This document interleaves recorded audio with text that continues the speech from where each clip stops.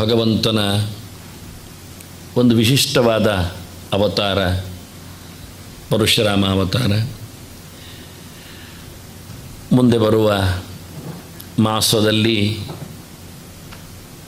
ಶುದ್ಧ ತದಿಗೆಯಂದು ಪರಶುರಾಮರ ಆರಾಧನೆ ಜಯಂತಿ ಇರಲಾಗಿ, ಹಾಗಾಗಿ ಮೊದಲಿಗೆ ಅವನ ಚಿಂತನೆಯನ್ನು ನಾವು ನಡೆಸಿ ಅದರ ಬಗ್ಗೆ ಬೇಕಾದ ಮಾಹಿತಿಗಳನ್ನು ಕಲೆ ಹಾಕಿ 4 ಜನರಿಗೆ ಅದನ್ನು ಮುಂಚಿತವಾಗಿ ತಿಳಿಸಿ ಅದನ್ನು ನೇರ್ಪುಗೊಳಿಸಲೋಸ್ಕರ ನಾವು ಅಡ್ವಾನ್ಸ್ ಆಗಿ ಚಿಂತನೆಯನ್ನು ಆರಂಭಿಸುವುದು. ಹಾಗಾಗಿ ಪರಶುರಾಮನ ಒಡ್ಡೋಲಗ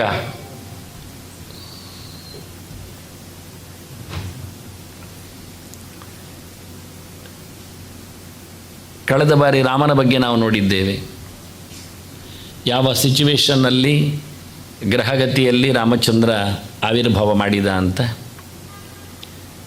ಪರಶುರಾಮನ ಬಗ್ಗೆ ಈ ಮಾತು ಬಹಳ ವಿಶಿಷ್ಟವಾಗಿ ಅನಿಸಿದೆ, ತೋರಿಸಿದ್ದೆ. ಈ ಸರ್ತಿ ಕುಂಡಲಿ ರಚನೆ ಮಾಡಿಕೊಂಡು ಬಂದಿಲ್ಲ. ಸ್ವಚ್ಛಗೈಹಿ ಷಡ್ಗ್ರಹೈರ್ಯುಕ್ತ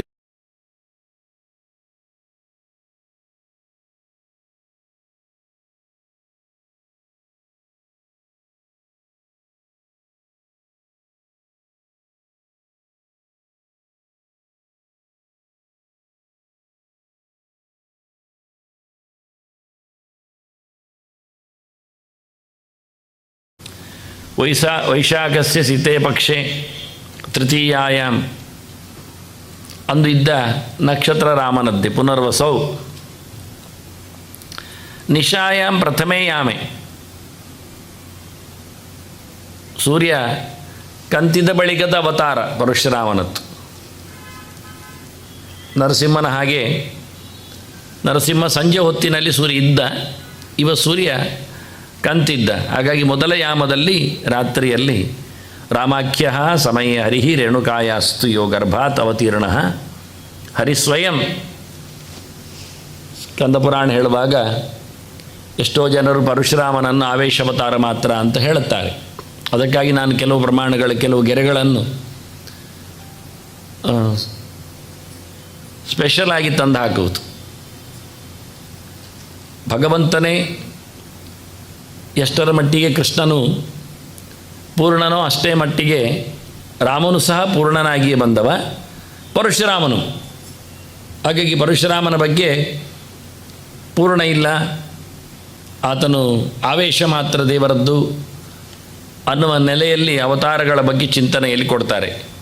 ಕೆಲವರು ಕೃಷ್ಣನೊಬ್ಬನೇ ಪೂರ್ಣ ಅಂತ ಹೇಳುವವರು ಇದ್ದಾರೆ. ಅದು ವಾದ ಬಿದ್ದು ಹೋಗ್ತದೆ, ಪ್ರಯೋಜನ ಇಲ್ಲದ್ದು. ಆದರೆ ಪರಶುರಾಮನ ಬಗ್ಗೆ ಅವನ ಆಟಾಟೋಪಗಳನ್ನು ನೋಡಿದಾಗ ಅದು ಪೂರ್ಣವಾದ ಭಗವಂತನ ಸ್ವರೂಪಭೂತವಾದ ಅವತಾರ ಅಲ್ಲ ಅಂತ, ಅಂಶಾವತಾರ ಅಂತ ಆ ಶಬ್ದದಲ್ಲಿ ಹೇಳ್ತಾರೆ. ಆವೇಶಾವತಾರ, ಅಂಶಾವತಾರ ಅಂತ. ಉದಾಹರಣೆಗೆ ಬಲರಾಮ ಸ್ವಚ್ಛವಾದ ಭಗವಂತನ ಪೂರ್ಣಾವತಾರ ಅಲ್ಲ, ಅವನ ಆವೇಶಾವತಾರ. ಅಂದರೆ ಏನರ್ಥ? ಅದು ದೇವರು ಅಲ್ಲ ಅಂತ ಅರ್ಥ. ಆವೇಶಾವತಾರ, ಅಂಶಾವತಾರ, ಅಪೂರ್ಣಾವತಾರ ಅಂದರೆ ದೇವರು ಅಲ್ಲ ಅಂತ ಅರ್ಥ. ದೇವರು ಅಲ್ಲ ಅಂದರೆ ಜೀವ ಅಂತ ಅರ್ಥ. ಜೀವ ಮತ್ತು ದೇವರು ಇದೆರಡು ದೊಡ್ಡ ಸಂಗತಿ ಚಿದಂಶಗಳಲ್ಲಿ. ಅದರಲ್ಲಿ ಒಬ್ಬನೇ ದೇವರು, ಏಕೋ ದೇವ ಸರ್ವಭೂತೇಷು ಗೂಢ, ಎಲ್ಲ ಜೀವರಲ್ಲಿ ಇದ್ದಾನೆ ಅಂತ. ಸಕಲ ಜೀವರಲ್ಲಿ ಇರುವವ ಒಬ್ಬ ದೇವರು. ಹಾಗಾಗಿ ಒಬ್ಬ ಜೀವ ಎಲ್ಲ ಕಡೆ ಇರುವುದಿಲ್ಲ, ಆದರೆ ದೇವರು ಎಲ್ಲ ಕಡೆ ಇದ್ದ. ಇಷ್ಟೇ ವಿಷಯ. ಹಾಗಾಗಿ ಇಂತಹ ನೆಲೆಯಲ್ಲಿ ನೋಡಿಕೊಂಡಾಗ ಪರಶುರಾಮ ಅವನು ಜೀವ ಅಲ್ಲ, ಬಲರಾಮ ಅವ ಜೀವ ಇದ್ದಾನೆ, ಅವನು ಶೇಷನು ಇದ್ದಾನೆ, ಅವನು ಧರಣೀಧರನಿದ್ದಾನೆ, ಅವನು ಲಕ್ಷ್ಮಣನಾಗಿ ಪಾತ್ರವನ್ನು ವಹಿಸಿದ್ದಾನೆ. ಹೀಗಾಗಿ ಈ ಕೆಲವು ಆವೇಶಗಳು ಅವತಾರಗಳ ಜೊತೆಯಲ್ಲಿ ನೋಡಿಕೊಂಡಾಗ ಹೇಳುವಾಗ ಲೆಕ್ಕಾಚಾರ ಮಾಡಿದಾಗ ರಾಮೋ ರಾಮಶ್ಚ ಅಂತ ಹೇಳಿಕೊಂಡು ಬಲರಾಮನನ್ನು ಸಹ ಯಾದಿಯಲ್ಲಿ ಸೇರಿಸಿದವರುಂಟು. ಪರಶುರಾಮ, ಕೋದಂಡರಾಮ, ಬಲರಾಮ ಅಂತ. ಅದಲ್ಲ ಅಂತ ಹೇಳಿಕೋಸ್ಕರ ನಾನು ಪರಶುರಾಮನನ್ನು ಬಿಡುವುದೂ ಅಲ್ಲ, ಬಲರಾಮನನ್ನು ಹಿಡಿಯುವುದೂ ಅಲ್ಲ. ಈ ರೀತಿಯಾಗಿ ರಾಮನ ಬಗ್ಗೆ ಅವತಾರದಲ್ಲಿ ಮಾತುಗಳನ್ನು ನೋಡುವಾಗ ಎರಡೆರಡು ಬಾರಿ ರಾಮಾಖ್ಯ ಸಮಯೇ ಹರಿಹಿ ಹೇಳ್ತಾ ರೇಣುಕಾಯಾಸ್ತಿಯೋ ಗರ್ಭಾದ ಅವತೀರ್ಣ ಹರಿಹಿ ಸ್ವಯಂ. ಸ್ವಯಂ ಶಬ್ದದ ವಿಶೇಷ ಪೂರ್ಣಾವತಾರನಿದ್ದಾನೆ ಅಂತ. ಪರಶುರಾಮ ಬಂದ, ಕಳೆದ ಬಾರಿ ರಾಮನ ವಂಶಾವಳಿ ಕೊಡಲಿಲ್ಲ ನಾನು, ಅಂದರೆ ಎಲ್ಲ ಒಂದೊಂದು ಪ್ರಕಾರ ಇರಲಿ ಅಂತ, ಹಾಗೆ ಒಂದೇ ನಮೂನಿಯೇನು ಅಂತ. ಹಾಗಾಗಿ ಇಲ್ಲಿ ಪರಶುರಾಮ ಬರುವುದು ಎಲ್ಲಿಂದ ಅಂತ ನೋಡಲಿಕ್ಕೋಸ್ಕರ ಒಂದು ಮುಖ. ಇನ್ನೊಂದು ಪರಶುರಾಮನ ಅವತಾರ ಯಾವತ್ತು ಆದದ್ದು ಅಂತ ಹೇಳಲಿಕ್ಕೆ ಪ್ರಧಾನವಾದ ಒಂದು ಗೆರೆ ಮತ್ಸ್ಯ ಪುರಾಣದ್ದು. ಏಕೋನವಿಂಶ್ಯಾಂ ತ್ರೇತಾಯಾಂ ಸರ್ವಕ್ಷತ್ರಾಂತಕೃತ ವಿಭು ಜಾಮದಗ್ನಿಯ ಅವತೀರ್ಣ ಅಂತ ಮಾತು. ಜಮದಗ್ನಿಯ ಮಗನಾಗಿ ಪರಶುರಾಮ ಬಂದದ್ದು ತ್ರೇತಾಯುಗದಲ್ಲಿ. ತ್ರೇತಾ ದ್ವಾಪರಯೋ ಸಂಧವು ಅಂತ ಮುಂದಿನ ಮಾತುಗಳುಂಟು. ತ್ರೇತಾಯುಗ ಮುಗಿತಾ ಇದೆ, ದ್ವಾಪರಯುಗ ಬರಲಿಕ್ಕಿದೆ ಅಂತ. ಅಂದರೆ ತ್ರೇತೆಯ ಆರಂಭದಲ್ಲೆಲ್ಲ ಕಡೆಯಲ್ಲಿ ಅಂತ. ಕೃಷ್ಣಾವತಾರ ಹೇಗೆ ದ್ವಾಪರಾವಸಾನದಲ್ಲಿ, ದ್ವಾಪರದ ಕಡೆಯಲ್ಲಿ, ಕಲಿಯುಗದ ಹತ್ತಿರದಲ್ಲಿ. ದ್ವಾಪರ ಭಾರಿ ಉದ್ದ ಇದೆ, 8 ಲಕ್ಷದ ಚಿಲ್ಲರ ವರ್ಷಗಳಿರಲಿಕ್ಕೆ ಹೋಗಿ ಮನುಷ್ಯಮಾನದಲ್ಲಿ. ಹಾಗಾಗಿ ಎಲ್ಲಿ ಬಂದ ಕೇಳಿದರೆ, ಹಾಗೆ ತ್ರೇತ ಎನ್ನುವುದು 12,96,000 ವರ್ಷ ಇದೆ. ಅದನ್ನು ಆರಂಭದಲ್ಲಿ ಬಂದದ್ದಲ್ಲ, ದ್ವಾಪರಕ್ಕೆ ಹತ್ತಿರ ಬಂದ ಹಾಗಾಗಿದ್ದಾನೆ. ಅಲ್ಲಿ ಅದನ್ನು ಬರೆದಿಲ್ಲ ನಾನು. ಏಕೋನವಿಂಶ್ಯಾಂ 19ನೆಯ ತ್ರೇತಾಯುಗದಲ್ಲಿ ಆದತ್ತು. ವೈವಸ್ವತ ಮನ್ವಂತರ ಎನ್ನುವುದು ಅವತಾರಕ್ಕೆ ಪ್ರಧಾನವಾದ ಮನ್ವಂತರ.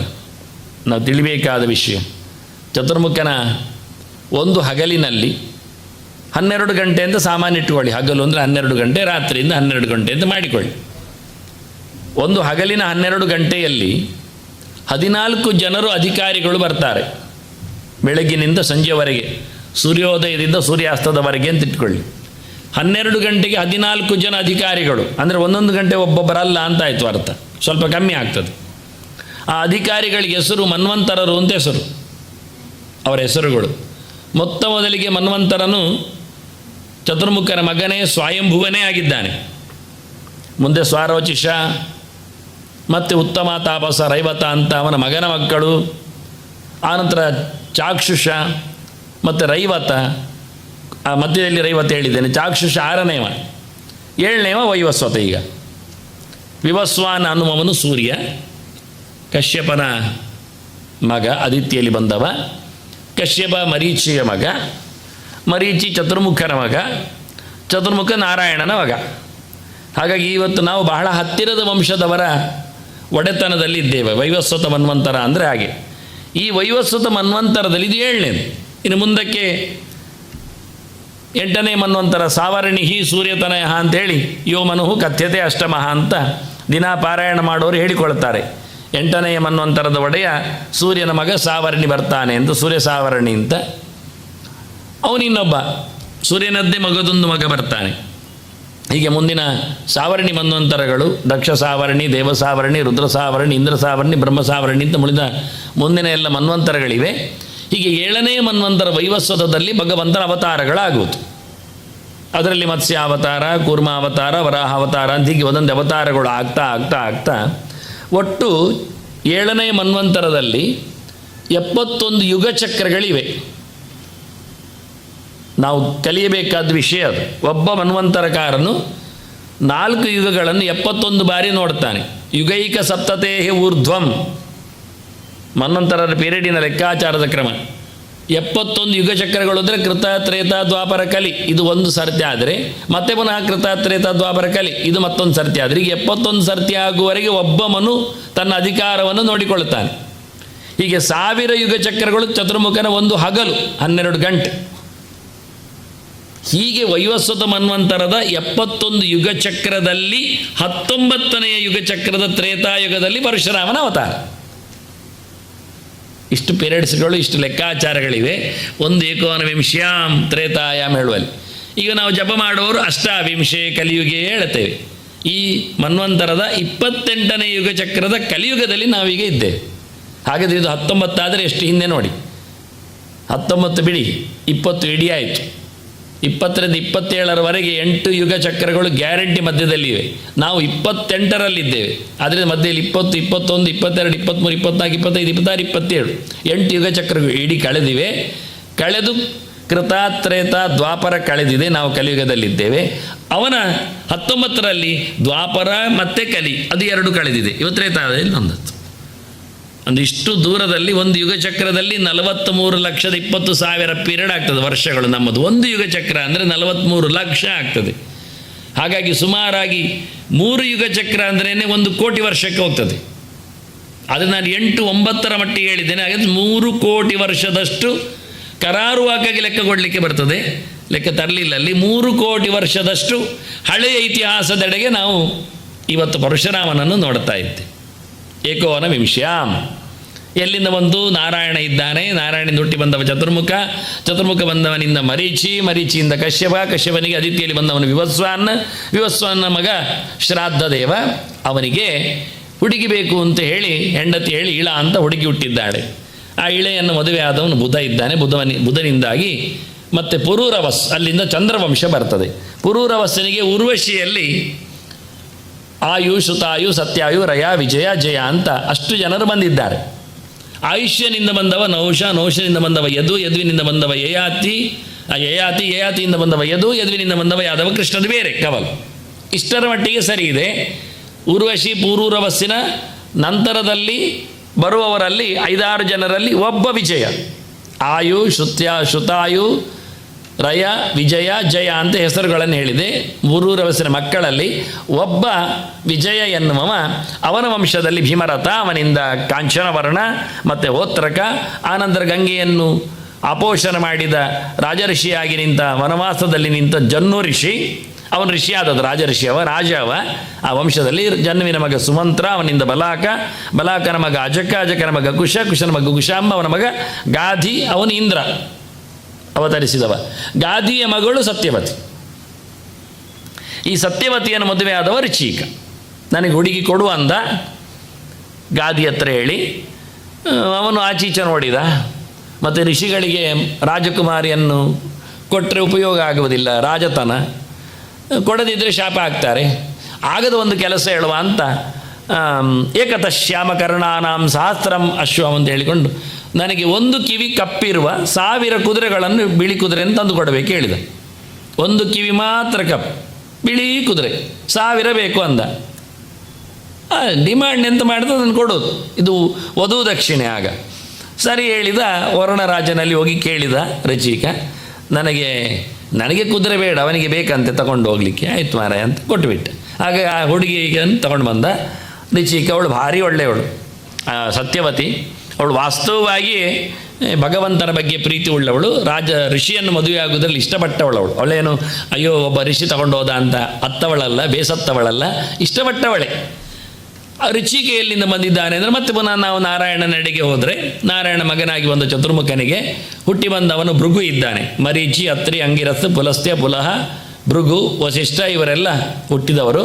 ಒಂದು ಕವಲಲ್ಲಿ ಮರೀಚಿ ಬಂದರೆ ಇನ್ನೊಂದು ಚತುರ್ಮುಖನ ಮಗನಾಗಿ ಬಂದವ ಭೃಗು. ಅವನು ಹುಟ್ಟಿದವ ಮರೀಚಿ ಮನಸ್ಸಿನಿಂದ ಹುಟ್ಟಿದರೆ, ಭೃಗು ಚರ್ಮದಿಂದ ಹುಟ್ಟಿದ್ದಾನೆ.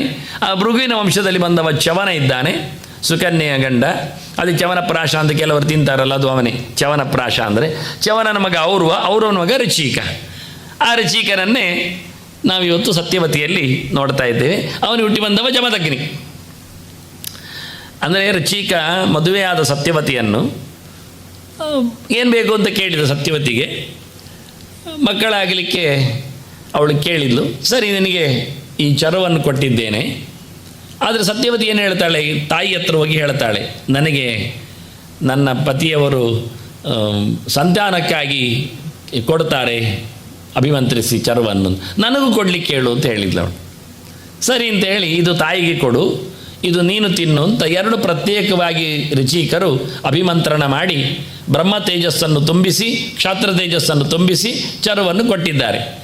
ನೀನು ಇದನ್ನು ತಿನ್ನಬೇಕು ಅಂತ ಹೇಳಿ, ಇದು ತಾಯಿಗೆ ಕೊಡಬೇಕು ಅಂತೇಳಿ.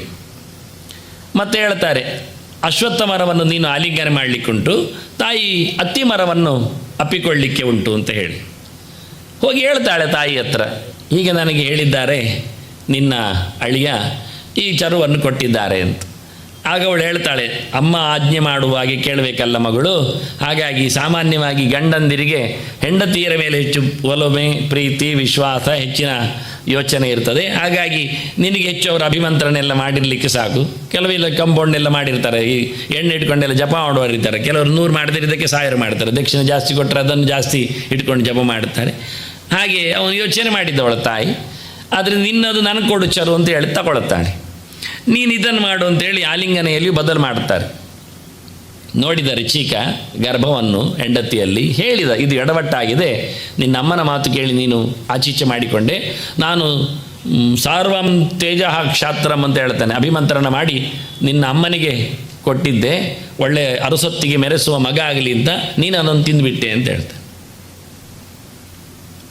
ಇಡೀ ಬ್ರಹ್ಮ ತೇಜಸ್ಸನ್ನು ತುಂಬಿಸಿ ನಾನು ಆ ಮಂತ್ರದಲ್ಲಿ ಹಾಕಿ ಕೊಟ್ಟಿದ್ದೇನೆ, ಅದನ್ನು ಅವಳು ತಿಂದುಬಿಟ್ಟಿದ್ದಾಳಲ್ಲ ಅಂತ ಹೇಳ್ತಾನೆ. ಬೇಡ ಬೇಡ, ನನಗೆ ಕ್ಷಾತ್ರ ಹುಡುಗ ಮಗನಾಗಿ ಬರುವುದು ಬೇಡ, ನನ್ನ ಮೊಮ್ಮಗ ಬೇಕಾದರೆ ಆಗಲಿ ಅಂತ ಅವಳೇ ಕೇಳಿಕೊಂಡದ್ದು ಸತ್ಯವತಿಯೇ. ಸರಿ ಅಂತ. ಹಾಗಾಗಿ ಜಮದಗ್ನಿ ಹುಟ್ಟಿದ್ದಾನೆ, ಅಲ್ಲಿ ವಿಶ್ವಾಮಿತ್ರ ಹುಟ್ಟಿದ್ದಾನೆ. ಕ್ಷಾತ್ರ ತೇಜಸ್ಸನ್ನು ದಿಗ್ಬಲಂ ಕ್ಷತ್ರಿಯ ಬಲಂ ಹೇಳ್ತಾ ಬ್ರಹ್ಮತೇಜೋ ಪರಂಬಲಂ ಹೇಳಿ ಅಲ್ಲಿ ಏನು ಚೇಂಜಸ್ ಮಾಡಲಿಕ್ಕೆ ಹೋಗಲಿಲ್ಲ, ಹೇಳಲೇ ಇಲ್ಲ, ಅಲ್ಲಿ ಎಂಥದ್ದು ಆಗಲಿಲ್ಲ. ಅಮ್ಮ ಮಾಡಿದ ತಪ್ಪು ಯಾರು ಮಾತಾಡಲಿಕ್ಕೆ ಹೋಗಲಿಲ್ಲ, ಮತ್ತೆ ತಿಳಿಸಿಕೊಡಲಿಲ್ಲ ಇವಳು. ಇಲ್ಲಿ ತಾನು ಸರಿ ಮಾಡಿಕೊಂಡ್ಳು, ಅಲ್ಲಿ ಹಾಗೆಯೇ ಬ್ರಹ್ಮ ತೇಜಸ್ಸು ಬೆಳೆಯಿತು. ಕ್ಷತ್ರಿಯನಾಗಿ ಬಂದ ವಿಶ್ವಾಮಿತ್ರ ಎಷ್ಟೋ ಕಾಲಗಳ ಕಾಲ ಜಪ ತಪಸ್ಸು ಅನುಷ್ಠಾನ ಮಾಡಿ ಅವರ ಮಂತ್ರಸಿದ್ಧಿಯಂತೆ, ಈ ಚರವಿನ ಪ್ರಾಶನದ ವಿಶೇಷತೆಯಂತೆ ಅವನು ಬ್ರಹ್ಮರ್ಷಿಯಾಗಿಬಿಟ್ಟ. ಅದೊಂದು ದೊಡ್ಡ ಮೈಲಿಗಳು ಇತಿಹಾಸದಲ್ಲಿ. ಆದರೆ ಆಗುವುದು ಹೌದು ಹೇಳಲಿಕ್ಕೆ ಕಾರಣ ಮಂತ್ರದ ಪ್ರಭಾವ, ಒಬ್ಬ ಬ್ರಾಹ್ಮಣನ ತೇಜಸ್ಸಿನ ಪ್ರಭಾವ ಹೊರತು ಮತ್ತೇನೂ ಅಲ್ಲ. ಬದಲಾಗುವುದೇ ಇಲ್ಲ ಅಂತಾರೆ, ಆದರೂ ಬದಲಾಗಿದೆ ಎನ್ನುವುದಕ್ಕೆ ವಿಶ್ವಾಮಿತ್ರನೇ ಒಂದು ದೊಡ್ಡ ಉದಾಹರಣೆ. ಇಲ್ಲಿ ಈ ವಿಷಯ ಜಮದಗ್ನಿಯಿಂದ ಬಂದದ್ದು. ಜಮದಗ್ನಿ ಬದಲಾಯಿಸಿಕೊಂಡವ. ನಿಜವಾಗಿ ಇಲ್ಲಿ ಕ್ಷಾತ್ರ ತೇಜಸ್ಸು ಬರಬೇಕಿದ್ದು, ಬಾರದೆ ಇನ್ನು ಮುಂದಕ್ಕೆ ಹೋಗುವ ಹಾಗೆ ಇಲ್ಲಿ ಕ್ಷಾತ್ರ ತೇಜಸ್ಸಿನಾಗಿ ಬಂದದ್ದು ಜಮದಗ್ನಿಯ ನಂತರದಲ್ಲಿ ಪರಶುರಾಮ ಮಧ್ಯದಲ್ಲಿ ಕೊಟ್ಟಿದೆ. ಆಗ ಅವನು ಜಮದಗ್ನಿ ಮಗನಾಗಿ ಬಂದಿದ್ದಾನೆ. 5 ಮಕ್ಕಳಲ್ಲಿ ಒಬ್ಬ ಕಡೆಯವವ. ಆಚಾರ್ಯರು ಪರಶುರಾಮನನ್ನು ಕಂಡ ಬಗೆ, ಆದ್ದರಿಂದ ಹೆಡ್ಡಿಂಗಲ್ಲಿ 2 ಹಾಕಿದ್ದೇನೆ. ಹೆಚ್ಚಿನವರಿಗೆಲ್ಲ ಪರಶುರಾಮ ಅಂದರೆ ಪರಶು ಮಾತ್ರ ರಾಮ ಅಂತ ಅಲ್ಲ. ಮತ್ತು ಬಿಲ್ಲು ರಾಮ ಹೇಳಿದರೆ ಅದು ಕೋದಂಡ ರಾಮನಾಗಿ ದಾಶರಥ ರಾಮನಿಗೆ ಅನ್ವಯ ಆಗುತ್ತೆ. ಕೆಲವೊಮ್ಮೆ ಶ್ರೀರಾಮಚಂದ್ರನನ್ನು ಲಕ್ಷ್ಮಣನ ಅಣ್ಣನನ್ನು ಮಾತ್ರ ಗುರುತಿಸ್ತಾರೆ ಬಿಲ್ಲು ಹಿಡ್ಕೊಂಡ್ರೆ. ಅದಕ್ಕೆ ಹೆಚ್ಚಿನವರೆಲ್ಲ ಪರಶು ಮಾತ್ರ ಕೈಯಲ್ಲಿ ಕೊಡ್ತಾರೆ. ಪರಶು ಮತ್ತು ಬಿಲ್ಲು 2 ಸಹ ಪರಶುರಾಮನ ಆಯುಧ. ರಾಮನಿಗೆ ಬಿಲ್ಲು ಬಂದದ್ದೇ ಅಲ್ಲಿಂದ, ಅದು ಮುಂದಿನ ಸ್ಲೈಡಲ್ಲಿ ನಾವು ನೋಡುವ ವಿಶೇಷವಾಗಿ. ಹಾಗೆ ಪ್ರಧಾನನಾಗಿ 2 ಕೈಯಲ್ಲಿದ್ದಾನೆ. ಅವನ ಲಕ್ಷಣವೇ ಹಾಗೆ, ಬಹಳ ಸುಂದರವಾಗಿ ಅಂಗಾರವರ್ಣಂ, ಕೆಂಪು ಕೆಂಪು ಮೈಬಣ್ಣದವ, ಅಭಿತೋಂಡ ಬಹಿ ಪ್ರಭಾಭಿರ್ ವ್ಯಾಪ್ತಂ, ತನ್ನ ತೇಜಸ್ಸಿನಿಂದ ಒಳಗು ಎಲ್ಲೆಡೆಯೂ ಬೆಳಕನ್ನು ಚೆಲ್ಲಿದವ. ಪರಶ್ವದ ಧನುರ್ಧರಂ, ಒಂದು ಕೈಯಲ್ಲಿ ಕೊಡಲಿ, ಇನ್ನೊಂದು ಕೈಯಲ್ಲಿ ಬಿಲ್ಲು. ಬಿಲ್ಲು ಯಾವಾಗಲೂ ಇರುವುದು ಎಡದಲ್ಲಿ, ಬೇಕಾದಾಗ ಬಾಣಗಳು ಬತ್ತಳಿಕೆಯಿಂದ ಹೊರಗೆ ಬರ್ತವೆ. ಮತ್ತು ಅದು ಬಿಡುವಂಥದ್ದು, ಬಿಸಾಡುವಂಥದ್ದು. ಆಯುಧದ ಗಮ್ಮತಿಯನ್ನು ಕೇಳಿದರೆ ಅದರಲ್ಲಿ ಮುಕ್ತ ಅಂತ 2 ಲಕ್ಷಣ, ಮುಕ್ತ ಆಯುಧ ಅಮುಕ್ತ ಆಯುಧ ಅಂತ. ಮತ್ತು ಮುಕ್ತವೂ ಇರ್ತದೆ ಕೆಲ. ಮುಕ್ತ ಆಯುಧ ಅಂದರೆ ಬಿಸಾಡಿ ಬಿಡುವುದು ಅಂತ. ಈ ಈಟಿ, ಬರ್ಜಿ, ಬಲ್ಲೆ ಇದೆಲ್ಲ ಬಿಸಾಡುವುದು. ಶಕ್ತಿ ಆಯುಧ ಎಲ್ಲ ಬಿಸಾಡುವಂಥದ್ದು, ನಿಜವಾಗಿ ಎಸೆಯುವುದು. ಎಷ್ಟು ಅವನಿಗೆ ಸಾಮರ್ಥ್ಯ ಉಂಟು ಅಷ್ಟು ದೂರಕ್ಕೆ ಅದು ಹೋಗ್ತದೆ, ಹಾಗೆ ಹೊಡಿತದೆ. ಇನ್ನು ಗದೆ, ಕತ್ತಿಯೆಲ್ಲ ಅದು ಬಿಸಾಡುವುದಲ್ಲ, ಕೈಯಲ್ಲಿ ಇಟ್ಕೊಂಡೇ ಹೊಡೆಯುವುದು. ಅಮುಕ್ತ, ಅದು ಮುಕ್ತ ಆಯುಧ ಅಲ್ಲ, ಅದು ಅಮುಕ್ತ, ಕೈಯಲ್ಲಿ ಇಟ್ಕೊಂಡೇ ಹೊಡಿಲಿಕ್ಕೆ. ಅದು ಬಿಸಾಡಿದರೆ ಎಡವಟ್ಟಾಗ್ತದೆ. ಯಾಕೆಂದರೆ ಎಲ್ಲಿ ಬೀಳ್ತದೆ ಅದನ್ನು ಎತ್ತಿಕೊಂಡು ಅವನಿವನಿಗೆ ಹೊಡೆದ್ರೆ ಮತ್ತೆ ಅದು ಕಷ್ಟವೇ ತಪ್ಪಿಸಿಕೊಂಡು. ಆದರೆ ಅದನ್ನು ಬಿಸಾಡಲಿಕ್ಕೆ ಹೋಗುವುದಿಲ್ಲ. ಬಿಸಾಡಬಾರ್ದು ಅಂತಲ್ಲ, ಬಿಸಾಡಿದರೆ ಎಡವಟ್ಟಾಗುತ್ತೆ. ಬಿಲ್ಲು ಏನು ಕತೆ ಕೇಳಿದರೆ, ಬಿಲ್ಲು ಬಾಣದಲ್ಲಿ ಬಿಲ್ಲು ಬಿಸಾಡಲಿಕ್ಕಿಲ್ಲ, ಬಾಣ ಬಿಸಾಡಲಿಕ್ಕೆ ಉಂಟು. ಆದ್ದರಿಂದ ಇದೆರಡು. ಬಿಲ್ಲಿನಲ್ಲಿ ಹೊಡೆಯುವುದಿಲ್ಲ ಯಾರೂ ಅಲ್ಲ, ಹೊಡಿತಾರೆ ಕೆಲವೊಮ್ಮೆ. ಬಿಲ್ಲಿನಲ್ಲಿ ಹೊಡಿಲಿಕ್ಕೆ ಬರ್ತದೆ, ಹೊಡಿಲಿಕ್ಕದಲ್ಲ. ಬಾಣದಲ್ಲಿ ಚುಚ್ಚಬಹುದು ಕೈಯಲ್ಲಿ ಇಟ್ಕೊಂಡು, ಶಕ್ತಿ ಆಯ್ತದೆ, ಅದು ಅಲ್ಲ. ಆದರೆ ಇರುವಂಥ ಕ್ರಮ ಅದು ಮುಕ್ತಾಮುಕ್ತದ ನೆಲೆಯಲ್ಲಿ ಕೂತಿದೆ. ಹಾಗೆ 2 ಪ್ರಕಾರ, ಹತ್ತಿರದಲ್ಲಿ ಹೊಡೆಯುವವರಿಗೆ ಪರಶು, ದೂರದಲ್ಲಿ ನಿಂತವರಿಗೆ ಬಿಲ್ಲು, ಬಾಣ ಪ್ರಯೋಗ. ಇದು 2 ತೋರಿಸ್ತಾ ಇದ್ದಾನೆ. ಬಹಳ ವಿಶೇಷವಾದ ವ್ಯವಸ್ಥೆ ಇದು. 2 ಕರ್ಮಗಳನ್ನು ಒಟ್ಟಿಗೆ ಮಾಡತಕ್ಕಂಥ ಕ್ರಮ. ಹತ್ತಿರದ ಪಾಪಗಳು ದೂರ ಆಗಲಿಕ್ಕೆ ಕತ್ತರಿಸುವಂಥದ್ದು ಪರಶುವಿನ ಕತೆ, ದೂರದ ಪಾಪಗಳು ಹೋಗಲಿಕ್ಕೆ ಬಾಣದ ಕತೆ ಪ್ರಯೋಗ. ಹಾಗೆ ಇದು 2 ಒಟ್ಟು ಮಾಡಿಕೊಳ್ಳುವ ಒಂದು ವ್ಯವಸ್ಥೆ ಮಾಡಲಿಕ್ಕೆ ಪರಶ್ವದ ಧನುರ್ಧರಂ ಅಂತ ಹೇಳಿ ಏಕವೀರಂ ಧ್ಯಾಯೇತ್ ಅಜೇಶ ಪುರುಹೂತ ಮುಖೈ ಸ್ತುವದ್ಭಿ. ಇಲ್ಲಿ ಅಜ ಈಶ ಪುರುಹೂತ ಕ್ರಮಬದ್ಧವಾದ ಒಂದು ಸ್ಥಾನಮಾನ. ಅಜ ಅಂದರೆ ಚತುರ್ಮುಖ, ಈಶಾ ಅಂದರೆ ಶಿವ, ಪುರುಹೂತ ಅಂದರೆ ಇಂದ್ರ. ಅಂದರೆ ಈ ಮಾತುಗಳೆಲ್ಲ ಬಹಳ ಅದ್ಧೂರಿಯಾದ ಕೆಲವು ಲಕ್ಷಣಗಳನ್ನು ನಮಗೆ ಪರಿಚಯಿಸ್ತದೆ. ಸುಮ್ಮನೆ ಕೇಳಿಕೊಳ್ಳುವಂಥದ್ದಲ್ಲ ವಾಸ್ತವವಾಗಿದ್ದರೆ. ಇವರು 3 ಮಂದಿ ಅತ್ಯಂತ ಎತ್ತರದವರು ದೇವತಾ ಸ್ಥಾನಗಳಲ್ಲಿ. ದೇವರನ್ನು ಬಿಟ್ಟರೆ ದೇವರ ಸುತ್ತಿನ ಪರಿಚಾರಕರಾಗಿ ಸೇವಕರಾಗಿ ಬರುವವರು ಮೊದಲಿಗೆ ಹೆಸರು ಪಡೆದವರು ಚತುರ್ಮುಖ ಬ್ರಹ್ಮದೇವ. ಅವನ ನಂತರದಲ್ಲಿ ಸ್ಥಾನಮಾನಗಳು, ದೇವರ ಪ್ರಸಾದಗಳ ವಿನಿಯೋಗ ಎಲ್ಲ ಇದ್ದರೆ ಅದು ಶಿವನಿಗೆ. ಅವನ ನಂತರದಲ್ಲಿ ಬರುವಂಥದ್ದು ಇಂದ್ರನಿಗೆ. ಹಾಗಾಗಿ ಕೆಲವೊಮ್ಮೆ ಶಿವನೇ ಇಂದ್ರನಿಗೆ ತಂದುಕೊಡುವುದು ಪ್ರಸಾದ. ಅವನದನ್ನು ಸರಿಯಾಗಿ ಉಪಯೋಗಿಸಿಕೊಂಡಿಲ್ಲ ಎನ್ನುವುದು ದೊಡ್ಡ ಮಾತು.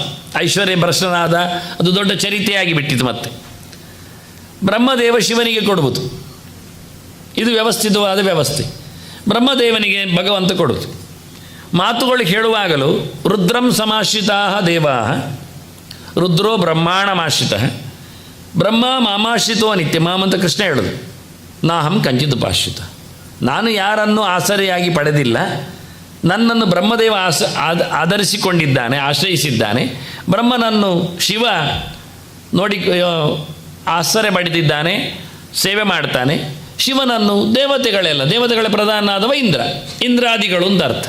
ಇಂದ್ರಾದಿಗಳೆಲ್ಲ ಶಿವನ ಅಂಡರ್ ಬರ್ತಾರೆ ಅಂತ ಹೀಗೆ ಕ್ರಮಬದ್ಧವಾದ ಮಾತುಗಳು ಹೇಳ್ತಾ ಬರ್ತವೆ. ಇದರಲ್ಲಿ ಇಲ್ಲಿ ಯಾವುದು ರಾಜಿ ಪಂಚಾಯತಿಗೆ ಎಲ್ಲ ಇಲ್ಲ. ಇದು ನೇರ ನುಡಿಗಳು, ಕೃಷ್ಣನ ಮಾತು.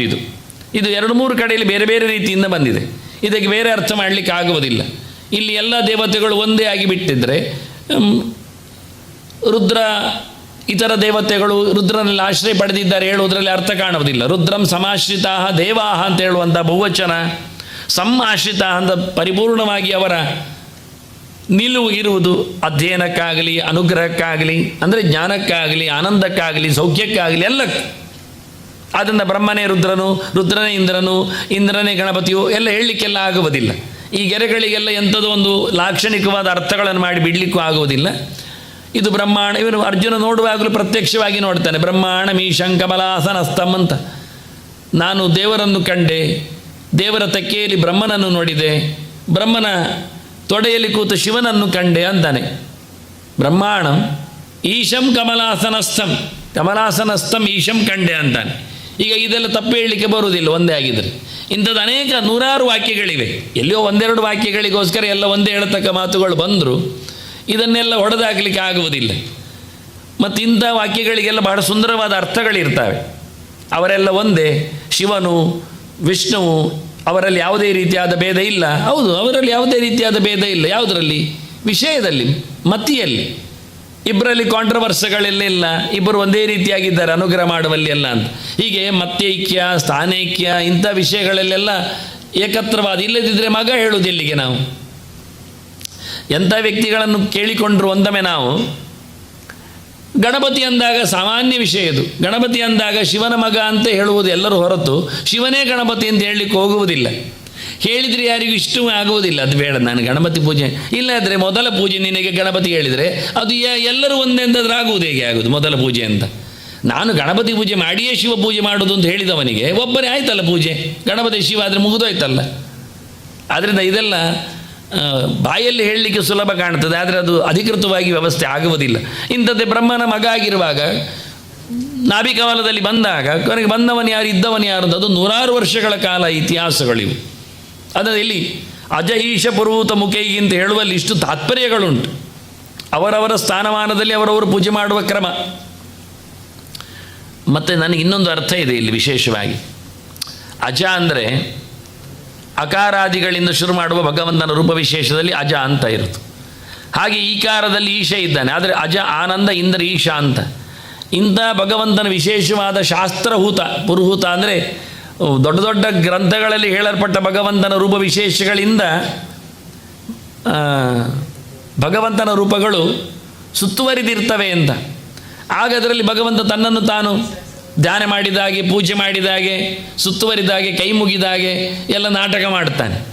ಹೀಗೆ ಇಂಥ ಅನೇಕ ಅರ್ಥಗಳು ಇಲ್ಲಿವೆ. ಕೇವಲ ಭಗವಂತ ಮಾತ್ರ ಅಲ್ಲ, ದಾಸರು ಮಾತ್ರ ಅಲ್ಲ, ಇನ್ನಿತರ ರೂಪ ವಿಶೇಷಗಳ ಚಿಂತನೆಗಳು ಬರುವ ಹಾಗೆ ಸ್ತುವದ್ಭಿಹಿ ಆವೀತಂ, ಎರಡನೇ ಅರ್ಥದಲ್ಲಿ ಸ್ತುವದ್ಭಿಹಿ, ಮೊದಲ ಅರ್ಥದಲ್ಲಿ ಆವೀತಂ ಅಂತ.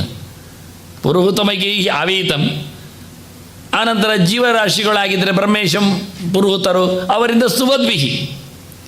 ಆತ್ಮಪದವೀಂ ಪ್ರತಿಪಾದಯಂತಂ, ತನ್ನ ಬಗ್ಗೆ ಜನರಿಗೆ ಹೇಳಿಕೊಡುವಂತೆ ಇವರಿಬ್ಬರನ್ನು ಚಿಂತನೆ ಮಾಡಲಿಕ್ಕೆ ಉಂಟು. ಪರಶುರಾಮನ 2 ಆಯುಧಗಳ ವಿಶೇಷತೆ ಅಂತ ಅನುಸಂಧಾನಕ್ಕೆ ಮೊದಲವನ ಅನುಸಂಧಾನ ಮಾಡುತ್ತಾ, ಮತ್ತು ನನ್ನದು ಯಾವಾಗಲೂ ವಿಶೇಷತೆಯನ್ನು ಕೇಳಿದರೆ ಪೂಜೆಯಲ್ಲಿ 12 ಭಗವಂತನ ಹೆಸರುಗಳನ್ನು ಚಿಂತನೆಗೆ ತರುವಂಥದ್ದು. ಆದ್ಯ ರಾಮ, ಮೊದಲನೇ ಹೆಸರು ರಾಮ ಅಂತಲೇ. ಹಾಗೆ ರಾಮ ರಾಮ ಅಂತಲೇ ಅಮ್ಮ ಕರೆದತ್ತು. ನಾಮಕರಣದ ಹೆಸರೇ ಹಾಗೆ ರಾಮ ಅಂತ. ಮತ್ತೆ ಜನ ಐಡೆಂಟಿಫಿಕೇಷನಿಗೋಸ್ಕರ ಪರಶುರಾಮ ಅಂತ ಹೇಳಿತ್ತು. ಕೊಡಲಿ ರಾಮ ಅಂತ ಇರಲಿ ಅಂತ ಒಂದು ಹೆಸರಲ್ಲಿ ಕೊಡಲಿ ಕೊಟ್ಟದ್ದವರು. ಮತ್ತು ಅವನಿಗೆ ಅರ್ಥ ಆಗಲಿಕ್ಕೆ ಕೋದಂಡರಾಮ ಅಂತ ಇಟ್ಟದ್ದವನಿಗೆ, ಒಂದು ದಂಡ ಇರಲಿ ಅಂತ. ಇಲ್ಲಾದರೆ ಇಬ್ಬರನ್ನು ಹೇಗೆ ಹೇಳೋದು? ನಮ್ಮ ಅಪ್ಪನ ಕಾಲದಲ್ಲಿ ಇಬ್ಬರು ಇದ್ದರಂತೆ ಒಂದೇ ಹೆಸರಿನವರು. ಅದಕ್ಕೋಸ್ಕರ ನಮ್ಮ ಅಪ್ಪನಿಗೆ ಕಾಪು ಹಯಗ್ರೀವಾಚಾರ್ಯ ಅಂತ ಮಾಡಿಬಿಟ್ಟು, ಮತ್ತು ಇನ್ನೊಬ್ಬರನ್ನು ಸಗ್ರಿ ಹಯಗ್ರೀವಾಚಾರ್ಯರು ಅಂತ ಹೇಳಿಕೊಂಡು, ಹೀಗೆ ಹೆಸರು ಮಾಡಲಿಕ್ಕೋಸ್ಕರ ಆಗ ಊರನ್ನು ಪ್ರತ್ಯೇಕಿಸಿಕೊಂಡು ಅದನ್ನು ಪರಶುರಾಮ ಕೋದಂಡರಾಮ. ಕೊನೆಗೆ ಕೋದಂಡರಾಮ ಅದು ಪ್ರಸಿದ್ಧನಾಗಿ ಕಾಲಿರಾಮನಾಗಿ ಬಿಟ್ಟ. ಇವನು ಪರಶುರಾಮ ಅಂತ ಬೆಲ್ಲದು ಹೇಳಿಕೊಳ್ಳಲಿಕ್ಕೆ ಗಟ್ಟಿ ಕೂತ. ಆದ್ದರಿಂದ ಮೊದಲ ಈ ಹೆಸರಲ್ಲಿ ಇವನಿಗೆ ರಾಮ ಅಂತೆ. ಇನ್ನೂ ಕೋದಂಡರಾಮ ಬರಲಿಲ್ಲ, ಇನ್ನೂ ಬಲರಾಮ ಬರಲಿಲ್ಲ. ಆಗ ರಾಮ ಅಂದರೆ ಇವನೇ. 19ರ ತ್ರೇತಾಯುಗದಿಂದ 24ರವರೆಗೆ ನಾವು ರಾಮ ಬಂದದ್ದು ಯಾವಾಗ ನೋಡಿದ್ದೇವೆ, ಚತುರ್ವಿಂಶ ಅಂತ ಬರೆದಿದ್ದ ಮಾತು ಕೊಟ್ಟಿದ್ದೆ. ಅಲ್ಲಿಯವರೆಗೆ ರಾಮ ಅಂದರೆ ಇವನೇ. ಈಗ ನಮಗೆ ಇಬ್ಬರು ಬಂದ ನಂತರ ಯಾರಾದದ್ದು ಅಂತ ಕೇಳಿದ್ದು. ದೇವರಲ್ಲೇ ಇಬ್ಬರಾದ, ಬಲರಾಮ ದೇವರಲ್ಲ, ಅದನ್ನು ಹೆಚ್ಚಿನವರಿಗೆ ಅದರ ಬಗ್ಗೆ ಹೆಚ್ಚು ಕಡಿಮೆ ಇಲ್ಲ ವಿಷಯ. ಹೀಗಾಗಿ ಆದ್ಯ ರಾಮ ಮತ್ತು ಅಪಯನ ಹೆಸರಿನೊಂದಿಗೆ ಜಮದಗ್ನಿಯ ಮಗನಾಗಿ, ಜಮದಗ್ನಿಗೆ ರೇಣುಕೆ ಹೆಂಡತಿ, ಅದು ರೇಣು ರಾಜನ ಮಗಳೇ ಅವಳು ಸಹ. ಮತ್ತು ಕ್ಷತ್ರಿಯಾಣಾಂ ಕುಲಾಂತಕ ಅವತಾರ ಕಾರ್ಯದ ನಾಮವನ್ನು ಕೊಟ್ಟರು. ಇಡೀ ಕ್ಷತ್ರಿಯ ವಂಶದ ನಾಶ ಮಾಡಿದವನಿವನು ಅಂತ. ಹೇಗೆ ಕೇಳಿದರೆ ಪರಶ್ವದ ತರಹ, ವಿಶೇಷವಾಗಿ ಪರಶುವನ್ನು ಹೊತ್ತಿದ್ದಾನೆ. ಧಾತ, ಎಲ್ಲರ ಧಾರಣೆ ಮಾಡಿದವ, ರಕ್ಷಣೆ ಮಾಡಿದ, ದುದಾನ್ ಧಾರಣ ಪೋಷಣೆಯೋ ಅಂತ ಬ್ರಹ್ಮವರ್ಗವನ್ನು ನೋಡಿಕೊಂಡವ. ಮತ್ತೊಂದು ವಿಷಯ ಮಾತ್ರ ಅಂತ, ಈ ಅವತಾರದಲ್ಲಿ ನಡೆದ ಒಂದು ವಿಚಿತ್ರ ಘಟನೆ ಅಂದರೆ ಹೇಳಬಾರದ ಸಂಗತಿ ಅದು. ಅದರ ಅವತಾರದಲ್ಲಿ ಆಗಿದೆ. ಯಾಕೆಂದರೆ ಅದು ದೇವರಿಗೆ ಸಿದ್ಧ ಅಂತ ಅನಿಸಿಕೊಳ್ಳಿಕ್ಕೋಸ್ಕರ ತಾಯಿಯ ತಲೆಯನ್ನು ಕಡ್ದದ್ದು. ಅದಕ್ಕೋಸ್ಕರ ಆ ಚಿತ್ರ ಆಗಿದ್ದೇನೆ. ಈ ಚಿತ್ರ ತರಲಿಕ್ಕೆ ಕಷ್ಟಪಟ್ಟಿದ್ದೆ ನಾನು. ಯಾಕೆಂದರೆ ಅದನ್ನು ಕೊಡಲಿಕ್ಕೂ ಕೇಳುವುದಿಲ್ಲ ಚಿತ್ರಕಾರರು. ಅದರಲ್ಲಿ ರಕ್ತಪಾತ ಎಲ್ಲ ಇರ್ತದೆ, ಏನೋ ಕ್ರೌರ್ಯದ ಲಕ್ಷಣ ಕಾಣ್ತದೆ, ಅದು ಋಷಿಯ ಕೈಯಲ್ಲಿ ಆಗುವುದು ಅಸಂಭವ ಅಂತ. ಅದು ಹೆಣ್ಣಿನ ಕೊಲೆ ಅಂದರೆ ಅದು ಅತ್ಯಂತ ನಿಗ್ರಹ ವ್ಯವಸ್ಥೆ ಅಂತ. ಇದನ್ನು ರಾಮನೇ ಕೇಳಿದ್ದ. ತಾಟಕೆಗೆ ಹೊಡಿ ಅಂದಾಗ ವಿಶ್ವಾಮಿತ್ರ, ಅದು ಹೇಗೆ ಆಗ್ತದೆ ಅಂದಿದ್ದವ. ಆಗ ಅವಳ ತಪ್ಪುಗಳನ್ನು, ಅನ್ಯಾಯಗಳನ್ನು ಎಲ್ಲ ಹೇಳ್ತಾ, ಅಂದರೆ ಹೆಣ್ಣು ಮಕ್ಕಳು ಹಾಳಾದವರು ಇಲ್ಲವೇ ಇಲ್ಲ ಅಂತ, ಇತಿಹಾಸ ಅಲ್ಲ ಅಂತ ಮನವರಿಕೆ ಮಾಡಿಸಿ, ಇಂಥದ್ದು ಪೂತನೆಯಂಥವರು ಹಾಲು ಉಣಿಸುವವರೇ ಇದ್ದಾರೆ ಅಂತ ತೋರಿಸಿಕೊಟ್ಟು, ಇನ್ನೂ ದೊಡ್ಡ ಸಂಗತಿ ಅಂದರೆ ಮಹಾಭಾರತ ಕಾಲದಲ್ಲಿ ದ್ರೌಪದಿಯ ಮಾನಾಪಹಾರಕ್ಕೆ ರಾಜಕುಮಾರರು ಯತ್ನಿಸಿದಾಗ ದುರ್ಯೋಧನಾದಿಗಳ ಮಡದಿಯರು 100 ಜನ ಯಾರೂ ಆಕ್ಷೇಪ ಮಾಡಲಿಲ್ಲ, ಸ್ವರ ಎತ್ತಲಿಲ್ಲ. ಯಾವ ವಿಷಯದಲ್ಲಿಯೂ ಗಾಂಧಾರಿ ತನ್ನ ಸೊಸೆಯಂದಿರನ್ನು ಎತ್ತಿ ಕಟ್ಟಲಿಲ್ಲ. ಗಾಂಧಾರಿಗೆ ಸ್ಪಷ್ಟತೆ ಇದೆ, ಆದರೆ ಚಕಾರ ಬರಲಿಲ್ಲ. ಆಗುವ ಮುಂಚೆ ಧೃತರಾಷ್ಟ್ರ ಗಾಂಧಾರಿಯರೆಲ್ಲ ಸಭೆಗೆ ಬಂದಿದ್ದಾರೆ. ಆದ್ದರಿಂದ ಕೆಟ್ಟ ಮಕ್ಕಳಿರಬಹುದು, ಕೆಟ್ಟ ತಾಯಿ ಬರಲಿಕ್ಕಿಲ್ಲ ಅನ್ನತಕ್ಕಂಥ ಗೆರೆ ಉಂಟಲ್ಲ, ಅದನ್ನು ವಾಪಸ್ ಪಡಿಬೇಕಾಗ್ತದೆ. ಅದನ್ನು ಹೇಳಿಕೊಂಡು ಅಳುವಂಥದ್ದಾಗಲಿ, ಗೋಗರಿಯುವಂಥದ್ದಾಗಲಿ, ಅದು ಎರಡಕ್ಕೂ ಸಂಬಂಧ ಇಲ್ಲ ಹೇಳಿಕೋಸ್ಕರ ರಾಮಾಯಣ ಮತ್ತು ಮಹಾಭಾರತ ಎರಡನ್ನು ಇಟ್ಟದ್ದು ದೃಷ್ಟಾಂತವಾಗಿ. ಅದಕ್ಕೂ ಮೊದಲು ನಡೆದ ಘಟನೆ ಇದು. ಅಪ್ಪ ಹೇಳಿದ, ಅಮ್ಮ ತಡವಾಗಿ ಬರ್ತಾ ಇದ್ದಾಳೆ, ನೀರು ಕಲುಷಿತವಾಗಿದೆ, ಆಕೆ ಮನಸ್ಸು ಕೆಟ್ಟಿದೆ, ದೃಷ್ಟಿ ಹಾಳಾಗಿದೆ, ತಲೆ ತೆಗಿಯಿಂದ ಮಗನಿಗೆ ಮಾಡಲಿಲ್ಲ. ಮತ್ತೊಂದು ಮಗನಿಗೆ ಹೇಳಿದ, ನಡೆಸಲಿಲ್ಲ. ಕೊನೆಗೆ ರಾಮನಿಗೆ ಹೇಳಿದ, 5ನೇವನಿಗೆ. ಅವ ಅಪ್ಪ ಹೇಳಿದ ಅಂತ ತಲೆ ಕಡ್ದು ಬಿಟ್ಟ.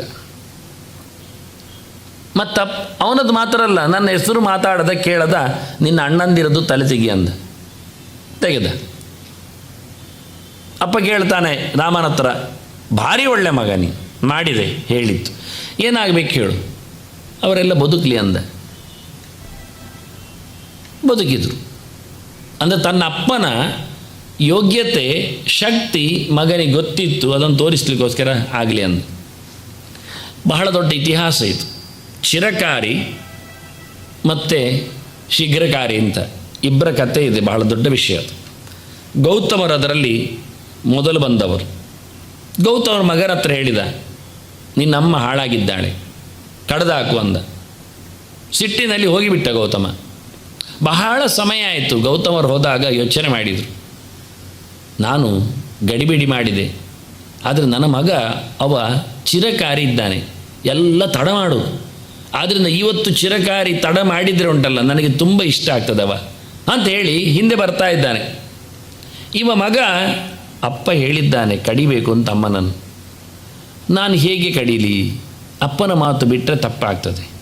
ಅಮ್ಮನನ್ನು ಕಡಿಯೋದು ಅದು ಸರಿಯಾಗುವುದಿಲ್ಲ ಮಗನಾದ ನನಗೆ. ಈಗ ಯಾವುದನ್ನು ನಾನು ಗಮನಿಸಬೇಕು, ಗುರುತಿಸಬೇಕು ಹೇಳಿಕೊಂಡು ಲೆಕ್ಕಾಚಾರ ಮಾಡ್ತಾ ಕೂತಿದ್ದಾನವ. ಅಪ್ಪ ಬಂದ ತಕ್ಷಣ ನೋಡಿದ, ಚಿರಕಾರಿ ಅಂದ.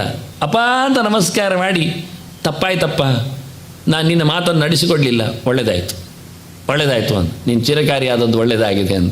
ಹೀಗೆ ಇಂಥ ಘಟನೆಗಳು ನಡೆದಿದೆ. ಇಲ್ಲಿ ರಾಮನಿಗೆ ಚಿರಕಾರಿಯ ಕಥೆ ಏನಿಲ್ಲ, ಅಪ್ಪನ ಆದೇಶ. ಒಂದೊಮ್ಮೆ ಅಪ್ಪ ಬದುಕಿಸದಿದ್ದರೆ ತಾನು ಬದುಕಿಸ್ತಾನೆ ಗೊತ್ತಿದೆ, ಆದ್ದರಿಂದ ಮಾಡಿದೆ. ಇದು ಮುಖ್ಯ ವಿಷಯ. ಯಾರಿಗೆ ತಮ್ಮ ಸಾಮರ್ಥ್ಯ ಇನ್ನೊಬ್ಬರ ಸಾಮರ್ಥ್ಯದ ಬಗ್ಗೆ ಪೂರ್ಣ ಜ್ಞಾನ ಇರ್ತದೆ ಅಂಥವನು ಮಾತ್ರ ಮಾಡಬಹುದಾದ ಕೆಲಸ ಇತ್ತು. ಯಾರಿಗೆ ಇನ್ನೊಬ್ಬರ ನಾಲೆಜು ಗೊತ್ತಿಲ್ಲ, ತನ್ನದು ಗೊತ್ತಿಲ್ಲ, ಯಾರು ಆತ್ಮಾಪರೋಕ್ಷ ಅಲ್ಲ, ಯಾರು ಪರಾಪರೋಕ್ಷ ಅಲ್ಲ ಅಂಥವ್ರು ಮಾಡುವಂಥದ್ದಲ್ಲ ಇದು. ಆದ್ದರಿಂದ ಘಟನೆಗಳನ್ನು ಕೆಲವು ನೋಡಲಿಕ್ಕೆ ಮಾತ್ರ, ಕೇಳಲಿಕ್ಕೆ ಮಾತ್ರ, ನಡೆಸಿಕೊಡ್ಲಿಕ್ಕಿಲ್ಲ ಎನ್ನುವುದು ಬೇರೆಯೇ ವಿಷಯ. ಆದ್ದರಿಂದ ಭಗವಂತ ಕ್ಷೇತ್ರಜ್ಞಾತತ್, ಎಲ್ಲರ ಒಳಗಿದ್ದಾನೆ, ಅರಿವಿನಲ್ಲಿದ್ದಾನೆ. ನಾವು ಯಾರು ನಮ್ಮೊಳಗೂ ಅರಿವಿಲ್ಲ, ಇನ್ನೊಬ್ಬರಲ್ಲಿಯೂ ಗೊತ್ತಿಲ್ಲ. ನಮ್ಮ ಹೊಟ್ಟೆಯೊಳಗೆ ಏನಿದೆ, ನಾವು ಹೇಗಿದ್ದೇವೆ ಅಂತ ನಮಗೆ ಗೊತ್ತಿಲ್ಲ. ನಮಗೆ ದೇಹ ಇದು ನಮ್ಮದು ಅಂತ ಭಾರಿ ಅಭಿಮಾನ ಇದೆ, ಆದರೆ ಚೂರು ಗೊತ್ತಿಲ್ಲ. ಇನ್ನೊಬ್ಬರದ್ದು ಗೊತ್ತಾಗೋದು ಹೇಗೆ ನಮಗೆ? ಭಗವಂತ ಆಗಲ್ಲ. ಆದ್ದರಿಂದ ತಂದೆಯ ಆರ್ಡರ್, ತಾಯಿಯ ಕತೆ, ಅವಳನ್ನು ಶುದ್ಧ ಮಾಡುವ ರೀತಿ ಎಲ್ಲವೂ ಅದ್ಭುತವಾಗಿದೆ ಇದು. ಆದ್ದರಿಂದ ಆ ಒಂದು ಮಾತು, ಮಾತೃಘ್ನೇ ನಮಃ ಅಂತ ಮಾತೃಜೀವಕಃ, ಕೂಡಲೇ ಅಮ್ಮನನ್ನು ಮತ್ತೆ ಬದುಕಿಸಿದವ ಎನ್ನತಕ್ಕ ಚಿಂತನೆ ಅದ್ಭುತವಾಗಿದೆ. ದ್ವಾದಶನಾಮದಲ್ಲಿ ಸಮುದ್ರ ತೀರ ನಿಲಯ ಮತ್ತು ಮಹೇಶಾಖಿಲ ಪಾಠಿತ, ಶಿವ ಪಾಠ ಮಾಡಿದ್ದಾನೆ ಅಂತ ಕತೆ. ಅದಕ್ಕೆಲ್ಲ ಉತ್ತರ ಮುಂದೆ ಹೇಳುತ್ತೇನೆ ನಾನು. ಶಿವನ ಹತ್ರ ಆದ್ದರಿಂದ ಆಚಾರ್ಯರು ಕೊಟ್ಟದ್ದು ರಾಮ ಭೃಗುರ್ಧ್ವ ಸೂರ್ಜಿತ ದೀಪ್ತೆ ಕ್ಷತ್ರಕುಲಾಂತಕ ಶಂಭುವರೇಣ್ಯ ಅಂತ. ಇನ್ನು ಶಿವನಲ್ಲಿ ಪಾಠ ಕೇಳಿದ್ರಿಂದ ಪರಶುರಾಮ ಸಣ್ಣವ ಅಂತ ಹೇಳಲಿಕ್ಕೆ ಹೋಗಬೇಡಿ. ಅವನಲ್ಲಿ ಪಾಠ ಕೇಳಿ ಶಿವ ದೊಡ್ಡವನಾದ. ಈಗ ಸಾಂದೀಪಿನಿಯಲ್ಲಿ ಕೃಷ್ಣ ಹೋಗಿ ಕಲಿತ, ಕಾಶ್ಯಂ ಸಾಂದೀಪನಿನ್ನಾಮ, ಸಾಂದೀಪಿನನ್ನಾಮ ಅಂತ ಕಾಶಿಯಲ್ಲಿ ಹೋಗಿ ಕೃಷ್ಣನು ಕಲಿತಿದ್ದಾನೆ ಸಾಂದೀಪಿನಿಯಲ್ಲಿ. ಅಂದ ತಕ್ಷಣ ಸಾಂದೀಪಿನಿ ದೊಡ್ಡದು ಕೃಷ್ಣನಿಗಿಂತ ಹೇಳುದಾ? ಯಾರಾದರೂ ಹೇಳಿ ಯಾರ? 64 ದಿನದಲ್ಲಿ ಕಲಿತು ಬಂದಿದ್ದಾನೆ ಕೃಷ್ಣ. ಅದರಲ್ಲಿಯೂ ಕೆಲವೆಲ್ಲ ಕಾಡಿಗೆಲ್ಲ ತಿರುಗಿದ್ದಾನೆ ಸಮೇತ ತರಲಿಕ್ಕೆ. ಮಳೆಯಲ್ಲಿ ಎಲ್ಲ ನೆಲಗಡಲೆ ತಿಂದಿತಾ ಕೂತಿದ್ದಾನೆ ತನ್ನ ಮಿತ್ರರ ಜೊತೆಯಲ್ಲಿ. 64 ದಿನದಲ್ಲಿ 64 ವಿದ್ಯೆ ಕಲಿತಿದ್ದಾನೆ. 64 ದಿನದಲ್ಲಿ 64 ವಿದ್ಯೆ ಹೇಳಿಕೊಡಲಿಕ್ಕೆ ಸಾಂದೀಪನಿಗೆ ಬರ್ತದೆ ಅಂತಾದರೆ ಆ ಗುರುವಿನ ಕಥೆಯನ್ನು ನೋಡುವ. ಅವನು ಎತ್ತರ ಯೋಚನೆ ಮಾಡುವ. ನಾವು ಯಾರಾದರೂ ಇವತ್ತಿನವರೆಗೆ ಸಾಂದೀಪನಿಯ ಹೆಸರಿನಲ್ಲಿ ಏನಾದರೂ ಪ್ರಶಸ್ತಿಯ ವಿಷಯವ ದೊಡ್ಡ ಸಂಗತಿಯ ಮಾಡಿದರೆ, 64 ವಿದ್ಯೆಗಳನ್ನು ಹೇಳಿಕೊಡಬೇಕಾದ್ರೆ ಅವನು ಎಷ್ಟು ಜೋರು ಇರಲಿಕ್ಕಿಲ್ಲ. ಅಷ್ಟು ಶಾರ್ಟ್ ಪೀರಿಯಡಲ್ಲಿ ಬೇರೆ ಕಲಿಯುವ ಚಾಣಾಕ್ಷಿ ಇರ್ತಾನೆ, ಅದು ವಿಷಯವೇ ಬೇರೆ. ಆದರೆ ಇವನು ಹೇಳಿಕೊಡ್ಬೇಕಲ್ಲ, ಹೇಳಿದೆ ಅಂತಾದರೆ ಹೇಳಬೇಕಲ್ಲ. ಇರಲಿ ಬಿಡಿ, ಇವ ಬರ್ತಾನೆ ಅಂತ ಹೇಳಿದ್ದಾನೆ 64, ಎಲ್ಲಿಂದ ಕಲಿತು ಕೂತಾವ ಮೂಟೆ ಮಾಡಿಕೊಂಡು. ನಾವು 4 ವಿದ್ಯೆ ಕಲಿಯುವ ಮೊದಲು, ಮತ್ತೆ ನೋಡುವ. ಅದರಿಂದ ಹೇಳಿಕೊಟ್ಟವ ಅಂದ ತಕ್ಷಣ ದೊಡ್ಡ ಸಂಗತಿ ಅಲ್ಲ, ಅದು ನಾಟಕ. ಹಾಗೆ ಇವನದ್ದು ಕತೆ. ಅದಕ್ಕೋಸ್ಕರ ಇಲ್ಲಿ ಮಹೇಶ ಅಖಿಲ ಪಾಠಿತ ಅಂದಾಗ ಇವನು ಹೇಳಿಕೊಟ್ಟದ್ದು, ಇವನು ಹೇಳಿಕೊಟ್ಟು ಗಟ್ಟಿಯಾದ್ದು ಎಲ್ಲ ಮತ್ತೆ ನೋಡಲಿಕ್ಕೆ ಬರ್ತದೆ. ಇರಲಿ. ಗೋತ್ರಾಣ ಕರತ್ಸ್, ಅಪ್ಪನ ದನವನ್ನು ಎಳ್ಕೊಂಡು ಹೋದಾಗಲೇ ದೊಡ್ಡ ಗಲಾಟೆ ಆದದ್ದು. ದನ ಸಿಗಲಿಲ್ಲ, ದನದ ಮರಿ ಸಿಕ್ಕಿತು. ಮತ್ತೆ ಕಾರ್ತಿವೀರ್ಯರವರಿಗೆಲ್ಲ ದನ ಹಾರಿದೆ. ಜಮದಗ್ಗಿನ ಹತ್ತಿರದ್ದು ಕಾರ್ತಿವೀರ್ಯನ ಕಥೆ, ಅದು ದೊಡ್ಡ ಕತೆ. ಎಲ್ಲ ರಕ್ಷಣೆ ಮಾಡಲಿಕ್ಕೆ ನಿಂತವ ಪರಶುರಾಮ. ದನಕ್ಕಾಗಿ ಯಾವತ್ತು ಕೊಡಲಿ ಕೈಯಲ್ಲಿ ಹಿಡಿದವ ಪರಶುರಾಮ. ಯೋಚನೆ ಮಾಡಬೇಕು ನಾವು. ಇವತ್ತು ದನದ ಹತ್ಯೆಯ ಕತೆ ಕೇಳಿಕೊಂಡಾಗ ಎಷ್ಟು ಮೈ ಬಿಸಿ ಹೇಳ್ತದೆ ಅಂತ. ಇವತ್ತು ಪರಶುರಾಮ ಬರಬೇಕದು ಪರಶುರಾಮನ ಸೃಷ್ಟಿಯಲ್ಲಿ ಜಾಗದಲ್ಲಿ ಅಂದಾಗ ಗೋತ್ರಾಣಕರ ಗೋ ಪ್ರದಾತ.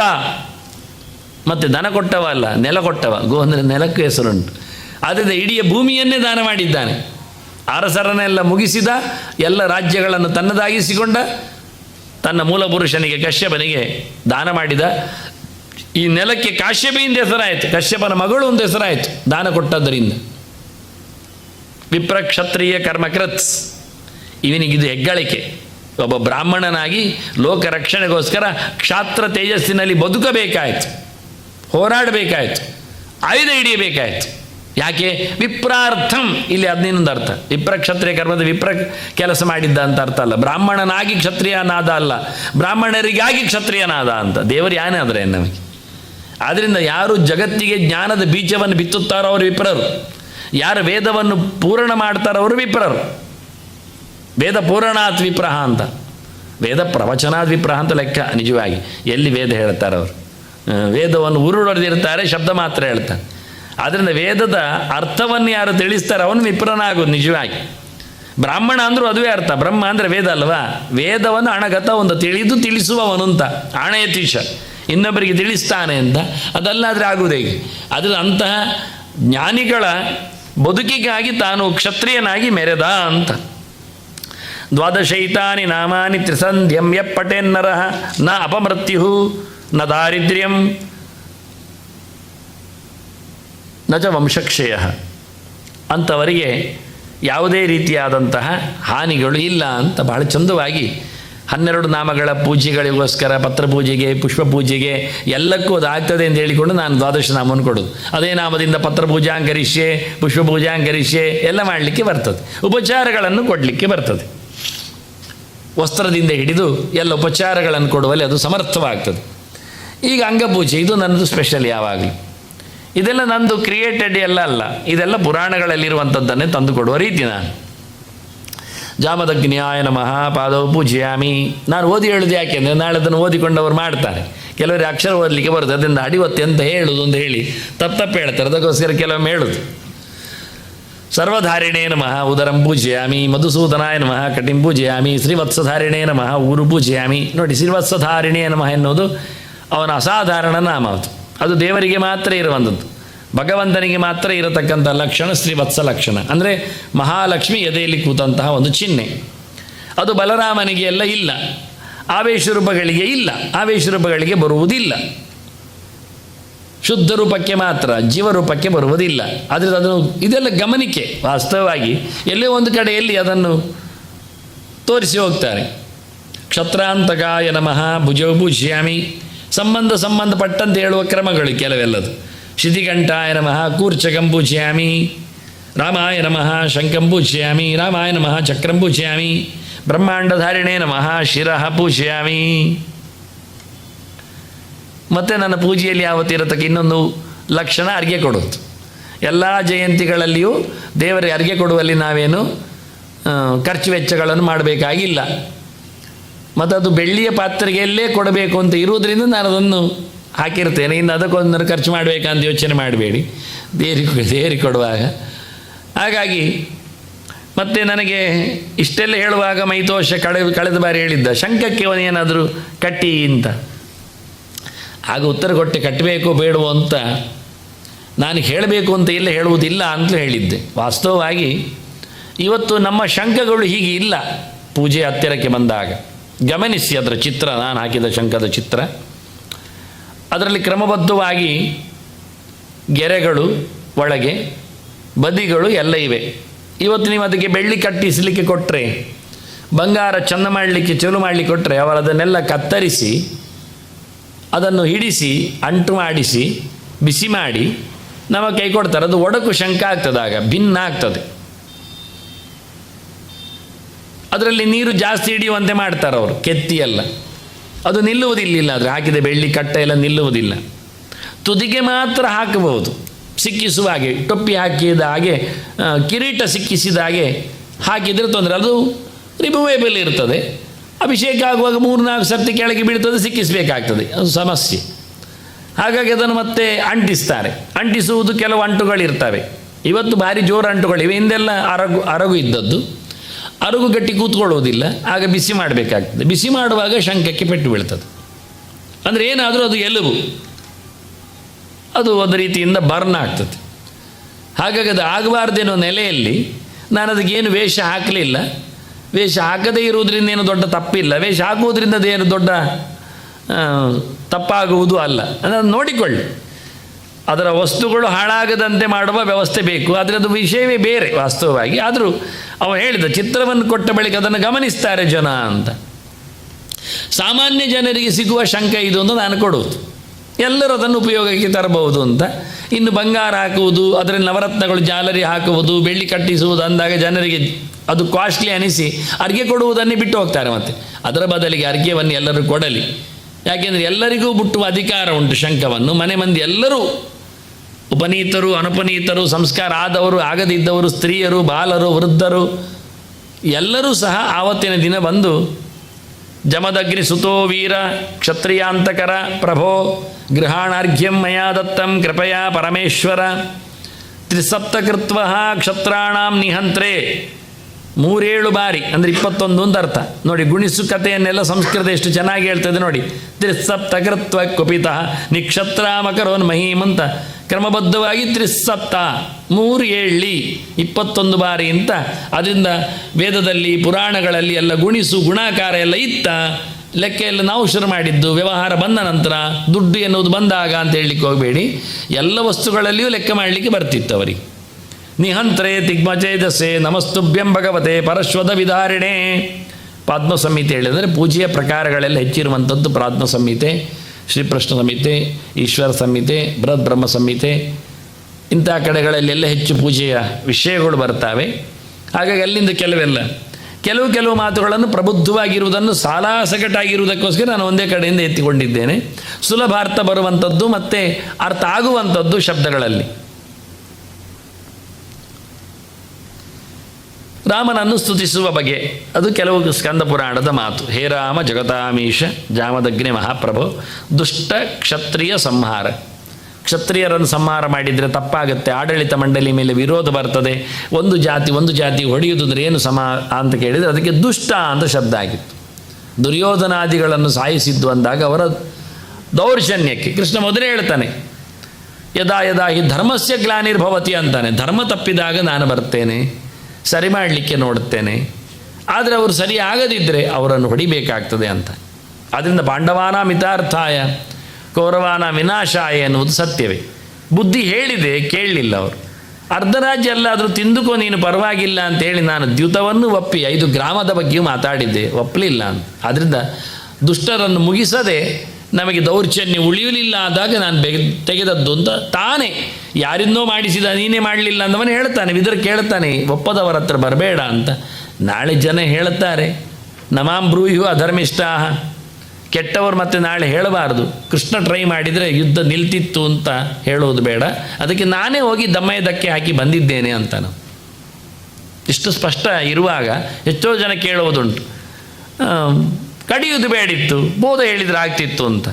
ಆಗ್ತಿತ್ತು, 1 ಸರ್ತಿ 2 ಸರ್ತಿ ಆಯಿತು ನೋಡಿ. ಹನುಮಂತನು ಹೋಗಿ ಹೇಳಿದ ಬೋಧ, ವಿಭೀಷಣ ಅದಕ್ಕಿಂತ ಮೊದಲು ಬೋಧ ಹೇಳಿದ, ಕುಂಭಕರ್ಣನು ಮಧ್ಯದಲ್ಲಿ ಬೋಧ ಹೇಳಿದ, ಅಂಗದನು ಬೋಧ ಹೇಳಿದ ಹೋಗಿ ದೌತ್ಯದಲ್ಲಿ, ರಾಮನು ಹೇಳಿದ ಕೊನೆಗೆ ರಣಾಂಗಣದಲ್ಲಿ, ಹೋಗು ನಾವು ಎಷ್ಟು ಜೋರಿದ್ದೇವೆ ಗೊತ್ತಾಯ್ತಲ್ಲ, ಹೋಗು ಬದುಕು ಕೊಡು ಸೀತೆ. ಆಗಲಿ, ಸಾಯದೆ ಕೊಡುವುದೇ. ಎಂಥದ್ದು ಮಾಡಲಿಲ್ಲ ಅವನು, ಉಪಯೋಗಕ್ಕೆ ಬರಲಿಲ್ಲ, ಅದು ಇಟ್ಟುಕೊಂಡದ್ದೇ ಬಂತವನಿಗೆ. ಊದು ಹಚ್ಚಲಿಲ್ಲ ಅದಕ್ಕೆ ಪುಣ್ಯಾತ್ಮ.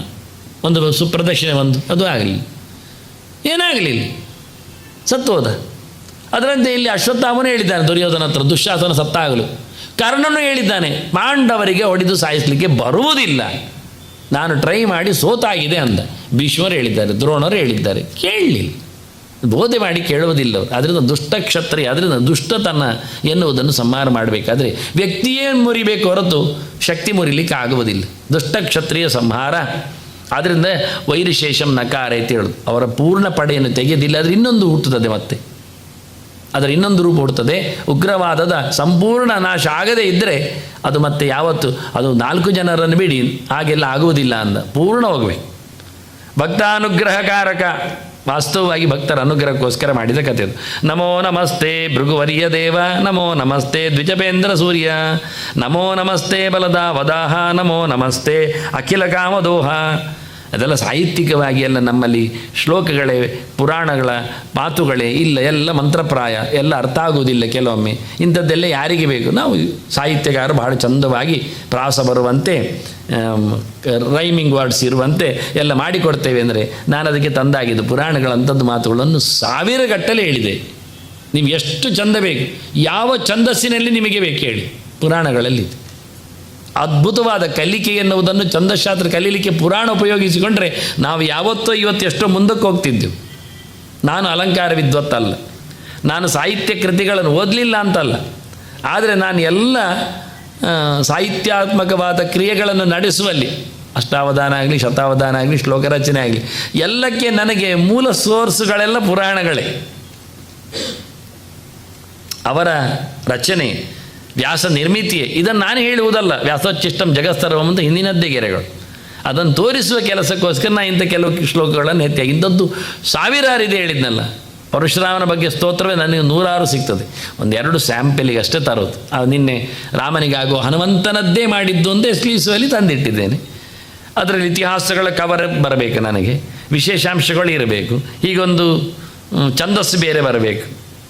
ಸೇಮ್ ಹೇಳಿದಾಗೆ ನಮೋ ನಮಃ ಕಾರಣ ಪೌರುಷಾಯ ಸ್ವಭಕ್ತ ಸಂಸಾರ ತರೋಹ ಕುಟಾರ ಸ್ವಕ್ಷೇತ್ರ ರಕ್ಷಾಧೃತ ಚಾಪಬಾಣ ಸ್ವಕೀಯ ದುಃಖಾಬ್ಧಿ ವಿಶೋಷಣೇಹ.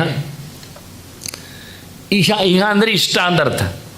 ಎಲ್ಲವನ್ನೂ ತೆಗೆಯುವ ಇಷ್ಟವುಳ್ಳವನಿಗೆ, ತಮ್ಮವರಿಗೆ, ಸ್ವಕೀಯರಿಗೆ ಮಾತ್ರ.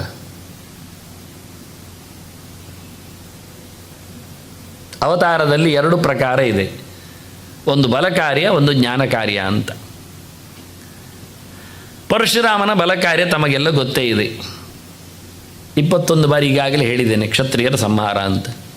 ಹಿನ್ನೆಲೆ ಹೀಗೆ: ಜಮದಗ್ನಿ ಆಶ್ರಮ, ಕಾರ್ತವೀರ್ಯನ ಪ್ರವೇಶ. ಜಮದಗ್ನಿ ಪರಶುರಾಮನ ಅಪ್ಪ.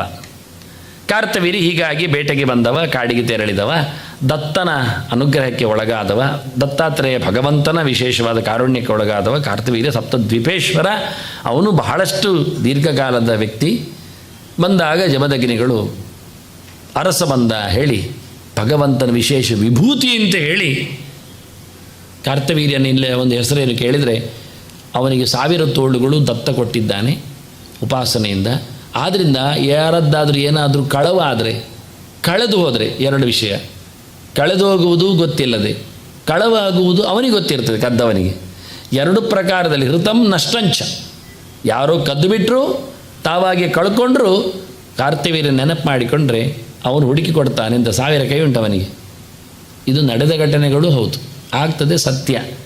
ಕಾರ್ತವೀರ್ಯ ಅರ್ಜುನೋ ನಾಮ ರಾಜ ಬಾಹುಸಹಸ್ರವಾನ್ ತಸ್ಯ ಸ್ಮರಣ ಮಾತ್ರೇಣ ಹೃತಂ ನಷ್ಟಂಚ ಲಭ್ಯತೆ, ಅದು ವಿಂದತೆ, ಪಡೀತಾನೆ ಅಂತ. ಅಷ್ಟು ಅವನಿಗೆ ಯೋಗ್ಯತೆ ಇದೆ. ಬೇಕಾದಾಗ 1000 ತೋಳು ಬರುವುದು, ಬೇಡಾದರೆ ಇಲ್ಲ, ಹಾಗೆ. ಅಂತ ಕಾರ್ತವೀರ್ಯ ಅವನನ್ನು ನೆನೆದು ಜಮದಗ್ನಿ ಆಶ್ರಮದಲ್ಲಿ ನಮ್ಮಲ್ಲಿ ಊಟೋಪಚಾರ ಆಗಲಿ ಅಂದ. ಅದಕ್ಕೆ ನೆಗಾಡಿದ ಕಾರ್ತವೀರ್ಯ, ಬೇಡ, ನಾವು ತುಂಬ ಇದ್ದೇವೆ ಪಡೆ, ತಮಗೇಕೆ ತೊಂದರೆ ಅಂದ. ಇಲ್ಲ, ನಾನು ಅರಸೊತ್ತಿಗೆಗೆ ಸರಿಯಾಗಿರತಕ್ಕ ಔತಣವನ್ನೇ ಕೊಡ್ತೇನೆ ಅಂದ ಜಮದಗ್ನಿ. ಬೇಡ ಸ್ವಾಮಿ, ತಮಗೆಲ್ಲ ಆಗುವುದು ಅಂದರೆ ಕಷ್ಟವೇ ಅಂದ, ನಷ್ಟವೇ ಅಂದ. ಇಚ್ಛೆ ಮಾತ್ರ ಅಂದವ. ಅವನು ಒತ್ತಾಯ ನೋಡಿ, ಬೇಡ ಅಂತ ಹೊರಟವ ಕಾರ್ತವೀರ್ಯ ಒತ್ತಾಯ ಮಾಡಿದ್ದಕ್ಕೆ ಆಯಿತು ಅಂದ. ತುಂಬ ಸೌಜನ್ಯದಲ್ಲಿ ಆಯಿತು ಅಂದವ. ಒತ್ತಾಯಕ್ಕೇನು ಅಹಂಕಾರ ಪಟ್ಟು ಗರ್ವಟ್ಟು ನೋಡು ಎಂತ ಮಾಡ್ತಾರೆ ಅಂತಲ್ಲ. ಜಮದಗ್ನಿ ತನ್ನ ಕಾಮಧೇನುವಿನ ಮಗಳ ಹತ್ರ ಹೇಳಿದ, ನಂದಿನಿಗೆ, ದೇವಲೋಕದ ದನದ ಮಗಳದು, ನಂದಿನಿ ಹತ್ರ ಹೇಳಿದ, ರಾಜ ಇವತ್ತು ದೇವರ ವಿಭೂತಿ, ಅವನಿಗೆ ಔತಣ ಆಗಬೇಕು, ಅವನ ಪಡೆ ಇದೆ ಅಂತ. ಆಯಿತು, ಮಾಡಿ ಆಯಿತು. ಅದು ಏನು ವೈಭವ ನಮಗೆ ಗೊತ್ತಿಲ್ಲ, ಕತೆ ಗೊತ್ತಿರೋದು ಇಷ್ಟೇ, ಊಟದ ಮಾತ್ರ ಕತೆ. ಯಾಕೆಂದರೆ ನಾವು ಊಟ ಮಾತ್ರಕ್ಕೆ ಇರುವುದು, ಮತ್ತು ನಮಗೆ ಪಾಠ ಗೀಟ ಗೊತ್ತಿಲ್ಲ. ಆದರೆ ಅದನ್ನೇ ನಾವು ಕೇಳೋದು, ಅಷ್ಟೇ ಹೇಳೋದು.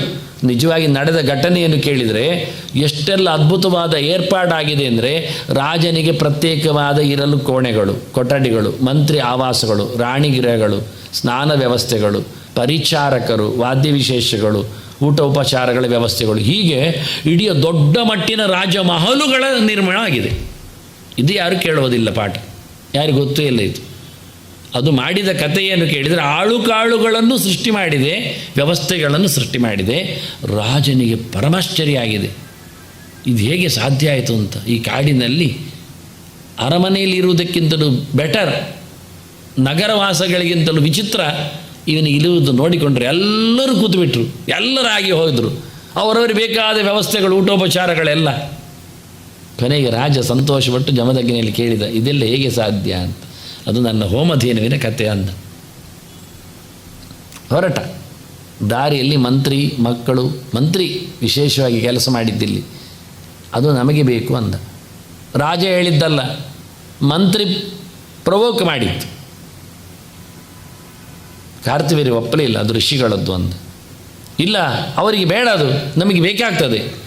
ಮಂತ್ರಿಗಳು ಹೇಳಿದ್ದು ಕೇಳದಿದ್ದರೆ ರಾಜನ ಪ್ರಯೋಜನ ಇಲ್ಲ ಆಗ್ತಾನೆ. ಯಾಕೆ, ಅವರೇ ಆಡಿಸುವುದೆಲ್ಲ, ಮಂತ್ರಿಗಳೇ ರಾಜನನ್ನು ಆಡಿಸುವುದು ಕೆಲವೊಮ್ಮೆ ಇರ್ತದೆ. ಆದ್ದರಿಂದ ಮಂತ್ರಿಗಳ ವಿಶೇಷವಾದ ಒಂದು ಪ್ರೋತ್ಸಾಹದಲ್ಲಿ ಸೈನ್ಯ ಪಡೆ ಹೋಗಿ ಬರಲಿಲ್ಲ ಅವರು ಯಾರು ಸಹ. ಪೆಟ್ಟು ತಿಂದು ಎಳಿಲಿಕ್ಕೆ ಹೋದ್ರು ದನವನ್ನು. ದನ ಸುಮ್ಮನೆ ಕೂತಿತ್ತು. ಋಷಿಗಳ ಹತ್ರ ಮೋರೆ ನೋಡ್ತಾ ಋಷಿ ಹೇಳಿದ, ನನಗೆ ಸಂಬಂಧ ಪಡಲಿಲ್ಲ. ಯಾಕೆಂದರೆ ಎಲ್ಲವೂ ರಾಜರ ಅಧೀನ. ಈ ಸೊತ್ತು ರಾಜರಿಗೆ ಬೇಕು ಅಂತ ಹೇಳ್ಕೊಂಡು ಹೋದರೆ ನಾನು ಹಿಡ್ಕೊಳ್ಳಿಕ್ಕೆ ಬರೋದಿಲ್ಲ, ಇದು ಕಾನೂನು. ನಮ್ಮಲ್ಲಿದ್ದ ಯಾವುದೇ ಸೊತ್ತುಗಳು ರಾಜರ ಅಧೀನವೇ, ನಾವು ಅವರು ಹೇಳಿದಾಗಿರುವುದು. ಅವ್ರು ಹೇಳ್ಕೊಂಡು ಹೋದರೆ ಅದು ಅವರಿಗೆ ಪಾಪ, ನಮಗಲ್ಲ, ನಮ್ಗೆ ಗೊತ್ತಿಲ್ಲ ಅಂತ. ಸರಿ, ಇಂಥ ಪ್ರೊಟೆಕ್ಟ್ ಮಾಡಿದ್ದು ದನವೇ ತನ್ನ ಕಿವಿಗಳಿಂದ ಮೂಗುಗಳಿಂದ ಸೈನಿಕರನ್ನು ಸೃಷ್ಟಿ ಮಾಡಿ ಅವರ ರಾಜ್ಯದ ಪಡೆಗಳನ್ನೆಲ್ಲ ಸಂಹಾರ ಮಾಡಿತ್ತು. ಒಂದು ಸರ್ತಿ ಹಿಂದಕ್ಕೆ ಹೋದವರು ಆಗುವುದಿಲ್ಲ ಯಾಕೆ ಅಂತೇಳಿ ಚಾಲೆಂಜ್ ಮಾಡಿ ಮತ್ತೆ ಬಂದದ್ದು. ಮತ್ತೆ ಬರುವಾಗ ಎಲ್ಲರೂ ಬಂದಿದ್ದಾರೆ ಹೋರಾಟಕ್ಕೆ, ಖಂಡಾಬಟ್ಟೆ ಜನ ಬಂದಿದ್ದಾರೆ ಹೋರಾಟಕ್ಕೆ. ಆಗ ದನ ಋಷಿ ಹತ್ರ ಕೇಳುತ್ತದೆ, ಋಷಿ ಹೇಳ್ತದೆ ನನಗೆ ಗೊತ್ತಿಲ್ಲ ಅಂತ. ಹಾಗಾಗಿ ನಾನು ನನ್ನ ರಕ್ಷಣೆ ಮಾಡಿಕೊಳ್ತೇನೆ ಅಂತ ದನ ಸ್ವರ್ಗಕ್ಕೆ ಹಾರಿದೆ, ಮೇಲಿನ ಲೋಕಕ್ಕೆ ಹೋಗಿದೆ. ದನದ ಮಗಳು ಕರು ಅದನ್ನು ಹೇಳ್ಕೊಂಡು ಹೋಗಿದ್ದ. ಕತೆ ಆದದ್ದಿಷ್ಟೆ. ಕರುವಿನಿಂದ ಏನು ಕೆಲಸ ಆಗುವುದಿಲ್ಲ, ಆದದ್ದು ಹಾಗೆ. ಕರುವನ್ನು ಕರ್ಕೊಂಡು ಹೋಗಿದ್ದಾರೆ. ಇಷ್ಟಾಗಿಯೂ ವಿಷಯ ತಿಳಿದಾಗ ರಾಮ ಅಲ್ಲಿ ಇರಲಿಲ್ಲ. ಜಮದಗ್ನಿಯನ್ನೇ ಹೊಡೆದು ಬಿಟ್ಟಿದ್ದಾರೆ ಕಾರ್ತಿವೀರ್ಯನ ಮಕ್ಕಳೆಲ್ಲ ಗಲಾಟೆ ಮಾಡಿದಾಗೆಲ್ಲ. ಅದಕ್ಕೋಸ್ಕರ ರಾಮ ರಾಮ ರಾಮ ಅಂತ 21 ಬಾರಿ ಹೊಡ್ಕೊಂಡಿದ್ದಾಳೆ ಅಮ್ಮ ಬೆರಣಿಕೆ. ರಾಮ ರಾಮ ರಾಮ ಅಂತ ಎದೆ ತಟ್ಟಿಕೊಂಡಿದ್ದಾಳೆ. 21 ಬಾರಿ ಹೊಡೆದುಕೊಂಡದ್ದಕ್ಕೆ 21 ಬಾರಿ ಕಳೆದದ. 21 ಬಾರಿ ಯಾಕೆ ಕೇಳುವುದಕ್ಕೆ ಕಾರಣ ಅವನೇ ಹೇಳಿಕೊಂಡಿದ್ದಾನೆ. ಅಮ್ಮ ಹೊಡ್ಕೊಂಡಿದ್ದಾಳೆ, ನನ್ನನ್ನು ಕರೆದಿದ್ದಾಳೆ ದೂರದಲ್ಲಿದ್ದದ್ದಕ್ಕೆ ಅಂತ. ಹೀಗಾಗಿ ಬಹಳ ಚಂದವಾಗಿ ಕ್ಷತ್ರಂ ಕ್ಷಯಾಯ ವಿಧಿನೋಪಹೃತಂ ಮಹಾತ್ಮ ಬ್ರಹ್ಮದುರ್ಗುಚ್ಛಿತ ಪದಂ ನರಕಾರ್ತಿಲಿಪ್ಸು ಉದ್ಧಂತ್ಯಸೌ ಅವನಿ ಕಂಟಕ ಮುಗ್ರವೀರ್ಯ ಹತ್ರ ಸಪ್ತಕೃತ್ವ ಉರುದಾರ ಪರಶ್ವಧೇನ. ಇಡೀ ಸಮರೈಸ್ ಮಾಡಿದ ಕಥೆ ಇದು ಬಹಳ ಚಂದವಾಗಿ. ಬ್ರಹ್ಮದೃಕ್ ಉಚ್ಚಿತ ಪದಂ, ಬ್ರಹ್ಮದ್ವೇಷಿಗಳನ್ನು ಸಂಹಾರ ಮಾಡಲಿಕ್ಕೋಸ್ಕರ, ದಾರಿ ತಪ್ಪಿದ ಪಡೆಯನ್ನು ಸರಿ ಮಾಡಲಿಕ್ಕೋಸ್ಕರ ಈ ರೀತಿಯಾಗಿ ಕೈಯಲ್ಲಿ ಕೊಡಲಿ ಹಿಡ್ಕೊಂಡ. ಎಂಥ ಅಕ್ಷಯಣಿ ಸೈನ್ಯಗಳು, ಎಷ್ಟು ರಾಜರೆಲ್ಲ ಸೇರಿದ್ದಾರೆ ಕಾರ್ತಿವೀರ್ಯನ ಹೆಸರಿನಲ್ಲಿ. ಬಂದು ಬಂದು ಬಂದು 2 ವರ್ಷಕ್ಕೊಮ್ಮೆ ಪರ್ಯಾಯ ಇವನತ್ತು ಕಡಿಯುವುದು ರಾಜರನ್ನು. ಒಂದು ಸರ್ತಿ ಎಲ್ಲ ರಾಜನ ಕಡಿಯುವುದು, ಮತ್ತೆ 2 ವರ್ಷದ ನಂತರ ಮತ್ತೆ ಕಡಿಲಿಕ್ಕೆ ಹೋಗುವುದು. ಹೀಗೆ 21 ಬಾರಿ 42 ವರ್ಷ ಅವನು ನಡೆಸಿದ್ದಾನೆ ಕೆಲಸ. ಸಮಂತ ಪಂಚಕದಲ್ಲಿ ಕುರುಕ್ಷೇತ್ರದಲ್ಲಿ ರಕ್ತದ ಮಡುವಿನಲ್ಲಿ ಪಿತೃತರ್ಪಣ ಕೊಟ್ಟಿದ್ದಾನೆ. ಮತ್ತು ಅಶ್ವಮೇಧ ಯಾಗ ಮಾಡಿ ಕಾಶ್ಯಪರಿಗೆ ಭೂದಾನ ಮಾಡಿದ್ದಾನೆ. ಬಲ ಕಾರ್ಯದ ಇನ್ನೊಂದು ಮುಖ ಸಮುದ್ರ ಸರಣ. ಇದೆಲ್ಲ ಪರಶುರಾಮನ ಬಗ್ಗೆ ನಾವು ತಿಳಿಬೇಕಾದ ಕೆಲವು ಮಾತುಗಳು. ಯಾರಿಗಾಗಿ ಇದೆಲ್ಲ ಮಾಡಿದ್ದು? ಹೇಳಿಕೊಂಡಾಗ ತನ್ನ ತಂದೆಯ ಸಾವು, ತನ್ನ ಮನೆಯ ದನದ ಎಳೆದಾಟ, ಅದಕ್ಕಾಗಿ ಒಬ್ಬ ರಾಜನನ್ನು ಮಾತ್ರ ಟಾರ್ಗೆಟ್ ಮಾಡ್ಬೋದಿತ್ತಲ್ಲ. ಆದರೆ ರಾಜ ಎಲ್ಲರನ್ನು ಸೇರಿಸಿ ಬಂದ. ಕಾರ್ತವೀರ್ಯನಿಗೆ 1000 ತೋಳು ಬರುವಾಗಲೇ ದತ್ತಾತ್ರೇಯ ಹೇಳಿದ್ದಾನೆ, ಇದೊಂದೊಮ್ಮೆ ಬ್ರಹ್ಮಜಾತಿಗೆ ವಿರೋಧವಾಗಿ ನಿಂತರೆ ನೀನು ಕೈಯು ಕಡ್ಕೊಳ್ತೀಯ, ನೀನು ಕಡ್ಕೊಳ್ತೀಯ ಅಂತ. ಹಾಗೆ ಆಯಿತು. ಪರಶುರಾಮ ತನ್ನ ಕೊಡಲಿಯಿಂದ ಅವನ 1000 ತೋಳನ್ನು ಕಡ್ದ, ತಲೆಯನ್ನು ಕಡ್ದ. ಯಾವ ಭಗವಂತನ ದತ್ತಾತ್ರೇಯನ ಉಪಾಸನೆ ಮಾಡಿ ಪಡೆದ ಯೋಗದ ದೊರೆಯೋ ಅವನೇ ಯಾವಾಗ ಬ್ರಹ್ಮಚಾತಿಗೆ ವಿರೋಧವಾಗಿ ನಿಂತ, ಗೋವಿನ ಬಗ್ಗೆ ಅನ್ಯಾಯ ಮಾಡಿದ, ಗೋಬ್ರಾಹ್ಮಣ ಹಿತಾಯಶ ಹೇಳೋದು ಅದಕ್ಕೋಸ್ಕರ. ಒಂದು ಯಜ್ಞದ ಮುಖದಲ್ಲಿ ದನದ ಅಂದರೆ ಯಜ್ಞ ಅಂದರೆ ಏನು? ಅಗ್ನಿಯಲ್ಲಿ ಆಹುತಿ ಕೊಡೋದು. ಏನನ್ನು? ತುಪ್ಪವನ್ನು. ಯಾವುದರಿಂದ? ವೇದ ಮಂತ್ರದಿಂದ. ಆದ್ದರಿಂದ ವೇದ ಮಂತ್ರ ಇರುವುದು ಬ್ರಾಹ್ಮಣನಲ್ಲಿ. ಬ್ರಹ್ಮ ಅಂದರೆ ವೇದ. ಅವನು ಉಪಯೋಗಿಸಿಕೊಳ್ಳತಕ್ಕ ಮಂತ್ರದ ಆಹುತಿ ಕೊಡೋದು ಅಗ್ನಿಯಲ್ಲಿ ಇದ್ದಾಗ ಆಜ್ಯದಲ್ಲಿ, ದನದಲ್ಲಿ. ಎಷ್ಟು ಜನ ಇದ್ದು ಗೋಬ್ರಾಹ್ಮಣಿತ ಯಾಕೆ ಗೊತ್ತಿಲ್ಲದೆ ಅದನ್ನು ತಿದ್ದಿದ್ದು ಗೋ ಮಾನವ ಹಿತಾಯಚ ಎಂದ ಮಾನವ ದಾನವನ. ಮಾನವನಲ್ಲಿ ಏನಿರ್ತದೆ? ಬ್ರಾಹ್ಮಣ ಹೇಳಿದ್ದು ವೇದ ಉಳ್ಳವನು ಅಂತ ಅರ್ಥದಲ್ಲಿ, ಜಾತಿಯ ಪ್ರಶ್ನೆ ಇಲ್ಲ. ಗೋ ಅಂತ ಹೇಳಿದ್ದು ಹಾಲು ಕೊಡುವುದನ್ನು, ತುಪ್ಪವನ್ನು ಹೇಳುವುದರಲ್ಲಿ ಹೇಳಿದ್ದು. ಹಾಗಾದರೆ ಗೋವನ್ನು ತಿದ್ದಿ. ಒಂದು ನೀವು ಬ್ರಾಹ್ಮಣ ನಿಮಗೆ ಹೆಸಿಟೇಟ್ ಆಗ್ತದೆ ಆದರೆ, ತಿದ್ದಲಿಕ್ಕೆ ಬೇಕು ಅಂತಾದರೆ, ದೇವರು ಅವನಿಗೆ ಮಾತ್ರ ಹೇಗೆ ಕಣ್ಣು ಹೀಗೆ ನೋಡುವುದಂತಾದರೆ, ತಿದ್ದುತ್ತೇನೆ ಮಾನವನ ಮಾಡ್ತೇನೆ ಅಂತ ಹೇಳಿದರೆ, ಪರ್ಸನ್ ಇಟ್ಕೊಳ್ತೇನೆ ಹೇಳಿದರೆ, ಹಾಗಾದರೆ ಗೋವನ್ನು ಆ್ಯನಿಮಲ್ ಮಾಡಿ ತೆಗೀರಿ. ದನ ಯಾಕೆ ಬೇಕು ಆಗ? ಅಂದರೆ ದನ ಒಂದೇ ಇವತ್ತು ಆಜ್ಯವನ್ನು ಇವತ್ತು ಹೇಳೋದಿಲ್ಲ. ಅದರ ಹೇಗಿದೆ ಅಂತ ಕ್ವಾಲಿಟಿ ಏನು, ಹಾಲಿನ ಕಥೆ ಏನು, ಬದುಕಿನ ರೀತಿ ಹೇಗೆ, ಸಬ್ಸ್ಟ್ಯೂಟ್ ಎಂಥದ್ದು, ಮನುಷ್ಯ ಬದುಕುವ ರೀತಿ ಏನು ಎಲ್ಲ ಅವುಗಳ ಪ್ರಾಣಿಗಳನ್ನು ಅವುಗಳು ಸಾಗಿ ಸಲಹುವಂಥದ್ದು ಲೋಕದಲ್ಲಿ ಇದ್ದೇ ಇದೆ. ಇದು ಮಾಮೂಲಿ ಆ್ಯನಿಮಲ್ಸ್ ಅಂದರೆ, ಪ್ರಾಣಿಗಳು ಅಂದರೆ. ಮನುಷ್ಯನು ಒಂದು ಪ್ರಾಣಿ ಆದಾಗ ಅವನು ಹಾಗೆ ತನ್ನ ಮಕ್ಕಳನ್ನು ತಾನು ಸಾಕುವಂಥದ್ದು ಸಲಹುವಂದು ಸಮ. ಆದರೆ ಸಾಲದೇ ಇದ್ದದ್ದಕ್ಕೆ, ಆಗದೇ ಇರುವುದಕ್ಕೆ ಒಂದೇ ಒಂದು ನಮಗೆ ಗೋವು ಮಾತ್ರವೇ ತನ್ನ ಮಕ್ಕಳನ್ನು ಮಾತ್ರ ಸಾಕುವುದಲ್ಲದೆ ಮನುಷ್ಯರನ್ನು ಸಾಕ್ತದೆ. ಅದಕ್ಕೆ ಆ ನಮೂನೆಯ ಕೆಚ್ಚಲುಗಳ ಕತೆ. ಒಂದರಲ್ಲಿ ಮನುಷ್ಯರಿಗೆ, ಒಂದರಲ್ಲಿ ಅದರ ಕರುವಿಗೆ, ಒಂದನ್ನು ಯಜ್ಞಕ್ಕೆ ಹೇಳುವ ಕ್ರಮಗಳು. ಇದೆಲ್ಲ ಇತಿಹಾಸ ಬರೆದ ದಾಖಲೆಗಳು ಶಾಸ್ತ್ರದಲ್ಲಿ. ಅದು ನಾಯಿಗಳಿಗೆ ಉಂಟಲ್ಲ ಸುಮಾರು ಹೇಳಿದರೆ, ಅವುಗಳು ಮರಿ ಹೆಚ್ಚಾಗ್ತವೆ ಯೋಚನೆ ಮಾಡಿ. ಅದಕ್ಕೆ ಮರಿಗಳಿಗೆ ಅದು ಹೆಚ್ಚು. ಇದು ಹಾಗಲ್ಲ, ಕರು ಹಾಕುವುದು ಒಂದೇ. ಹಾಗಾದರೆ ಕೆಚ್ಚಲು ಯಾಕೆ ಜಾಸ್ತಿ ಕೇಳಿದರೆ, ಅದು ಒಂದು ಯಜ್ಞಕ್ಕೆ ಹಾಲು ಕೊಡಲಿಕ್ಕೆ. ಇದನ್ನು ಅರ್ಥ ಮಾಡಿಕೊಳ್ಳುವುದಿಲ್ಲ ಜನ. ಕರು ಸಣ್ಣದಿದ್ದಾಗ ಎಷ್ಟು ಕೆಚ್ಚಲು ಕರೀಲಿಕ್ಕೆ ಉಂಟು, ಕರು ದೊಡ್ಡದಾಗ ಎಷ್ಟು ಲೆಕ್ಕ ಉಂಟು ಹೇಳಿಕೊಟ್ಟಿದ್ದಾರೆ. ಎಲ್ಲ ಕೆಚ್ಚಲು ಕರೀಲಿಕ್ಕೂ ಇಲ್ಲ. ಕರೆದರೆ ಅವನು ಗೋ ಹತ್ಯೆ ಮಾಡಿದ ಪಾಪಕ್ಕೆ ಬಗೆಹರಿ ಆಗ್ತಾನೆ. ಇದೆಲ್ಲ ನಾನು ಗೋ ಸಮೀಕ್ಷೆಯಲ್ಲಿ ಕೊಡ್ತಾ ಬಂದಿದ್ದೇನೆ, ನೋಡಿಕೊಳ್ಳಲಿಕ್ಕೆ ಬರ್ತದೆ. ದನ ಸಾಕುವ ಕಥೆಯೇ ಭಾರಿ ಕಷ್ಟ ಉಂಟು. ಅದನ್ನು ಹೊಡೆಯುವ ಕೋಲು ನಮ್ಮ ಕಿರುಬೆರಳಿಗಿಂತ ಸಪ್ಪೋರಿ ಇರಬೇಕು. ಅದರಲ್ಲಿ ಎಲೆ ಇಲ್ಲದಿದ್ದರೆ ಅವನು ಪೆಟ್ಟು ತಿಂತಾನೆ, ನರಕಕ್ಕೆ ಹೋಗ್ತಾನೆ. ಎಲೆ ಇದ್ದಿರಬೇಕು ಅದರಲ್ಲಿ ಮತ್ತೆ ಆ ಕೋಲಿನಲ್ಲಿ. ಇದೆಲ್ಲ ಕಥೆಗಳು ಕಲೀಲಿಕ್ಕೆ ಸುಮಾರೆಲ್ಲ ವಿಷಯ ಉಂಟು. ಗೋ ಸಮೀಕ್ಷೆ ಅಂದರೆ ಹಾಗೇನಲ್ಲ, ಹೇಳಿದ ತಕ್ಷಣ ದನ ಬರುವುದಿಲ್ಲ ಹತ್ತಿರಕ್ಕೆ. ಆದ್ದರಿಂದ ಯಾಕೆ ಪರಶುರಾಮ ಕೈಯಲ್ಲಿ ಕೊಡಲಿ ಹಿಡಿದ ಎನ್ನುವ ವಿಷಯದಲ್ಲಿ ಚಿಂತನೆ ಮಾಡಿದರು. ಅಂಥ ವೇದಜ್ಞರ ಬದುಕಿಗೋಸ್ಕರ ಇದನ್ನು ಮಾಡಿದೆ. ಕೊನೆಗೆ ನಾನು ದಾನ ಮಾಡಿದ್ದೇನೆ, ಮತ್ತು ನನ್ನ ಹತ್ರವರು ಕೇಳಿದರೆ ಉಳ್ಕೊಳ್ಳಿಕ್ಕೆ ಎಲ್ಲಿದೆ ಅಂತ ನಾನು ಮತ್ತೆ ಪುನಃ ಸಮುದ್ರದಲ್ಲಿ ಕೇಳಿ ಜಾಗವನ್ನು ಕೊಟ್ಟಿದ್ದೇನೆ ಅಂದ.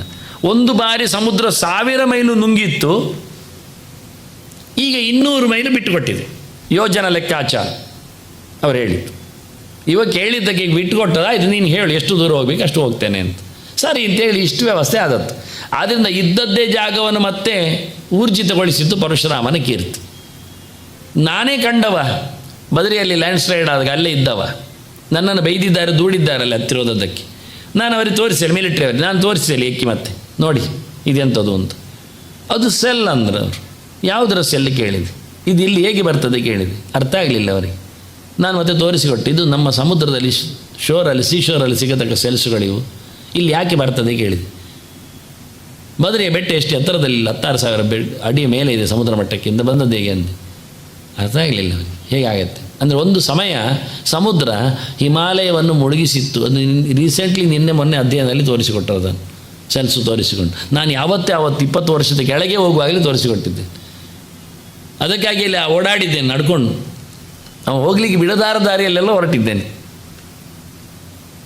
ಅಂದರೆ ಸಮುದ್ರ ಏನೆಲ್ಲ ನುಂಗಿರ್ತದೆ ಒಂದು ವಾರಕ್ಕೆ ಕತೆ ಇದ್ದಾಗೆ, ಧನುಷ್ಕೋಟಿಯ ಲೆವೆಲ್ ಇದ್ದಾಗೆ. ರೀಸೆಂಟ್ಲಿ ಅದು ಮತ್ತೆ ಓಪನ್ ಆದ್ದು, ಸಿಕ್ಕಿದ್ದು. ಮೊನ್ನೆ 50 ವರ್ಷದ ಕೆಳಗೆ ಧನುಷ್ಕೋಟಿ ಇಲ್ಲ, ಹೋಗಿತ್ತು. ಹಾಗೆ ಸಮುದ್ರ ಕಬಳಿಸ್ತದೆ ಅದನ್ನು ಮತ್ತೆ ಭೂಭಾಗ. ಈಗ ಬಹಳ ಕಮ್ಮಿ ಮಟ್ಟದಲ್ಲಿ ನಮಗೆ ಸಮುದ್ರ ಕೊರೆತ ಎಲ್ಲ ಕೇಳೋದು. ಹಿಂದೆ ಆಗಲ್ಲ, ಬಹಳಷ್ಟು ಜಾಗಗಳನ್ನು ಪಡೆದಿತ್ತು. ಪರಶುರಾಮ ಅದನ್ನು ಮತ್ತೆ ಪುನಃ ತನ್ನ ತೇಜಸ್ಸಿನಲ್ಲಿ ಅದು ಬ್ರಾಹ್ಮಣರ ಮಾದಕ್ಕೆ ಅವ್ರು ಕೇಳ್ತಾರೆ, ನಮ್ಮ ಗ್ರಾಮ ಎಲ್ಲ ಹೋಗಿದೆ, ನಾವೇ ಕೊಡಿಸು ಮಾರಾಯ. ಸರಿ ಅಂತೇಳಿ ಸಮುದ್ರದಲ್ಲಿ ಮಾತಾಡಿಸಿ ಕೊಟ್ಟ. ಅದರ ಕಥೆಗಳನ್ನೆಲ್ಲ ಪುರಾಣಗಳು ಹೇಳಿದ್ದನ್ನು ಇಲ್ಲಿ ಕೊಟ್ಟಿದ್ದೇನೆ. ವಾಮನ ಪುರಾಣದ್ದು ಸುಮಾರು ಪುರಾಣಗಳ ಮಾತುಗಳನ್ನು ತಂದಿದ್ದೇನೆ. ಜಾಮದಗ್ನಿ ಮಹಾಬಾಹೋ ರಾಕ್ಷಸಾನ್ ರಾಜರೂಪಿಣಃ ಅತ್ವಾ ತದ್ ರಕ್ತಗುಂಡೇಶು ಕೃತ್ವ ಪಿತೃಜಲಕ್ರಿಯಾಂ. ಇಲ್ಲಿ ರಾಕ್ಷಸರನ್ನು ರಾಜರೂಪದಲ್ಲಿದ್ದದ್ದು ಅಂತ ಒಂದು ಕ್ಲೂ ಕೊಟ್ಟರು. ಗಮನಿಸಿ, ಆಗ ನಾನು ದುಷ್ಟ ಕ್ಷತ್ರಿಯ ಅಂತ ಶಬ್ದ ಹಾಕಿ ತೋರಿಸಿಕೊಟ್ಟೆ. ರಾಜರನ್ನೆಲ್ಲ ಕಡೆದ ಅಂದರೆ ಎಂಥ ರಾಜರು ಅಂತೇಳಿ ರಾಕ್ಷಸರು ಅಂತ ಹೇಳಿತು. ತದ್ ರಕ್ತಗುಂಡೇಶು ಕೃತ್ವ ಪಿತೃಜಲಕ್ರಿಯಾಂ ಮಹೀಂ ನಿಕ್ಷತ್ರಿಯಾಂ ಕೃತ್ವ ಯಜ್ಞಂ ಕೃತ್ವ ಅಶ್ವಮೇಧಿಕಂ. ನಾನಾಗ ಕಥೆಯಲ್ಲಿ ಹೇಳಿದ್ದೆ, ಅಶ್ವಮೇಧ ಯಾಗ ಮಾಡಿ ದಾನ ಮಾಡಿದ ಅಂತ. ಪ್ರಾಯಶ್ಚಿತ್ತವನ್ನು ಮಾಡಿದ್ದಾನೆ. ಹೇಗೆ ಧರ್ಮರಾಜ ಕುರುಕ್ಷೇತ್ರ ಯುದ್ಧದ ಬಳಿಕ ಅಶ್ವಮೇಧ ಯಾಗ ಮಾಡಿದ, 3 ಮಾಡಿದ, 5 ವರ್ಷದ ಪೀರಿಯಡಿನದ್ದು. ಎಷ್ಟು ಲಾಂಗ್ ಪೀರಿಯಡ್ ನೋಡಿ ಅವನು ಮಾಡಿತ್ತು. ನಮಗೆ ಯಜ್ಞ ಮಾಡೋದು 3-4 ದಿನದಲ್ಲಿ, 1 ವಾರದೊಳಗೆ ಮಾಡಿ ಮುಗಿಸ್ತೇವೆ. ಇವನು 5 ವರ್ಷ ಕಾಲದ ಲಾಂಗ್ ಪೀರಿಯಡ್, ಪಂಚವಾರ್ಷಿಕ ಯೋಜನೆ ಅಂತೆ ಅಂಥದ್ದು 3 ಸೆಟ್, ಒಂದಾದ ನಂತರ ಇನ್ನೊಂದು ಮತ್ತೆ ಪುನಃ ಪ್ರಾಯಶ್ಚಿತ್ತವಾಗಿ. ಹಾಗೆ ಇವನು ಸಹ ಅಶ್ವಮೇಧ ಯಾಗ ಮಾಡಿ ದಕ್ಷಿಣಾರ್ಥ ಮಹಿಂ ದತ್ವ ಕಾಶ್ಯಪಾಯ, ಜಗತ್ತಿನ ಎಲ್ಲವನ್ನು ಮತ್ತೊಮ್ಮೆ ತಾನು ಪಡೆದ ರೀತಿಯನ್ನೆಲ್ಲ ಕಶ್ಯಪರಿ ಕೊಟ್ಟು, ಜಗತ್ಪ್ರಭೋ ಗತ್ವಾ ಮಹೋದತಿಂ ತತ್ರ ಸಮುದ್ರೇಣ ಕೃತಾಲಯ. ಮತ್ತೆ ಸಮುದ್ರದಲ್ಲಿ ಹೋಗಿ ಕೇಳಿ ಆಚೆ ಹೋಗಲಿಕ್ಕೆ ನಿಲ್ಲಿಸಿ ತಾನು ಮತ್ತೆ ಜಾಗ ಮಾಡಿಕೊಂಡು ಕೂತಿದ್ದಾನೆ. ಸಹ್ಯಾದ್ರೌ ರಮಣೀಯತ್ವಂ ತಪಶ್ಚರಸಿ ಭಾರ್ಗವ. ಲೋಕದ ಕ್ಷೇಮಕ್ಕಾಗಿ ಮತ್ತೆ ಎಲ್ಲರೂ ಏನು ಮಾಡಬೇಕು ಅಂದರೆ ದೇವರ ಚಿಂತನೆ ಮಾಡಬೇಕು ಅಂತ ತೋರಿಸಿಕೊಟ್ಟವನಿ. ಅಂತರ್ಹಿತೆ ಸರಿನ್ನಾಥೆ ರಾಮ ಸರ್ವಮುದನ್ಮುಖ. ಇದು ಜ್ಞಾನ ಕಾರ್ಯಕ್ಕೋಸ್ಕರ ಹೇಳಿದ್ದು ನಾನು. ಇರಲಿಕ್ಕೆ ವ್ಯವಸ್ಥೆ ಮಾಡಲಿಕ್ಕೆ ತಿಳಿದವರಿಗೆ, ಜ್ಞಾನಿಗಳಿಗೆ, ಓದುಗರಿಗೆ ಅಂತ ಸಮುದ್ರದವನ್ನು ಬದಿಗೇರಿಸಿ, ಅದು ಸಮುದ್ರ ಕೈ ಮುಗಿದಿದ್ದಾನಲ್ಲಿ. ಗಲಾಟೆ ಮಾಡಿದ ನಂತರ ಸಮುದ್ರ ಬಂದ, ಕೇಳಿದ, ಆಯಿತು ಅಂದ. ಮೊದಲು ಬಿಲ್ಲು ಹಿಡಿದಿದ್ದ, ಆಗ ಚಿತ್ರದಲ್ಲಿ ತೋರಿಸಿದ್ದೆ ನಾನು ಬಿಲ್ಲು ಹಿಡಿದದ್ದು. ಬಾಣ ಹೊಡಿತೇನೆ ಅಂತ ಹೊರಟಿದ್ದ. ಆದರೆ ಮತ್ತೆ ಸಮುದ್ರ ಬಂದು ಕೇಳಿದ ಏನು ಮಾಡಬೇಕು ಅಂತ, ಹೀಗೆ ವಿಷಯ ಅಂದ. ಹಾಗಾದರೆ ನೀನು ಮಾರ್ಕ್ ಮಾಡಿಕೊಡು, ನಾನು ಮಾಡುತ್ತೇನೆಂದ. ಆಗ ಮಾರ್ಕ್ ಮಾಡುವಾಗ ಇವ ಕೈಯಲ್ಲಿದ್ದದ್ದು ಬಾಣದಲ್ಲಿ ಅಲ್ಲ, ಸುರುವವನ್ನು ಎಸೆತು. ಆಹುತಿ ಕೊಡತಕ್ಕದ್ದು ಸೃಕುಸೃವಗಳು ಯಜ್ಞದಲ್ಲಿ. ಹಾಗಾಗಿ ಅದನ್ನು ನಾನು ಕೇಳುವಾಗ ಬಾಣ ಇತ್ತು, ಎಸೆಯುವಾಗ ಅಸುರವಾಗಿತ್ತು. ಅದಕ್ಕೆ 2ನೇ ಕಡೆ, ಇನ್ನೊಂದು ಕಡೆ ಬ್ರಹ್ಮಾಂಡ ಪುರಾಣದ ಗೆರೆಯನ್ನು ಕೊಟ್ಟಿದ್ದೇನೆ. ಸಮುದ್ರ ಒಪ್ಪಿಕೊಂಡ. ಅಂತರ್ಹಿತೇ ಸರಿನ್ನಾತೆ, ವರುಣ ಹೋದ ಬಳಿಕ ರಾಮ ಸ್ರುವಂ ಉದಂಗ್ಮುಖ ಭ್ರಾಮಯಿತ್ವ ಅತಿವೇಗೇನ ಕ್ಷಿಕ್ಷೇಪ ಲವನಾರ್ಣವೇ ಕ್ಷಿಪ್ತತ್ವೇನ ಸಮುದ್ರೇತು ದಿಶಮುತ್ತರಂ ಉತ್ತರ ಪಶ್ಚಿಮಾಂ ಗತ್ವಾ ಸರ್ವೋಪತದ್ರಾಶನ್ ಯೋಜನಾನಾಂ ಶತದ್ವಯಂ. ಎಷ್ಟು ದೂರಕ್ಕೆ ಬಿದ್ದಿತ್ತು ಅಂದರೆ 200 ಮೈಲು ಅಂತ ನಾನು ಶಬ್ದ ಹೇಳಿದೆ. ಯೋಜನೆ ಶಬ್ದ ಅರ್ಥ ಮಾಡ್ತಾ, ಯೋಜನೆ 200 ಯೋಜನೆ ಬಿದ್ದಿತ್ತು. 1000 ಯೋಜನೆ ಕಬಳಿಸಿದ್ದ, 1/5 ವಾಪಸ್ಸು ಮರುಗಳಿಸಿದ್ದ, ಅಷ್ಟು ಮತ್ತೊಂದಿಲ್ಲ. ಉತ್ಸಾರಯಿತ್ವ ಸಲಿಲಂ ಸಮುದ್ರ ಸ್ರಾವ ಆತ್ಮನಃ ಅತಿಷ್ಠತ್ ಅಪಸುತ್ಯೋರ್ವೀಂ ದತ್ವ ರಾಮಾಯ ಪಾರ್ಥಿವ ಅನಧಿಕ್ರಾಂತ ಮರ್ಯಾದ. ಮತ್ತೆ ಹೇಳಿಬಿಟ್ಟಿದ್ದಾನೆ ರಾಮ, ಇನ್ನೊಮ್ಮೆ ನಾನು ಎಸಿಲಿಕ್ಕೆ ಬರುವುದಿಲ್ಲ, ನೀನು ಈಚೆ ಬರಲಿಕ್ಕಿಲ್ಲ. ಆಯಿತು. ಎಷ್ಟೋ ಜನ ಕೇಳೋದುಂಟು, ಮತ್ತೆ ಎಲ್ಲಿಯಾದರೂ ಯಾವಾಗಾದರೂ ಈಚೆ ಮುಳುಗಿಬಿಟ್ರೆ, ಸಮುದ್ರ ಹಾರಿಬಿಟ್ರೆ ಆರೋದಿಲ್ಲ. ಸಮುದ್ರ ಹೇಳಿದ್ದಾನೆ ನಾನು ಆರೋದಿಲ್ಲ, ಹಾರ್ತೇನೆ, ಹೇಳೋದು ಮಾತ್ರ ಆರೋದಿಲ್ಲ ಅಂತಾನೆ. ಬರಲಿಕ್ಕೆ ನೋಡ್ತೇನೆ, ನೀವೆಲ್ಲಿ ಆದರೂ ಕಟ್ಟಿದರೆ ನಾನು ಈಚೆ ಬರ್ತೇನೆ, ನೀವು ಕಟ್ಟದಿದ್ದರೆ ನಾನು ಬರೋದಿಲ್ಲ. ಇಬ್ಬರು ಸೈಲೆಂಟ್ ಇರಬೇಕು. ಅನಧಿಕ್ರಾಂತ ಮರ್ಯಾದ ಯಥಾಕಾಲಂ ಮೃಗುದ್ವ ಸಮಯಂ ಸ್ಥಾಪಯಾಮ. ಸಮಯ ಅಂದರೆ ಒಂದು ಅಗ್ರಿಮೆಂಟ್ ಸ್ಥಾಪಯಾಮಾಸ ತಸ್ಸೇವ ಅನುಮತೆ ಭುವಿ. ಅವನದ್ದೇ ವರುಣನದ್ದೇ ಮಾತುಕತೆಯಲ್ಲಿ ನಡೆದ ಘಟನೆ ಅಂತ ಹೇಳ್ತಾರೆ. ಈಗ ಮುಂದಕ್ಕೆ ನಮ್ಮದು ತುಳುನಾಡಿನ ಪರಶುರಾಮ. ಇದಕ್ಕೊಂದು ಗೆರೆಗಳು, ಇಲ್ಲಿ ಬರತಕ್ಕಂಥ ಮಾತುಗಳು. ಇದು ಬ್ರಹ್ಮಾಂಡ ಪುರಾಣದ ಮಾತು. ಅನೇಕ ಅಂಶಗಳು ಇಲ್ಲಿವೆ. ಎಷ್ಟರ ಮಟ್ಟಿಗೆ ನನಗೆ ವಿವರಣೆಯಲ್ಲಿ ಹೇಳಲಿಕ್ಕಾಗುತ್ತೋ ಅಷ್ಟು ಹೇಳುತ್ತೇನೆ.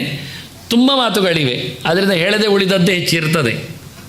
ಎಷ್ಟು ಸಮಜಾಯಿಷಿ ಆಗ್ತದೆ ಅರ್ಥ ಆಗುವುದಿಲ್ಲ. ಮತ್ತೆ ಬಾಣಮ್ಮ ಮೋಚ ಜಲದೌ ನಿಹತಾಸ್ತೇನ ವಜ್ರಿಣ ನಿಹತಾಸ್ತೇನ ಪತ್ರಿಣ ಅಂಬುದಿಸ್ತಾ ಮಹಾದೈತ್ಯಾ ಅದ್ವಿಷ್ಟ ಅಭ್ಯದ್ರವತ್ತದ. ಅಬ್ದಿಷ್ಟ ಅಭ್ಯದ್ರವತ್ತದ ವಿಷಯ ಏನಾಯಿತು ಕೇಳಿದರೆ, ಇಲ್ಲಿ ಮಗದೊಂದು ಮುಖ ಇದೆ. ಬಾಣಕ್ಷೇಪ ಮಾಡಿದ ಕಥೆ ಹೇಳುತ್ತಾನೆ.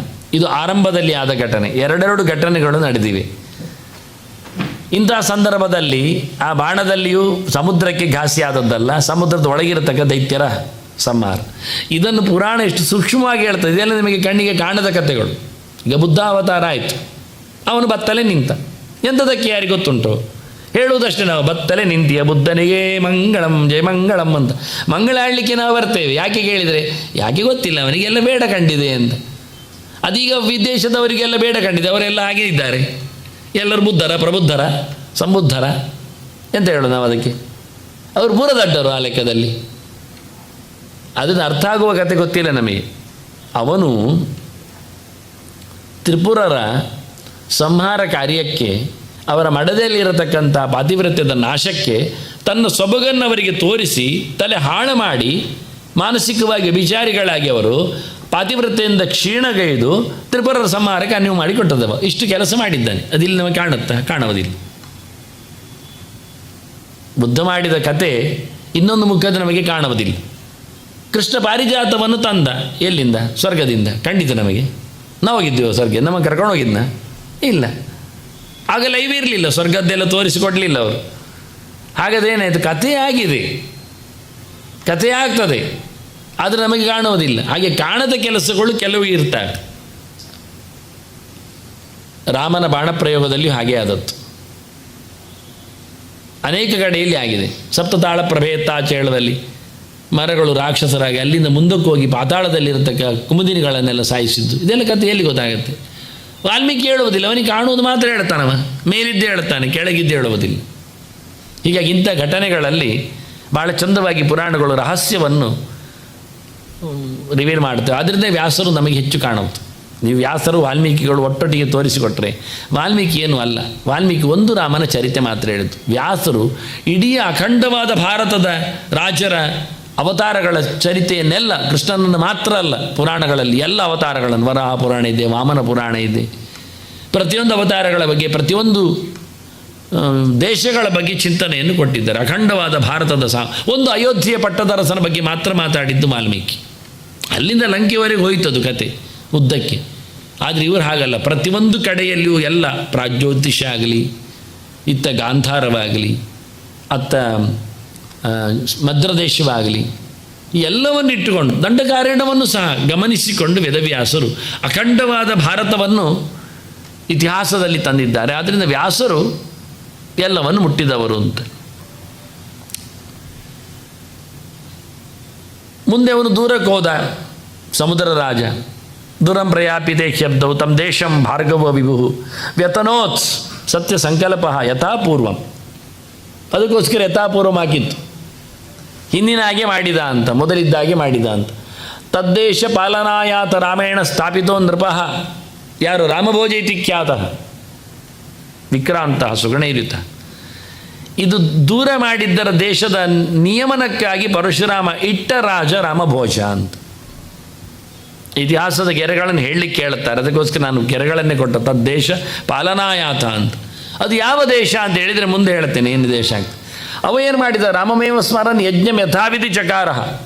ಪರಶುರಾಮನನ್ನೇ ನೆನೆಸಿಕೊಂಡು ಯಜ್ಞ ಮಾಡಿದ. ತಥಾ ದಾನಾನಿ ಸರ್ವಾಣಿ ಚಕಾರ ವಿಧಿವಾನ್ ನೃಪ.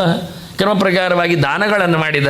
ದಾನಗಳಲ್ಲಿ ದೊಡ್ಡ ದಾನ ಯಾವುದು ಕೇಳಿದರೆ ತುಲಾಪುರುಷ ದಾನ ಅಂತ.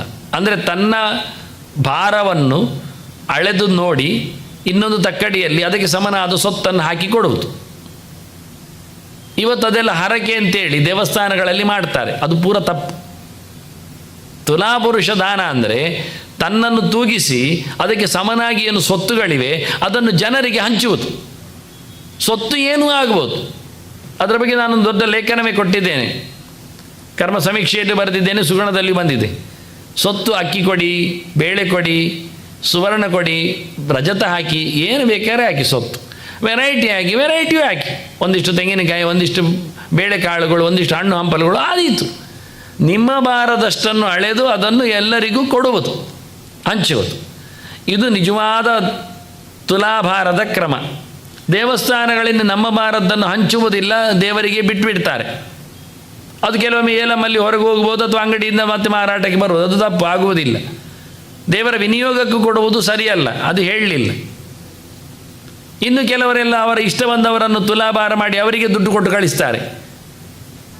ಅವರಿಗೆ ಅದನ್ನು ಯಾರು ದೊಡ್ಡ ದೊಡ್ಡ ಜನರನ್ನು ತೆಂಗಿನಕಾಯಿಂದ ಅಕ್ಕಿಯಿಂದೆಲ್ಲ ತುಲಾಭಾರ ಮಾಡಲಿಕ್ಕೆ ಹೋದೆ, ಮಾಡಿದ್ದು ದುಡ್ಡಲ್ಲಿ ಮಾಡೋದು. ಅವರು ಹೇಳ್ತಾರೆ, ನೀನು ಅದೆಲ್ಲೆಲ್ಲ ಮಾಡೋದು ಬೇಡ, ಮಾಡೋದಾದರೆ ದುಡ್ಡಲ್ಲಿ ಮಾಡೋದು.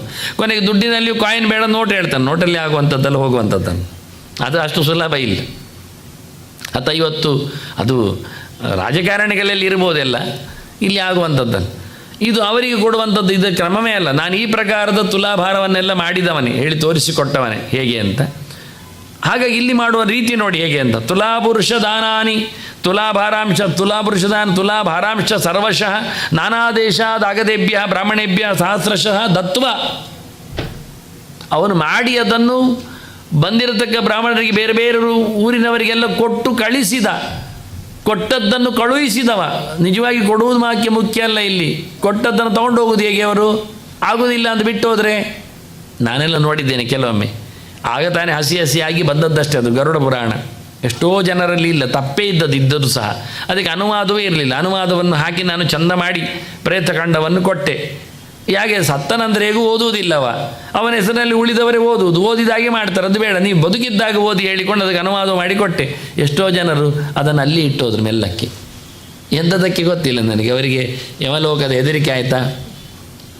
ಹಾಗಾಗಿ ನನ್ನ ಲೆಕ್ಕಾಚಾರದಲ್ಲಿ ತೊಗೊಂಡು ಹೋಗ್ಲಿಕ್ಕೆ ಆಗಲಿಲ್ಲ ಪಾಪ. ಚೀಲ ಕಮ್ಮಿ ಆಯಿತು, ಜಾಗ ಹೆಚ್ಚಾಯಿತು, ಏನೋ ಭಾಳ ಸಣ್ಣದು, ಒಂದು 250 ಪೇಜಿದ್ದು. ಹಾಗೆ ಎಲ್ಲಿಯಾದರೂ ಅವರು ಬಿಟ್ಟು ಹೋದರೆ ಮತ್ತೆ ಪುನಃ ಕೊಟ್ಟು ಬರೋದು ಹೇಗೆ? ಅದಕ್ಕೋಸ್ಕರ ರಾಜ ಏನು ಮಾಡಬೇಕಂದ್ರೆ, ದಾನ ಕೊಟ್ಟರೆ ಏನು ದೊಡ್ಡ ಸಂಗತಿ ಅಲ್ಲ. ಒಂದು ಹೊರೆ ಕೊಟ್ಟ, ಒಂದಿಷ್ಟು ದೊಡ್ಡ ಮೂಟೆ ಆಯಿತು, ಯಾರು ಹೊತ್ಕೊಂಡು ಹೋಗ್ತಾರೆ? ಅದಕ್ಕೆ ಇವನು ದತ್ವ ಪ್ರತಿಗ್ರಹಂ ತೇಷಾಂ ಪ್ರೇಷಯಾಮಾಸ, ಅವರ ಮನೆಗೆ ಕರ್ಕೊಂಡೋಗಿ ಬಿಟ್ಟವ ಭಕ್ತಿತ, ಅವರ ಮೇಲಿನ ಪ್ರೀತಿಯಿಂದ ಕ್ರಮ. ಇದೆಷ್ಟು ಶತಭಾರಂ ಸ್ವಭೃತ್ಯಶ್ಚ ಕಣ್ವಾಶ್ರಮೋದಂ ಪ್ರತಿ.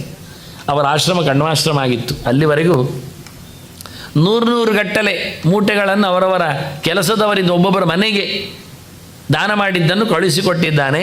ಹೀಗಾಗಿ ಏನಾಯಿತು, ಮುಂದಕ್ಕೆ ಜನ ಭಾರಿ ಖುಷಿಯಲ್ಲಿ ತತಃಪ್ರಭೃತಿ ದೇಶೇಶು ಗ್ರಾಮೇಶು ನಗರೇಶು ಚ ತುಲಾಭಾರ ಇತಿ ಪ್ರಾಹು ತಮ್ ನೃಪಂ ದ್ವಿಜ ಸತ್ತಮ. ತುಲಾಭಾರ ಅಂದರೆ ಕರೆದು. ಇತಿಹಾಸದಲ್ಲಿ ಒಬ್ಬ ತುಲಾಧಾರ ಇದ್ದ ವೈಶ್ಯ, ಒಬ್ಬ ಶೂದ್ರ ವ್ಯಾಪಾರಿ, ಇವನನ್ನು ತುಲಾಭಾರ ಅಂತ ಕರೆದ್ರು. ಸ್ವಲ್ಪ ಅದು ಹೆಚ್ಚು ಕಮ್ಮಿ ಆಯಿತು ಅವರಿಗೆ.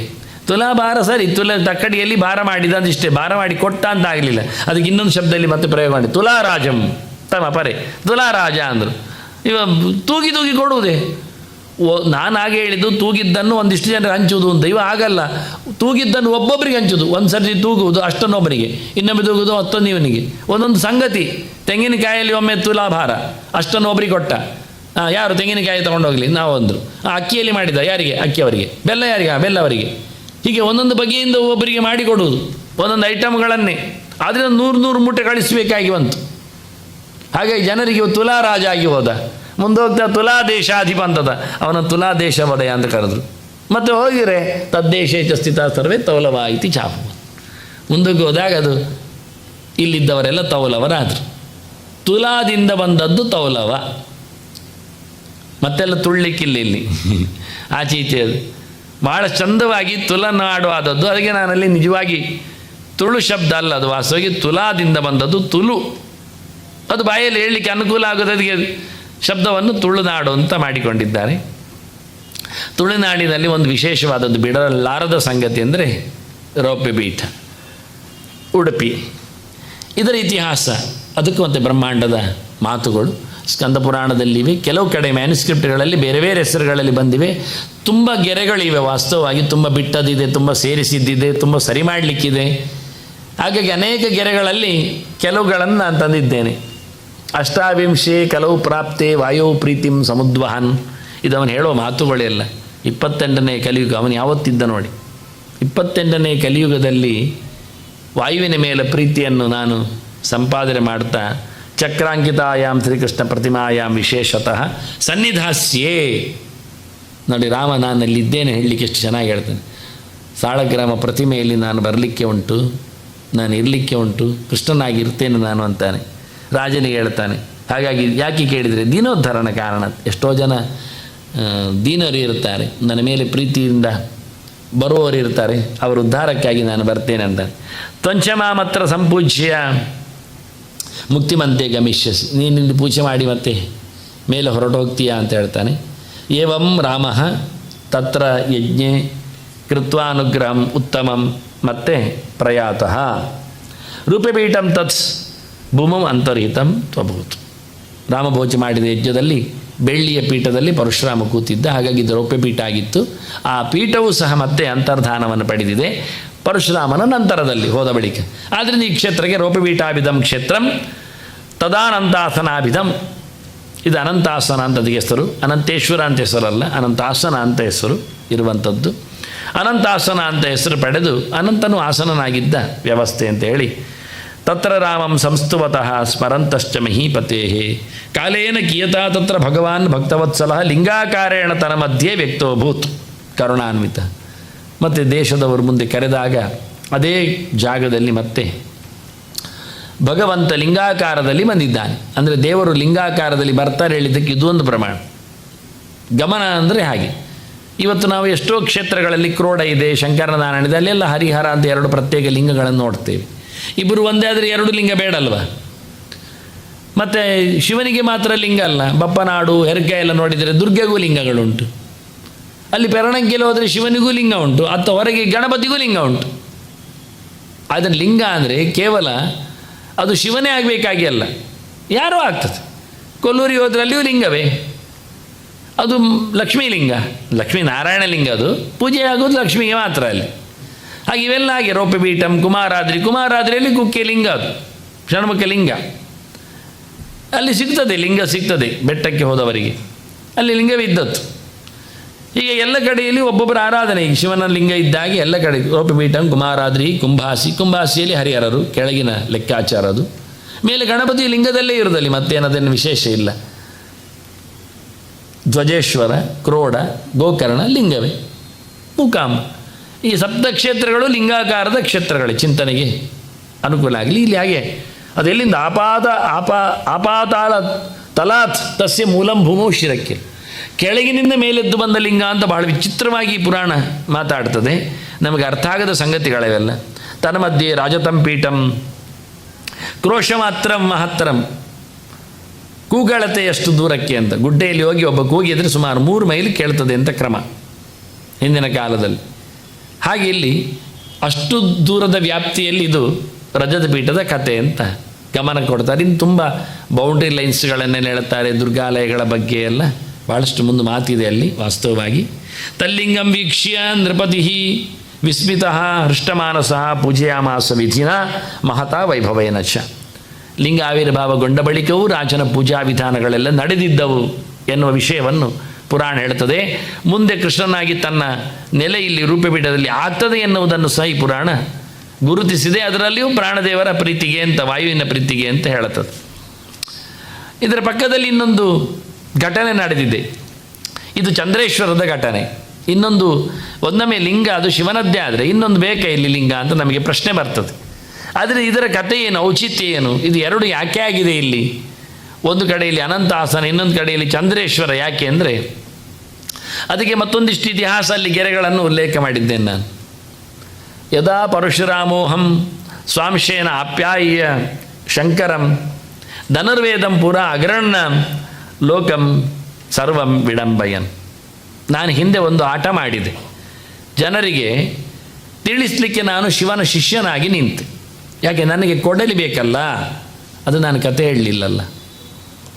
ಜಮದಗ್ನಿ ದನ ಅಪಹಾರ ಆದ ನಂತರ, ಪರಶುರಾಮ ಹೇಳಿದ ನಂತರ, ಅಂದರೆ ರಾಮನಿಗೆ ಹೇಳಿದ ನಂತರ ರಾಮ ಬಂದ, ಸೀದಾ ಹೋದ, ಕಾರ್ತವೀರ್ಯನನ್ನು ಕಡೆದ, ಮತ್ತು ದನವನ್ನು ತಗೊಂಡು ಬಂದ. ಆನಂತರ ಅವನ ಮಕ್ಕಳು ಸೇರಿ ಮಗದೊಮ್ಮೆ ಕರುವನ್ನು ಅಪಹಾರ ಮಾಡಿ ಅಪ್ಪನನ್ನು ಕಡ್ದಾಕಿದರು. ಜಮದಗ್ನಿ ಕಡ್ದಾಗಿದ್ದ ನಂತರ ಪರಶುರಾಮನಿಗೆ ಜೋರು ಸಿಟ್ಟಾಯಿತು. ಎಲ್ಲ ಒಂದು ಸರ್ತಿ ಮುಗಿದೋಯ್ತು ಕತೆ, ಯೋಚನೆ ಮಾಡಿದೆ, ನಾನಿಲ್ಲದಿದ್ದಾಗ ಆಶ್ರಮಕ್ಕೆ ಹೊಕ್ಕಿ ಅಪ್ಪನನ್ನು ಮುಗಿಸಿದ್ನಲ್ಲ ಅಂಥೇಳಿ ಇನ್ನು ನಾನು ಯಾರನ್ನು ಉಳಿಸುವುದಿಲ್ಲ ಅಂತ ಹೊಡಿತೇನೆ ಅಂತ ಹೊರಟ. ಆಗ ಋಷಿಗಳೆಲ್ಲ ಹೇಳಿದರು, ಇದು ನಮಗೆ ಹೇಳಿಸಿದ ಕೆಲಸ ಅಲ್ಲ, ಕ್ರೌರ್ಯಕ್ಕೆ ಕ್ರೌರ್ಯ ಇನ್ನು ಮುಂದುವರಿತದೆ. ಯಾಕೆ, ಅವರಿಗೆ ಹೆದರಿಕೆ ಏನಂದರೆ ಒಂದು ಜನರು ಹೊಡೆದು ಬರೋದು, ನಾಳೆ ಇನ್ನೊಂದು ಆಶ್ರಮದ ಜನರನ್ನು ಕೊಂದರೆ, ಆದ್ದರಿಂದ ಇದು ಏನು ಎಲ್ಲಿಗೆ ನಿಲ್ತದೆ ಗೊತ್ತಿಲ್ಲ ಅವರಿಗೆ, ಬೇಡ. ಮತ್ತೆ ಹೇಳಿದರು, ಈ ಕ್ಷತ್ರಿಯರೆಲ್ಲ ಸುಮ್ಮನೆ ಇರುವವರಲ್ಲ, ಭಾರಿ ವರದೃಪ್ತರು, ಶಿವನ ವರದಿಂದ ಕೊಬ್ಬಿದವರು ಬೇರೆ, ಸಂಹಾರ ಕೆಲಸ ಮಾಡೋದು ರುದ್ರ ಇದ್ದಾನೆ. ಎರಡಕ್ಕೂ ನೀನು ಅವನನ್ನು ಮಾತಾಡಿಸುವುದು ಒಳ್ಳೆಯದು. ಒಂದು ಕೊಲ್ತೇನೆ ಅಂತ ಹೇಳುವುದು, ಮೃತ್ಯುಂಜಯನ ಹತ್ರ ಹೇಳಿ ಸಾಯಿಲಿಯಿಂದ ಬಿಡುವುದು ಅವರನ್ನು. ಎರಡನೇದ್ದು, ನಿನ್ನ ವರದಲ್ಲಿ ಕೊಬ್ಬಿದವರಿದ್ದಾರೆ, ಸ್ವಲ್ಪ ಜೋಕೆ ನಾನು ಹೊಡಿತೇನೆ ಆಗ್ಬೋದಾ ಅಂತ ಕೇಳಿ ಬರುವುದು. ಎರಡು ರೀತಿಯಿಂದ ಆಯಿತು ಅಂತ ನೋಡಿ. ಅವನು ಹೋಗಲಿಕ್ಕೆ ಎಂಟ್ರಿ ಯಾಕೆ ಆದದ್ದು ಎಷ್ಟೋ ಜನರಿಗೆ ಗೊತ್ತಿಲ್ಲ. ಇಲ್ಲದೆ ಪರಶುರಾಮನಿಗೆ ಶಿವನಿಗೆ ಯಾಕೆ ಭೇಟಿ, ಹೀಗೆ ರಾಮನು ಅಲ್ಲಿ ಹೋಗಿ ಕೇಳಿದ, ನನಗೊಂದು ಕೆಲಸ ಆಗಲಿಕ್ಕುಂಟು ಅಂದ. ಕ್ಷತ್ರಿಯರ ಅಧಿದೇವತೆಯಾಗಿ ನಿಂತವ ನೀನು, ಸಂಹಾರ ಮಾಡುವವನು ನೀನು, ನಿನ್ನ ಪರ್ಮಿಷನ್ ಇಲ್ಲದೆ ಸಂಹಾರ ಮಾಡಲಿಕ್ಕೆ ಆಗುವುದಿಲ್ಲ. ಯಾಕೆ ನಿನಗೆ ಒಪ್ಪಿಸಿಗೆ ಕೊಟ್ಟಿದ್ದಾರೆ, ಅದು ನಾನು ಸಂಹಾರ ಮಾಡುತ್ತೇನೆ. ಅವರು ತೃಪ್ತರಿದ್ದಾರೆ. ಮತ್ತು ಆಗಲೇ ನಾವು ನೋಡಿದೆವು ರಾಕ್ಷಸಾನ್ ರಾಜರೂಪಿಣಃ ಅಂತ. ರಾಕ್ಷಸರೆಲ್ಲ ಶಿವ ಶಿವ ಅಂತೆ ಜಪ ಮಾಡುವವರು, ವರದರ್ಪಿತಾರೆ ಅವನದ್ದೇ. ಹೀಗಾಗಿ ನಾನು ದರ್ಪಲಿಕ್ಕುಂಟು, ನೀನು ಒಪ್ಪಲಿಕ್ಕುಂಟು ಅಂತ. ಸರಿ ಅಂತ, ಹೀಗೋ ನನ್ನ ಆಯುಧ ಅಂತ, ನಾನೇ ಸಂಹಾರ ಮಾಡಿದ್ದು ಅಂತ ಆಗ್ತದೆ ತಗೊಂತೇಳಿ ಪರಶುವನ್ನು ಕೊಟ್ಟ. ಅಲ್ಲಿ ಹಿಡ್ಕೊಂಡು ಬಂದವನು ಪರಶುಪಾಣಿ, ಶೂಲಪಾಣಿ ಅವ ನಿಜವಾಗಿ ಶಿವ. ಅಲ್ಲಿಂದ ಪರಶು ಸಿಕ್ಕಿದ್ದೀವನಿಗೆ. ಹಾಗೆ ಪರಶು ತಗೊಂಡು ಬಂದವ, ಹೊಡೆದಿದ್ದಾನೆ. ಇನ್ನೂ ಆಯುಧಗಳನ್ನೆಲ್ಲ ಕೊಟ್ಟಿದ್ದ. ಪರಶು ಮಾತ್ರ ಅಲ್ಲ, ಶೂಲವು ಕೊಟ್ಟಿದ್ದಾನೆ, ಕತ್ತಿ ಗುರಾಣಿ ಕೊಟ್ಟಿದ್ದಾನೆ. ಅದೆಲ್ಲ ಬೇರೆ ಕಡೆಯಲ್ಲಿ ಇನ್ನೂ ನಾನು ತರಲಿಲ್ಲ ವಾಕ್ಯಗಳನ್ನೆಲ್ಲ. ಸುಮಾರು ಆಯುಧಗಳನ್ನು ಕೊಟ್ಟಿದ್ದೆ. ಸುಮಾರು ಆಯುಧಗಳ ಒಟ್ಟಿಗೆ ನಾನು ಪರಶುರಾಮನನ್ನು ತಂದಿದ್ದೇನೆ, ಮುಂದಕ್ಕೆ ತರ್ತೇನೆ. ಹಾಗಾಗಿ ನೀನು ಆಟಕ್ಕೋಸ್ಕರ ಶಿವನ ಶಿಷ್ಯನನ್ನಾಗಿ ನೀನು ವಿಡಂಬನೆ ಮಾಡಿದೆ. ಈಗ ಶಿವ ಹೇಳ್ತಾನೆ, ಕಸ್ವಿಸಿ ಆಗ್ತಾ ಉಂಟು ನನಗೆ, ನೀನು ನನ್ನ ಹತ್ರ ಕೇಳಿ ಹೊಡಿಬೇಕಾಗಿಲ್ಲ, ನೀನೇ ನನಗೆ ಸಂಹಾರ ಮಾಡಲಿಕ್ಕೆ ಅವಕಾಶ ಮಾಡಿಕೊಟ್ಟದ್ದು. ನಾನು ಪಾಲನೆ ಮಾಡ್ತೇನೆ, ಸಂಹಾರ ನೀನು ಮಾಡು, ಸೃಷ್ಟಿ ಚತುರ್ಮುಖ ಮಾಡಿದ್ದಾನೆ ಅಂತ ನೀನೇ ಮಾಡಿಕೊಂಡದ್ದು ಸುಮ್ಮನೆ ಲೋಕಕ್ಕಾಗಿ. ಆದ್ದರಿಂದ ನನಗೆ ಸರಿಯಾಗ್ತಾ ಇಲ್ಲ, ನಿನಗೆ ಸೇವೆ ಮಾಡುವ ಭಾಗ್ಯ ನನಗೆ ಕೊಡಬೇಕು ಅಂತ ಕೇಳ್ತಾನೆ. ಆವತ್ತು ಶಿಷ್ಯನಾಗಿ ನೀನು ಬಂದು ನನ್ನದು ಜನಕ್ಕೆ ನಾನು ಶಿಷ್ಯ ನೀನು ಗುರು ಅಂತ ಹೇಳಿದೆ, ನಾನು ಅಲ್ಲ ಹೇಳಬೇಕು, ನೀನು ದೇವರು ನಾನು ಭೃತ್ಯನು ಅಂತ ಆಗಬೇಕು. ಅದಕ್ಕೊಂದು ಅವಕಾಶ ಬೇಕು ಅಂತ. ಅದಕ್ಕೋಸ್ಕರ ಈ ಗೆರೆಗಳು. ಯದಾ ಪರಶುರಾಮೋಹಂ ಸ್ವಾಂಶೇನ ಅಪ್ಯಾಯ ಶಂಕರಂ, ನಾನು ಶಿವನ ಒಳಗೆ ನಿಂತು ಶಿವನನ್ನು ಬೆರಗುಗೊಳಿಸಿ ಅವನಿಂದ ನಾನು ಕಲಿತಾಗಿ ನಾನು ಮಾಡಿದೆನೋ, ಅದಕ್ಕೋಸ್ಕರ ಅವನು ಕೇಳಿದ. ತದಾ ಯಾಚದ ದೇವೇಶ ಶಂಕರ ಭಕ್ತಿ ಸಂಯುತ. ಆಗ ಅವನು ಬೇಡಿಕೊಂಡಿದ್ದಾನೆ, ಪ್ಲೀಸ್ ಅಂತೇಳಿ, ನಿತ್ಯಪೂರ್ಣೋಪಿ ಭಗವನ್ ತ್ವಂ ಯನಮೇ ಶಿಷ್ಯೋತ್ತಮ ಆಗತ. ನೀನು ಸುಮ್ಮನೆ ಪೂರ್ಣನಾಗಿದ್ದರೂ ನನ್ನ ಶಿಷ್ಯ ಅಂತ ನಾಟಕ ಮಾಡಿ ಎಷ್ಟು ಚೆನ್ನಾಗಿ ನಿತ್ಯ ಪೂರ್ಣೋಸೀನ್, ನೀನು ಪೂರ್ಣ ಯಾವಾಗಲೂ ನೀನು ಕಲೀಲಿಕ್ಕೆ ಬೇಕು ಅಂತ ಇಲ್ಲ, ಆದರೂ ನನ್ನ ಶಿಷ್ಯ ಅಂತ ನಾಟಕ ಮಾಡಿದೆ. ಅದಕ್ಕೋಸ್ಕರ ನಾನು ಸಹ ಈಗ ಏನಾದರೂ ಮಾಡಲಿಕ್ಕುಂಟು. ತನ್ನ ಮಮ ಅನುಗ್ರಹ ಯೈವ ಲೋಕ ಸಂಮೋಹನಾಯಶ. ನೀನು ಮಾಡಿದ್ರಲ್ಲಿ ಎರಡು ಉದ್ದೇಶ, ಒಂದು ನನಗೆ ಅನುಗ್ರಹ ಆಗಲಿ ಅಂತ, ಒಂದಿಷ್ಟು ಸಮಯ ನನ್ನಲ್ಲಿ ಕೂತಾಗ ಆಗ್ತದೆ, ನನ್ನ ಆಯುಧ ತೊಗೊಂಡೋದಾಗ್ತದೆ, ಇನ್ನೊಂದು ಲೋಕಕ್ಕೆ ಮೋಹಗೊಳಿಸ್ಲಿಕ್ಕೆ ಆಗ್ತದೆ. ಪರಶುರಾಮ ಏನು ಪ್ರಯೋಜನ ಇಲ್ಲ, ಅವನ ಗುರುಗಳೇ ಜೋರಿದ್ದಾರೆ ಶಿವನೇ ಅಂತ ಜನಕ್ಕೆ ಅರ್ಥವೂ ಆಗಬಾರದು. ಇದು ಒಂದು ಮುಖ. ಸಮೋಹನಾಯಶ ಯಶಸ್ತೇಹಂ ಅಲ್ಲ ಭೂಯಸ್ತೇಜಸ, ವಾಸ್ತವವಾಗಿ ಭವತಸ್ತೇಜಸ ರೂಪಂ ಇದಂ ಅಪ್ಯಾಯತಮಮ್ಮ. ನೀನು ಬರಲಿಕ್ಕೆ ಹೋಗಿ ನನಗೆ ಹೆಚ್ಚು ಬೆಲೆ ಬಂದದ್ದು. ಹಾಗಾಗಿ ನನಗೂ ನಿನ್ನ ನಿತ್ಯ ಸನ್ನಿಧಾನ ಸಿಕ್ಕಿದೆ. ಹಾಗಾಗಿ ನಾನು ಸಹ ಸಂಪೂಜಯಿತು ಕಾಮೋಸ್ಮಿ, ನಿನ್ನ ಪೂಜೆ ಮಾಡಬೇಕು ನನಗೆ ಆಸೆ ಉಂಟು. ದೇಹಿ ಅನುಜ್ಞ ಮಮ ಪ್ರಭು, ನನಗೊಂದು ಅವಕಾಶ ಮಾಡಿಕೊಡು, ಅನುಜ್ಞೆ ಮಾಡಿಕೊಡು. ಏವಂ ತತ್ ಪ್ರಾರ್ಥನಾಂ ಶುತ್ವ ತದಾ ದತ್ತಃ ವರೋಮಯ. ನಾನು ಅವನಿಗೆ ಅದಕ್ಕೋಸ್ಕರ ಒಂದು ವರ ಕೊಟ್ಟೆ. ಆಯಿತು ಮಾರೆ, ನಾನು ಪೂಜೆ ಮಾಡು, ನಾನಲ್ಲಿ ಒಂದು ಕೂತ್ಕೊಳ್ತೇನೆ, ಪರಶುರಾಮನಾಗಿ ನಾನು ಕೂತ್ಕೊಳ್ತೇನೆ, ನೀನಾಗ ಚಂದ್ರೇಶ್ವರನಾಗಿ ನನ್ನ ಎದುರು ಬಂದು ಪೂಜೆ ಮಾಡಲಿಕ್ಕೆ ಇರು ಅಂತೇಳಿ ವಾಸ್ತವವಾಗಿ ಇಲ್ಲಿ ಬರಲಿಕ್ಕೆ ಹೇಳಿದ. ಅವತಾರ, ಅದಕ್ಕೆ ಅವನು ಚಿಂತನೆ ಮಾಡಿದ. ಅವತಾರಾರ್ಥ ನಿಷ್ಪತ್ತೇಹೇ ಊರ್ಧ್ವಂ ಶಂಕರ ಪಾವನೆ ರೋಪಿಬೀಟೆ ಲಿಂಗರೂಪ ದಿವ್ಯನಾಗಾಸನೋಪರಿ ಅನಂತಾಸನಲ್ಲಿ. ದಿವ್ಯನಾಗ ಉಪರಿ, ದಿವ್ಯನಾಗ ಯಾವುದು? ಅನಂತ. ಇದ್ದದರಲ್ಲಿ ದಿವ್ಯನಾಗ ಅವನು. ಅನಂತಾಸನನ ಮೇಲೆ ನಾನು ಇರ್ತೇನೆ, ಅಲ್ಲಿ ಬರ್ತೇನೆ. ಶೀಘ್ರಂ ಪ್ರಾದುರ್ಭವಿಷ್ಯಾಮಿ ತವ ಪ್ರಿಯ ಚಿಕೀರ್ಷಯ ತದಾ ಪ್ರಭೃತಿ ಚತ್ವಾಂ ತ್ವಂ ಮಾಂ ತ್ವದ್ರೂಪಧರಂ ಅಚ್ಯುತಂ. ನಿನ್ನದೇ ರೂಪದಲ್ಲಿ ಬರ್ತೇನೆ, ಅಂದರೆ ಲಿಂಗ ರೂಪದಲ್ಲಿ ಇರ್ತೇನೆ, ನಿನಗೆ ಲಿಂಗದಲ್ಲೇ ಪೂಜೆ ಅಂತ ಹೇಳಿಬಿಟ್ಟಿದ್ದಾರೆ. ಶಿವನಿಗೆ ಮಾತ್ರ ಲಿಂಗದಲ್ಲೇ ಪೂಜೆ. ಅದು ಅವನದ್ದೊಂದು ದೊಡ್ಡ ಎಡವಟ್ಟಾದ ಕಾರ್ಯಕ್ರಮ. ಅದು ನಾನು ಮತ್ತೊಮ್ಮೆ ಶಿವಚಿಂತನೆಯಲ್ಲಿ ಬಂದರೆ ಹೇಳಬಹುದು, ಇನ್ನೂ ತುಂಬ ಬಾಕಿ ಇದೆ ಅದರದ್ದು, ಶಿವರಾತ್ರಿದ್ದು. ಹಾಗಾಗಿ ಅವನಿಗೆ ಅದೇ ರೂಪದಲ್ಲಿ ಆರಾಧನೆ. ಆದರೆ ನಿನ್ನದಾಗಿ ನಾನು ಸಹ ಅದೇ ರೀತಿಯಲ್ಲಿ ಬರ್ತೇನೆ, ನಾನು ಲಿಂಗದಲ್ಲಿ ನೆಲೆಗೊಳ್ತೇನೆ, ನೀನು ಪೂಜೆ ಮಾಡಲಿಕ್ಕೆ ಬಾ ಅಂತಾನೆ. ಪುರತೋ ವರ್ತಮಾನಶ್ಚ ಪೂಜಯಿಷ್ಯಸಿ ನಿತ್ಯಶ. ಎದುರು ನೀನು ಇದ್ದುಕೊಂಡು ನನ್ನ ಪೂಜೆ ಮಾಡ್ತೀಯಾ. ಏವ ಮದ್ವಾಕ್ಯಮಾಕರ್ಣ್ಯ ಮದಾವಿರ್ಭಾವವನ್ನು ಸನ್ಮುಖ. ನಿಲ್ಲಿ ನೋಡಿ, ವಾಸ್ತವವಾಗಿ ಮದಾವಿರ್ಭಾವ ಸಮ್ಮುಖ ಅಂತ ಉಂಟು. ಆದ್ದರಿಂದ ಇವತ್ತು ನನ್ನ ಲೆಕ್ಕಾಚಾರಿಯಲ್ಲಿ ಹೇಳಿದ ಗೆರೆ ನೋಡಿದರೆ ಚಂದ್ರೇಶ್ವರವನ್ನು ಯಾರು ಅಂತ ಹೇಳೋದು ನಾನು ಪ್ರಶ್ನೆಯಲ್ಲಿ ಕೇಳಿಕೊಂಡು ಅದರ ಬಂದದ್ದು ಹೇಳಿಕೊಂಡು ಎಲ್ಲ ಪೂರ್ವಕ್ಕಿರಬೇಕು ಪ್ರಧಾನರು ಅಂತ. ನಿಜವಾಗಿ ಪ್ರಧಾನರು ಪೂರ್ವಕ್ಕಿರುವುದು ಸತ್ಯ, ಅಪ್ರಧಾನರು ಪ್ರಧಾನಕ್ಕೆ ಮುಖ ಹಾಕಿರುವುದು ಸತ್ಯ.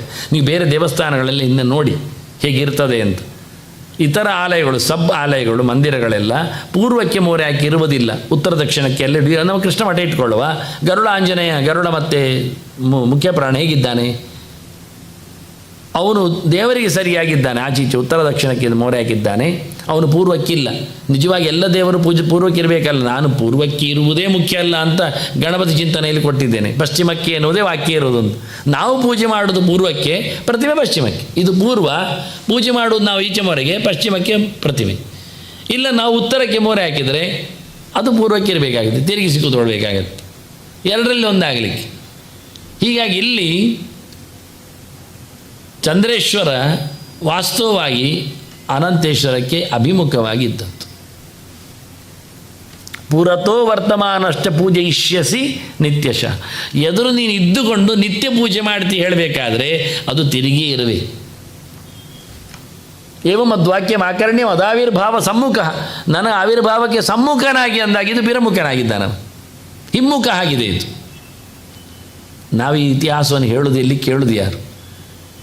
ಎಷ್ಟೋ ದೇವಸ್ಥಾನಗಳಲ್ಲಿ ಇವತ್ತು ಬದಲು ಮಾಡಿದ್ದಾರೆ. ಸೈಡ್ ಇದ್ದ ದೇವತೆಗಳನ್ನು ಎದುರು ಮಾಡಿದವರಿದ್ದಾರೆ. ಇಲ್ಲಿ ಅವನಿಗೆ ಪ್ರಾಶಸ್ತ್ಯ ಇಲ್ಲ, ಇಲ್ಲಿ ಗಣಪತಿಗೆ ಸಿಗುವುದಿಲ್ಲ, ಆದ್ದರಿಂದ ಅದನ್ನು ತಿರುಗಿಸಿ ಅಂತ. ಅವ ಪಾಪ ಕಂಬದಲ್ಲಿ ಬಂದಿದ್ದಾನೆ, ಕೊನೆಗೆ ಕಂಬವನ್ನೇ ತಿರುಗಿಸಿ ಬಿಡಿದವರು ಪೂರ್ವಕ್ಕೆ. ಅಂತಂದು ಮಾಡಿದ್ದು ನೋಡಿದ್ದೇನೆ ನಾನು. ಮುಖ್ಯ ಪ್ರಾಣನಿದ್ದಾನೆ ಬದಿಯಲ್ಲಿ, ಅವನನ್ನು ತಿರುಗಿಸಿದವರಿದ್ದಾರೆ, ಎದುರಲ್ಲಿ ಹಾಕಿಟ್ಟಿದ್ದಾರೆ ಪೂರ್ವಕ್ಕೆ. ಹಾಗಾಗಿ ಇದು ತಪ್ಪು ಹೇಳಲಿಕ್ಕೋಸ್ಕರ ಗೆರೆಗಳನ್ನು ಉಲ್ಲೇಖ ಮಾಡಿದೆ. ವಾಸ್ತವವಾಗಿ ಪುರತೋ ವರ್ತಮಾನಶ್ಚ ಪೂಜಯಿಷ್ಯಸಿ ನಿತ್ಯಶಃ ಏವಂ ಮದ್ವಾಕ್ಯಂ ಆಕರ್ಣ್ಯ ಮದಾವಿರ್ಭಾವ ಸಮ್ಮುಖ ಚಂದ್ರಸ್ಯ ಅಭೀಷ್ಟದಾನಾಯ ಪ್ರಾದುರ್ಭೂತಃ ಸುರೋತ್ತಮ. ಚಂದ್ರೇಶ್ವರ ಅಂದರೆ ಅದು ಅರ್ಥ. ಚಂದ್ರನಿಗೆ ಅಭೀಷ್ಟಗೊಳ್ಳಿಕ್ಕೆ ಅವನು ಅಬ್ಜಾರಣ್ಯಲ್ಲಿ ತಪಸ್ಸು ಮಾಡಿದವ, ಅದು ಅವನದ್ದೇ ಕೆಲವೆಲ್ಲ ಕೆಲಸಗಳುಂಟು, ಅದೊಂದು ಬೇರೆ ಇತಿಹಾಸ. ಇಲ್ಲಿ ಲಿಂಕ್ ಮಾಡಲಿ, ಇಲ್ಲಿ ಪರಶುರಾಮನಿಗೆ ಮಾತ್ರ ಲಿಂಕ್ ಮಾಡ್ತಾ ಇದ್ದೇನೆ. ಚಂದ್ರಸ್ಯ ಅಭೀಷ್ಟದಾನಾಯ ಪ್ರಾದುರ್ಭೂತಃ ಸುರೋತ್ತಮ ಶಂಕರ ಭಾರ್ಗವ ಕ್ಷೇತ್ರೇ. ಇದು ಪರಶುರಾಮ ಕ್ಷೇತ್ರೇ ಹೇಳಬೇಕಾದ್ರೆ ಹೇಳಬೇಕು ಅಂತ ಹೇಳ್ತಾರೆ. ಇಲ್ಲಿ ಎಲ್ಲ ಒಂದೊಂದು ಶಬ್ದದಿಂದ ಕೆಲವು ಗುರುತಿಸ್ಲಿಕ್ಕಿರುವಂಥದ್ದು. ಇದು ಭಾರ್ಗವ ಕ್ಷೇತ್ರ, ಹೌದಾ? ಹೌದು. ಇದು ಮತ್ತೆ ಯಾರದ್ದೋ ಬ್ರಹ್ಮ ಉಳ್ಳಿತ್ತ ಎಲ್ಲ ಬಂದು ಮಾಡಿದ್ದಲ್ಲ ಹೇಳಲಿಕ್ಕೋಸ್ಕರ ಭಾರ್ಗವ ಕ್ಷೇತ್ರ ಇರುತ್ತೆ. ಒಂದು ದೊಡ್ಡ ಇರಾದೆಗಳು ಗಲಾಟೆಗಳುಂಟು, ಅದಕ್ಕೊಂದು ಸಣ್ಣ ಶಬ್ದದಲ್ಲಿ ನಾನು ತೋರಿಸಿಕೊಟ್ಟದ್ದಷ್ಟೇ ವಿಷಯ. ಇವರಲ್ಲಿ ಎಲ್ಲ ನಾವು ಉತ್ತರ ಕೊಡ್ತಾ ಕೂತ್ಕೊಳ್ಬೇಕಾಗಿಲ್ಲ, ಅವರ ಸಾಧನೆ ಅವರು ಮಾಡಲಿಕ್ಕೆ ನಮಗೇನು. ಇದು ದೇವರು ಕೊಟ್ಟ ಆಸ್ತಿಯಿಂದ ನಾವು ಹೇಳಿದರೆ ಮತ್ತೆ ಹೇಳಿ, ಇದು ನನ್ನ ಪೌರುಷದಿಂದ ಸಂಪಾದನೆ ಮಾಡಿ. ಪೌರುಷ ಎಂಥದ್ದು? ವಕಾಲತ್ತು ಮಾಡಿಯೋ ಅಂಡರ್ ಕೈ ಹಾಕಿಯೋ ತೆಗೆದದ್ದು, ಇದನ್ನು ಪೌರುಷ ಹೇಳ್ತಾರೆ. ಎಂಥ ಪ್ರಯೋಜನ ಉಂಟು? ಅದರಿಂದ ಕೊಡುವುದು ಎಲ್ಲ ದೇವರೇ ಎನ್ನುವುದು ಅರ್ಥ ಆಗದೆ ಇದು ಹೇಳಲಿಕ್ಕೆ ಬರುವುದಿಲ್ಲ. ವಾಸ್ತವ ಶಬ್ದಗಳು ಭಾರ್ಗವ ಕ್ಷೇತ್ರೇ, ಪರಶುರಾಮ ಕ್ಷೇತ್ರ ಅಂದರೆ ಶಬ್ದ ಉಂಟು. ವರ್ತತೆ ಬ್ರಾಹ್ಮಣೋತ್ತಮ ಏವಂ ಆಪ್ಯಾಯಿತಸ್ತತ್ವಂ ಅನಂತಾಂಶೇನ ಸಂಭೃತಃ ಕಾಲಾಂತರೇ ಶೇಷಭಾವಂ ಗಮಿಷ್ಯಸಿ ನ ಸಂಶಯ. ನಾನೀಗ ನಿನ್ನನ್ನು ಯಾಕೆ ನಿಲ್ಲಿಸಿದೆ ಕೇಳಿದರೆ ನೀನು ಮುಂದಕ್ಕೆ ಶೇಷ ಆಗ್ತಿ ಅಂತ. ನಾನು ಯಾಕೆ ಅನಂತಾಸನದ ಹೆಸರಿಟ್ಟುಕೊಂಡೆ ಅಂದರೆ ನೀನು ಮುಂದಕ್ಕೆ ಶೇಷ ಆಗುವ ಅಂತೇಳಿ. ಇಷ್ಟಂಶದಲ್ಲಿ ವಾದಿರಾಜರ ಗೆರೆ ಇರುವುದು. ಇದನ್ನೆಲ್ಲ ತಪ್ಪು ಅರ್ಥ ಮಾಡುತ್ತಾ ಅವ್ರು ಹೇಳಿದ್ದಿಷ್ಟೇ. ಇಷ್ಟು ಪುರಾಣಗಳ ವಿಷಯದಲ್ಲಿ ಮುಂದೆ ಶೇಷನಾಗುವವ ಶೇಷಸ್ಯಾಹೇಷ ಪದವೀಂ ಶಬ್ದ ಎಲ್ಲ ಹಾಕಿದ್ದಾಗಿ, ಮುಂದೆ ಅವನಿಗೆ ಶಿವಸ್ಯ ಆಶೇಷ ಪದವೀಂ, ಶೇಷಸ್ಯ ಅಲ್ಲ ಶಿವಸ್ಯ ಅಹೀಷ ಪದವೀಂ, ಮುಂದಕ್ಕೆ ಶಿವನಿಗೆ ಶೇಷ ಪದವಿ ಬರ್ತದೆ ಅಂತ ತೋರಿಸಲಿಕ್ಕೆ ನಾನು ಸಹ ಅನಂತಾಸನದಲ್ಲಿ ಕೂತಿದ್ದೇನೆ ಅಂತ ಹೇಳಲಿಕ್ಕೆ ನಿನಗೆ ಎದುರಾಗಿ, ಅಂದರೆ ಶಿವನಿಗೆ ಎದುರಾಗಿ ದೇವರು ಇರಬೇಕು. ಈಗ ಯಾರೋ ಬದಲಾಯಿಸಿದ್ದು, ಯಾರೋ ಪ್ರಶ್ನೆ ಇಡೋದು, ಯಾರೋ ಕೇಳೋದು. ಇಲ್ಲಿ ಚಂದ್ರೇಶ್ವರನಿಗೆ ಪೂಜೆ ಆಗುವುದಿಲ್ಲಲ್ಲ, ಆದ್ದರಿಂದ ಅವನನ್ನು ಆಚೆ ತಿರುಗಿಸಬೇಕು. ಅದು ಸತ್ಯ. ಯಾಕೆಂದರೆ ಚಂದ್ರೇಶ್ವರನಿಗೆ ಪೂಜೆ ಆಗುವುದಿಲ್ಲ. ಚಂದ್ರೇಶ್ವರ ದೇವರಿಗೆ ಪೂಜೆ ಮಾಡ್ತಾ ಇರೋದು, ಅವನಿಗೆ ಪೂಜೆ ಆಗುವುದಿಲ್ಲ. ಅವನು ದೇವರಿಗೆ ಪೂಜೆ ಮಾಡ್ತಾ ಇರುವಾಗ ನೀವು ಅವನಿಗೆ ಪೂಜೆ ಆಗ್ತದೆ ಕೇಳಲಿಕ್ಕೆ ಹೋಗಲಿಕ್ಕೆ ಇಲ್ಲ. ಇಲ್ಲಿ ಏನಾಯ್ತು, ನಾವು ಅವನಿಗೆ ಪೂಜೆ ಮಾಡಬೇಕು ಹೇಳಿಕೊಂಡು ಅವನನ್ನು ತಿರುಗಿಸಿ, ಅದರಿಂದ ಲಿಂಗವನ್ನೇ ತಿರುಗಿಸಿದ್ರೋ ಅಥವಾ ಪೀಠವನ್ನು ತಿರುಗಿಸಿದ್ರೋ ಅಥವಾ ದೇವಾಲಯವನ್ನೇ ತಿರುಗಿಸಿದ್ರೋ, ಯಾಕೆ ತಿರುಗಿಸಿದ್ರು, ಯಾವಾಗ ತಿರುಗಿಸಿದ್ರು ಗೊತ್ತಿಲ್ಲ. ಚಂದ್ರ ಪುಷ್ಕರಣಿಯ ಕಥೆ ಅದು. ವಾಸ್ತವವಾಗಿ ಅನಂತ ಪುಷ್ಕರಣಿ ಇದ್ದದ್ದು ಸಣ್ಣ ಒಂದು ನೀರಿನ ಆಶಯದಲ್ಲಿ ಹಾಗೂ ಲಿಂಗ ಬಂದದ್ದು. ಹಾಗಾಗಿ ಇದು ಲಿಂಗ ಬಂದದ್ದಷ್ಟೇ, ಆವಿರ್ಭಾವ ದೇವರಿಗೆ ಎದುರಾಗಿ ಬಂದದ್ದು. ಅವು ಅಲ್ಲಿರುವುದು ಚಂದ್ರ ಅಬ್ಜಾರಣ್ಯದಲ್ಲಿ, ಅದರಿಂದ ಕಾಣಿಸಿಕೊಂಡದ್ದು ಇಲ್ಲಿ ಅವನಿಗೆ ಬಹಳ ದೊಡ್ಡ ಲೆಕ್ಕಾಚಾರದಲ್ಲಿ. ಅದನ್ನು ದೇವರನ್ನು ಕಾಣುವಂತೆ ಬಂದಿದ್ದಾನೆ ಈ ವಾಕ್ಯಗಳಿರುವುದು. ಅದು ಇದನ್ನೆಲ್ಲ ಇಟ್ಟುಕೊಂಡು ನಾವು ಮತ್ತೆ ಪ್ರಶ್ನೆ ಆಗ್ತಾ ಮತ್ತೆ ಸರಿ ಮಾಡ್ತಾ ಅನುಕೂಲ ಮಾಡಿಕೊಳ್ಳಿಕ್ಕೆ ಬರ್ತದೆ ಎನ್ನುವ ಅನುಸಂಧಾನವನ್ನು ಇಟ್ಟುಕೊಂಡು, ಅದು ನಮ್ಮ ಕಾಲದಲ್ಲಿ ಆಗ್ತದೆ ಅಂತ ಇಲ್ಲ. ಯಾವತ್ತೂ ಒಂದು ದಿವಸ ಮತ್ತೆ ಒಂದು 200-300 ವರ್ಷ ಹೇಳ್ತದೆ. ರಾಮನಾಥಾಚಾರ್ಯ ಹೇಳ್ತಾ ಇದ್ರು ಆವತ್ತೇನೋ ಅಂತ ಹೇಳ್ತಾರೆ ಕೊನೆಗೆ. ಈಗ ಯಾರಿಗೆ ಎಚ್ಚರ ಆಗಲಿಕ್ಕಿಲ್ಲ ಕೆಲವು ಪುರಾಣಗಳ ಮಾತುಗಳಿಗೆಲ್ಲ ಅಂತ ಇರಲಿಕ್ಕೆ ತಂದಿದ್ದೇನೆ. ಇನ್ನೂ ಒಂದು ಪರಶುರಾಮರ ಸೃಷ್ಟಿಯಲ್ಲಿ ಎತ್ತರದ ಮಾತು ಅಂದರೆ, ಒಂದು ಕೃಷ್ಣ ಮತ್ತೊಂದು ಕೃಷ್ಣನ ಮಡದಿ. ಆದರೆ ಅವರು ಬರುವ ರೀತಿ ನೋಡಿಕೊಂಡ್ರೆ ಕೃಷ್ಣ ಹುಟ್ಟಿದ ಹೊತ್ತಿನಲ್ಲಿ ಅಷ್ಟಮಿ ಇತ್ತು. ಅಷ್ಟಮಿ ನಡುರಾತ್ರಿಯಲ್ಲಿ ಕೃಷ್ಣ ಹುಟ್ಟಿದ ಬಳಿಕ ಕಳೆಯಿತು. ಕಳೆದ ಕೂಡಲೇ ನವಮಿ ಬಂತು. ಆ ನವಮಿ ಬಂದಾಗ ಯಶೋದೆಯಲ್ಲಿ ಹೆಣ್ಣು ಮಗು ಬಂದಿದ್ದಾಳೆ. ಕೃಷ್ಣ ಮತ್ತೆ ನಂದನಲ್ಲಿ ಹೋಗಿ ಬದುಕಿದ್ದರಿಂದ ನಂದ ತಾಯಿ ಆಗ್ತಾನೆ, ನಂದ ತಂದೆ ಆಗ್ತಾನೆ, ಯಶೋದೆ ತಾಯಿ ಆಗ್ತಾಳೆ. ಆದ್ದರಿಂದ ನಂದ ತಾಯಿಯ ಮಗಳು ಕೃಷ್ಣನಿಗೆ ತಂಗಿ ಆಗ್ತಾಳೆ. ಹಾಗಾಗಿ ಕೃಷ್ಣನ ತಂಗಿಯಾಗಿ ದುರ್ಗೆ ಬಂದಿದ್ದಾಳೆ. ಅವಳು ಆವತ್ತು ಕಂಸನ ಕೈಯಲ್ಲಿ ಹಾರಿ ನಿಂದವಳು ಬೆಟ್ಟದಲ್ಲಿ. ಅದು ದುರ್ಗಾ ಬೆಟ್ಟ, ಅದು ಕುಂಜಾರುಗಿರಿ. ಹೀಗೆ ಕೃಷ್ಣನ ತಂಗಿ, ಕೃಷ್ಣನ ಹೆಂಡತಿ, ಎಲ್ಲ ವಿಷಯಗಳು ವಾಸ್ತವವಾಗಿ ಶ್ರೀಶಕ್ತಿ ಅಂದರೆ ಲಕ್ಷ್ಮಿಯ ವ್ಯವಸ್ಥೆ. ಇದು ಪರಶುರಾಮನಲ್ಲಿ ಲಿಂಕ್ ತರುವಾಗ ಪೌರ್ಣಮಾಸ್ಯ ಮಾಘಮಾಸೆ ಸ್ನಾತ್ವಾತು ಲವಣೋ ದದೌ ಎಲ್ಲ ಪುರಾಣದ ಗೆರೆಗಳು ಹೇಳುವ ರೀತಿ. ಮಾಘ ಮಾಸದಲ್ಲಿ ಹುಣ್ಣಿಮೆಯಲ್ಲಿ ಸಮುದ್ರದಲ್ಲಿ ಸ್ನಾನ ಮಾಡುವ ಚಿಂತನೆ ಕೊಡ್ತಾ ಬಲಭದ್ರಂ ತಥಾ ದೃಷ್ಟವ ತತ್ರ ಕಾನನ ದೇವತಾಂ, ಅಲ್ಲಿ ಬಲರಾಮನಿಗೆ ಕೈ ಮುಗಿದು, ಇವತ್ತು ಬಲರಾಮ ಇಲ್ಲಂತೆ, ಆಶ್ಚರ್ಯ ಆಗುತ್ತೆ ನನಗೆ. ಅಲ್ಲಿ ನಿಂತವ ಬಲರಾಮ, ಕೈಯಲ್ಲಿರುವುದು ಕೋಲು.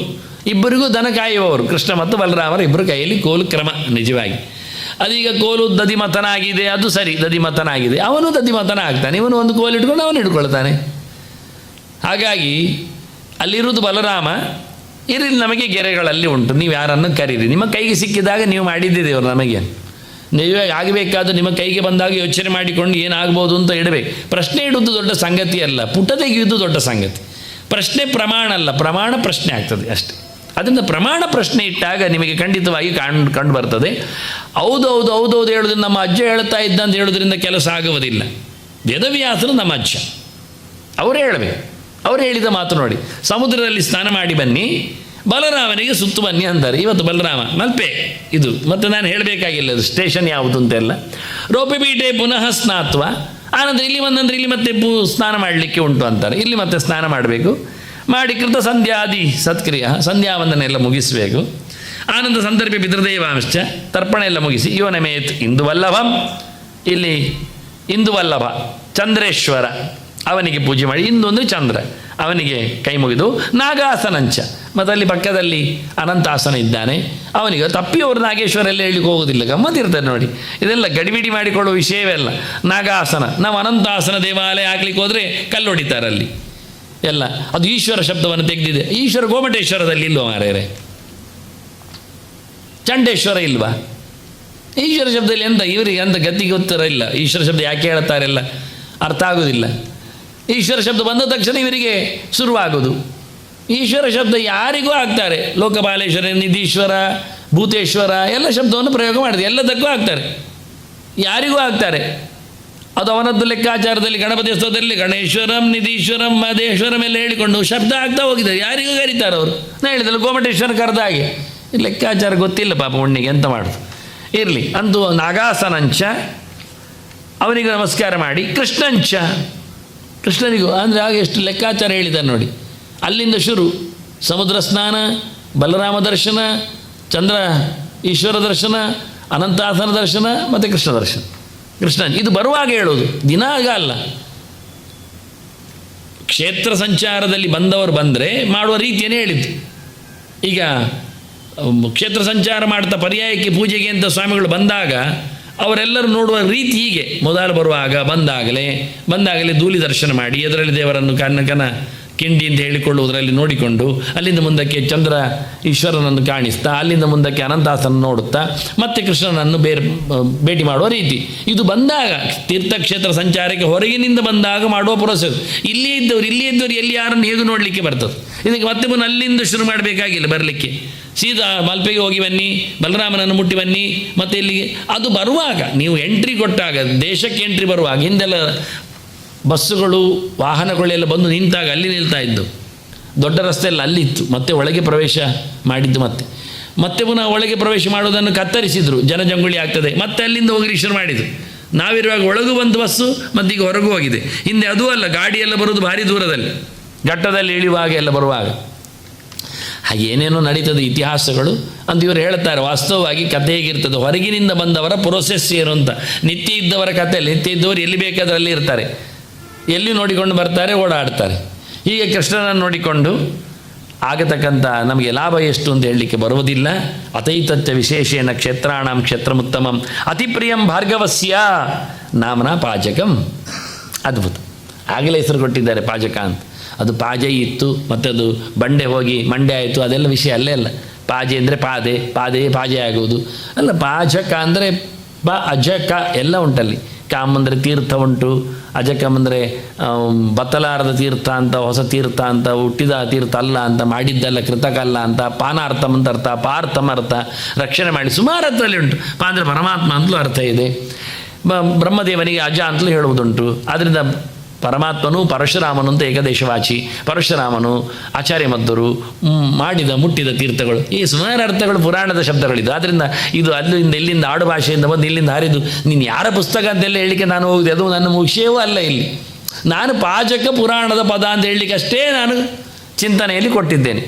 ಇದು ಪಾಜಕ ಆದದ್ದಲ್ಲ, ಇದ್ದದ್ದು ಅಂತ. ಅದರಿಂದ ಏನೋ ಮತ್ತೆ ಬಂದಾಗ ಕವಿಗಳು ಹೇಳಿದಾಗ ಪಾಜಕಂ ಕೋನ್ ವರ್ಣ ಇದೆಲ್ಲ ಹೇಳಿಕೊಂಡದ್ದಲ್ಲ, ಪುರಾಣಗಳದ್ದೇ ಶಬ್ದ. ಅದು ವಾಸ್ತವ ಶಬ್ದ ಪುರಾಣದ್ದೇ. ಅದರಿಂದ ಪಾಚಕಂ ಅದ್ಭುತಂ.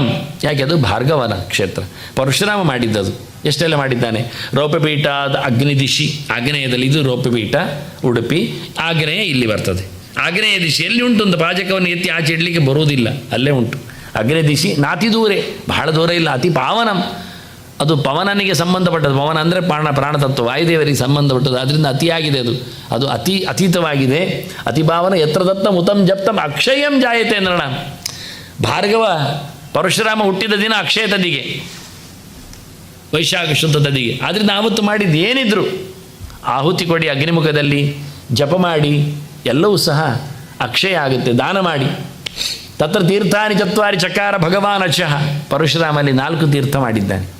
ಪರಶ್ವದ ಧನುರ್ಬಾಣ ಗದಾ ತೀರ್ಥೋಭಿಶ್ವಭಿತೆ ಅಂತ ಹೇಳಿ 4 ತೀರ್ಥಗಳ ಬಗ್ಗೆ ಚಿಂತನೆಯಲ್ಲಿ ಮಾಡಲಿಕ್ಕೆ ಹೋಗಲಿ ಅನ್ನೋದು ಮತ್ತೆ ನಾನು ಅಲ್ಲಿ ಹೋಗಬೇಕಾಗ್ತದೆ. ಅದು ಬೇರೆ ಸ್ಲೈಡ್ಸ್. ಇಲ್ಲಿ ಇಷ್ಟೇ ಪರಶುರಾಮನಿಗೆ ಸಂಬಂಧಪಟ್ಟ ನಾನು ತುಂಬ ಕತ್ತರಿಸುತ್ತಾ ಬರ್ತಾ ಇದ್ದೇನೆ. ಅಂದರೆ ಸುಮಾರು ಇಲ್ಲದ ಪೂರ್ವ ಮುಗಿಯುವುದಿಲ್ಲ. 2 ಬೆಟ್ಟಗಳ ಚಿತ್ರ ಕೊಟ್ಟಿದ್ದೇನೆ ಭಾಳ ಚಂದವಾಗಿ. ಇದು ಗುಡ್ಡೆಯಲ್ಲಿ ಹತ್ತುವ ಕತೆ, ಅದಕ್ಕೋಸ್ಕರ ನಾನು ಇದನ್ನು ಕೊಟ್ಟದ್ದು. ಮೆಟ್ಟಲೆಲ್ಲ ಮತ್ತೆ ಮಾಡುವಂಥದ್ದು ಕಥೆಗಳು.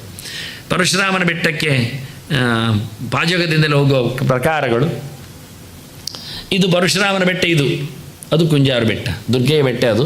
ಹಾಗೆ ದುರ್ಗೆಯ ಬೆಟ್ಟಕ್ಕೆ ಹತ್ತುವ ರೀತಿ, ಪರಶುರಾಮ ಬೆಟ್ಟಕ್ಕೆ ಹತ್ತುವ ರೀತಿ 2 ಪ್ರಕಾರ ಭಾಳ ಸುಂದರವಾಗಿ ಇಂದಿನ ಕಥೆಗಳು. ಅದರ ಸುತ್ತಲೇ ಇರತಕ್ಕ ತೀರ್ಥಗಳು. ಅಥರಾಮೋ ಜಗನ್ನಾಥ ತದ್ಗಿರವು ಕಾಮವರ್ಷಿಣಿ ದುರ್ಗಾಮ ಆಸ್ಥಾಪಯಾಮಾಸ್.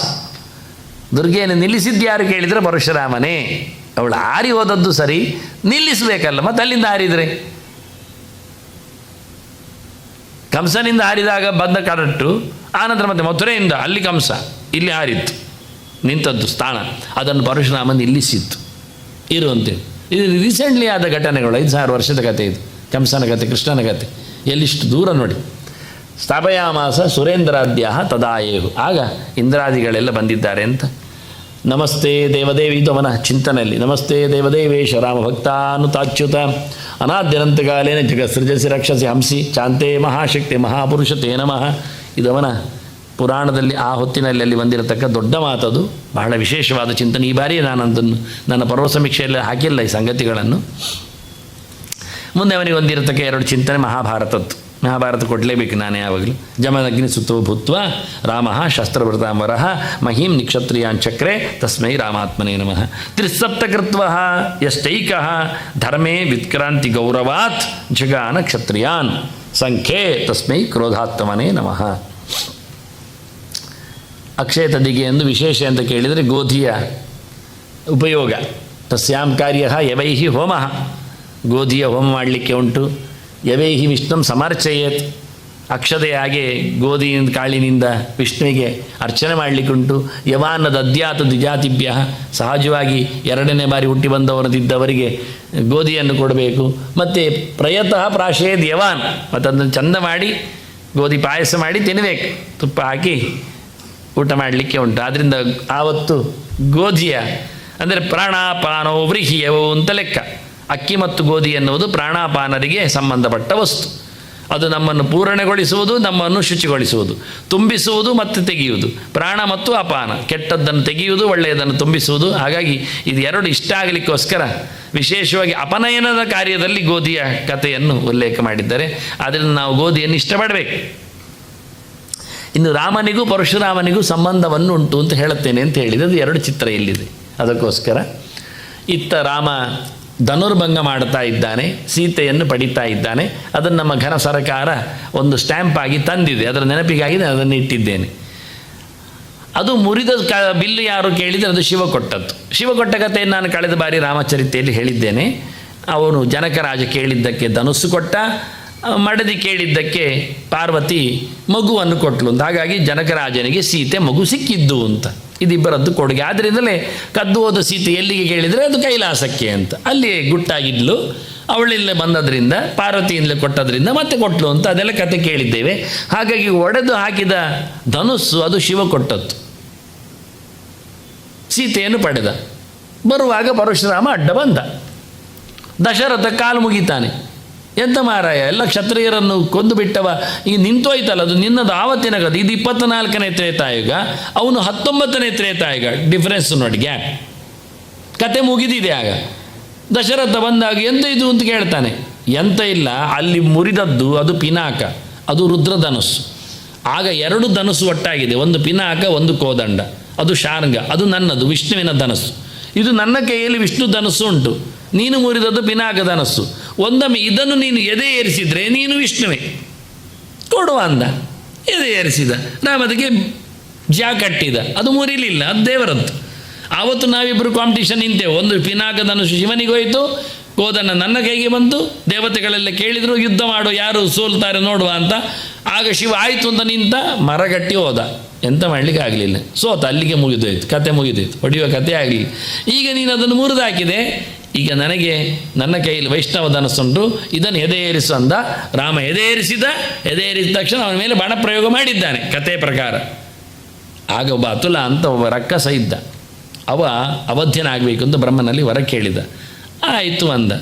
ನಾನು ಹೇಗೆ ಸಾಯುವುದಿಲ್ಲ ಅಂತ ಯೋಚನೆ ಮಾಡಿದರೆ, ಯಾರು ಸಾಯಿಸ್ತಾನೆ ಅವನಲ್ಲಿದ್ದರೆ ಸಾಯುವುದಿಲ್ಲ ಅಂತ ಯೋಚನೆ ಮಾಡಿ, ಆಗ ಪರಶುರಾಮನ ಕಾಲ ಅವನೊಳಗೋಗಿ ಕೂತ. ಪರಶುರಾಮ ಯಾರಿಗೂ ಸಾಯುವುದಿಲ್ಲ, ಅವನು ಎಲ್ಲರನ್ನು ಸಾಯಿಸ್ತಾನೆ. ಆದ್ದರಿಂದ ತಾನು ಸಾಯುವುದಿಲ್ಲ ಅಂತ ಗಟ್ಟಿ ಮಾಡಿದ. ಈಗ ಪರಶುರಾಮ ಹೇಳ್ತಾನೆ, ಈಗ ನಾನು ಸಾಯ್ತೇನೆ, ಈಗ ನಾನು ಸೋಲ್ತೇನೆ, ನನಗಿಂದು ಜೋರಿನವ ಬಿಲ್ಲು ಹೊಡೆದವ ಬಂದಿದ್ದಾನೆ ಹೇಳಿಕೊಂಡು ಪರಶುರಾಮ ಹೇಳಿದಾಗ ಅಸುರ ಹೊರಗೆ ಬಂದ. ಹೊರಗೆ ಬಂದಾಗ ರಾಮ ಬಾಣ ಪ್ರಯೋಗ ಮಾಡಿದ, ಅಸುರ ಸಂಹಾರ ಆಗಿಬಿಟ್ಟು. ಆಗ ಅವನು ಹೊರಗೆ ಬಂದದ್ದು ರಾಮನಲ್ಲಿ ಸೇರುವ ಅಂತ. ನಾನು ಇಲ್ಲಿ ಬದುಕ್ತೇನೆ, ಹಾಗಾದರೆ ಅಲ್ಲಿ ಸೋತ್ರೇನು, ಇಲ್ಲಿ ಬರ್ತೇನೆ ಅಂತ. ಬರುವಾಗಲೇ ಮಧ್ಯೆಯಲ್ಲಿ ಹೊಡೆದಾಕಿದ. ಹೇಗೆ ನಾಗಾಸ್ತ್ರ ಕರ್ಣನದ್ದು ಓಡುವಾಗಲೇ ಅರ್ಜುನ ಬಾಣ ಬಿಟ್ಟು ಅದನ್ನು ಸಾಯಿಸಲಿಲ್ಲ, ಹಾಗೆ ಇಲ್ಲಿ ಪರಶುರಾಮನ ಭೇಟಿ. ಅವನು ಬಿಲ್ಲು ಕೊಟ್ಟಿದ್ದಾನೆ ರಾಮನಿಗೆ, ಇನ್ನು ಮುಂದಿನ ಚರಿತೆ ನಿನ್ನದು ಅಂತ. ಆದ್ದರಿಂದ ಪರಶುರಾಮ ಹೊಡೆದಾಡುವ ಕತೆ ಮುಗಿಯಿತು. ಅದೇ ಬಿಲ್ಲು ಮತ್ತೆ ಕೈಗೆ ಸಿಕ್ಕಿದ್ದು ರಾಮನಿಗೆ. ರಾಮನ ಕೋದಂಡದ ಪಯಣ ಮುಂದುವರಿದಿದೆ ಅದೇ ಹೆಸರಿನಲ್ಲಿ, ರಾಮ ಹೆಸರಿನಲ್ಲಿ ಕೋದಂಡ ಪಾಣಿಯಾಗಿ ಮತ್ತೆ ಅಸುರ ಸಂಹಾರಕ್ಕೆ ರಾಮ ನಿಂತ.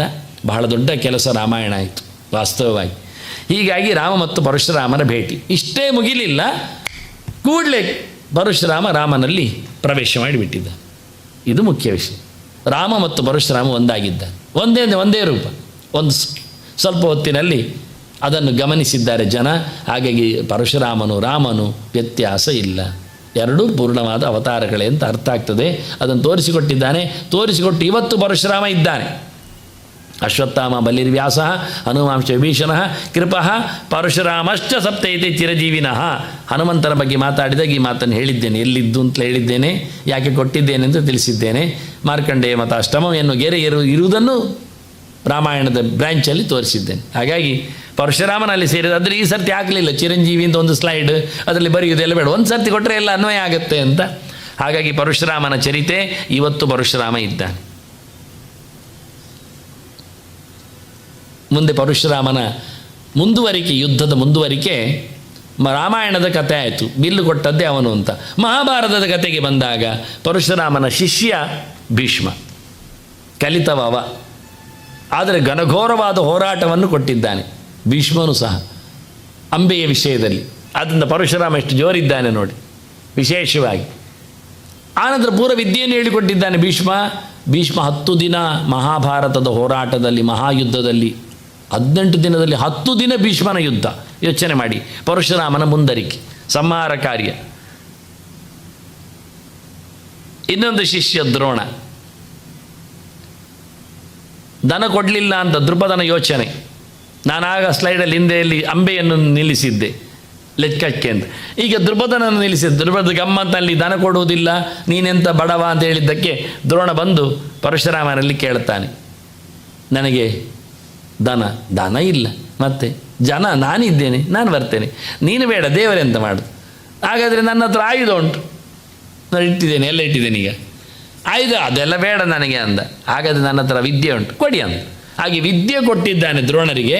ವಿದ್ಯೆಯನ್ನು ತಗೊಂಡೋಗಿ ಅವರು ಪಾಂಡವ ಕೌರವರಿಗೆ ಕಲಿಸಿ ಮತ್ತೆ 5 ದಿನ ಹೋರಾಟದಲ್ಲಿ ದ್ರೋಣರು ಪರಶುರಾಮನ ಮುಂದರಿಕೆ ಮಾಡಿದ್ದಾರೆ.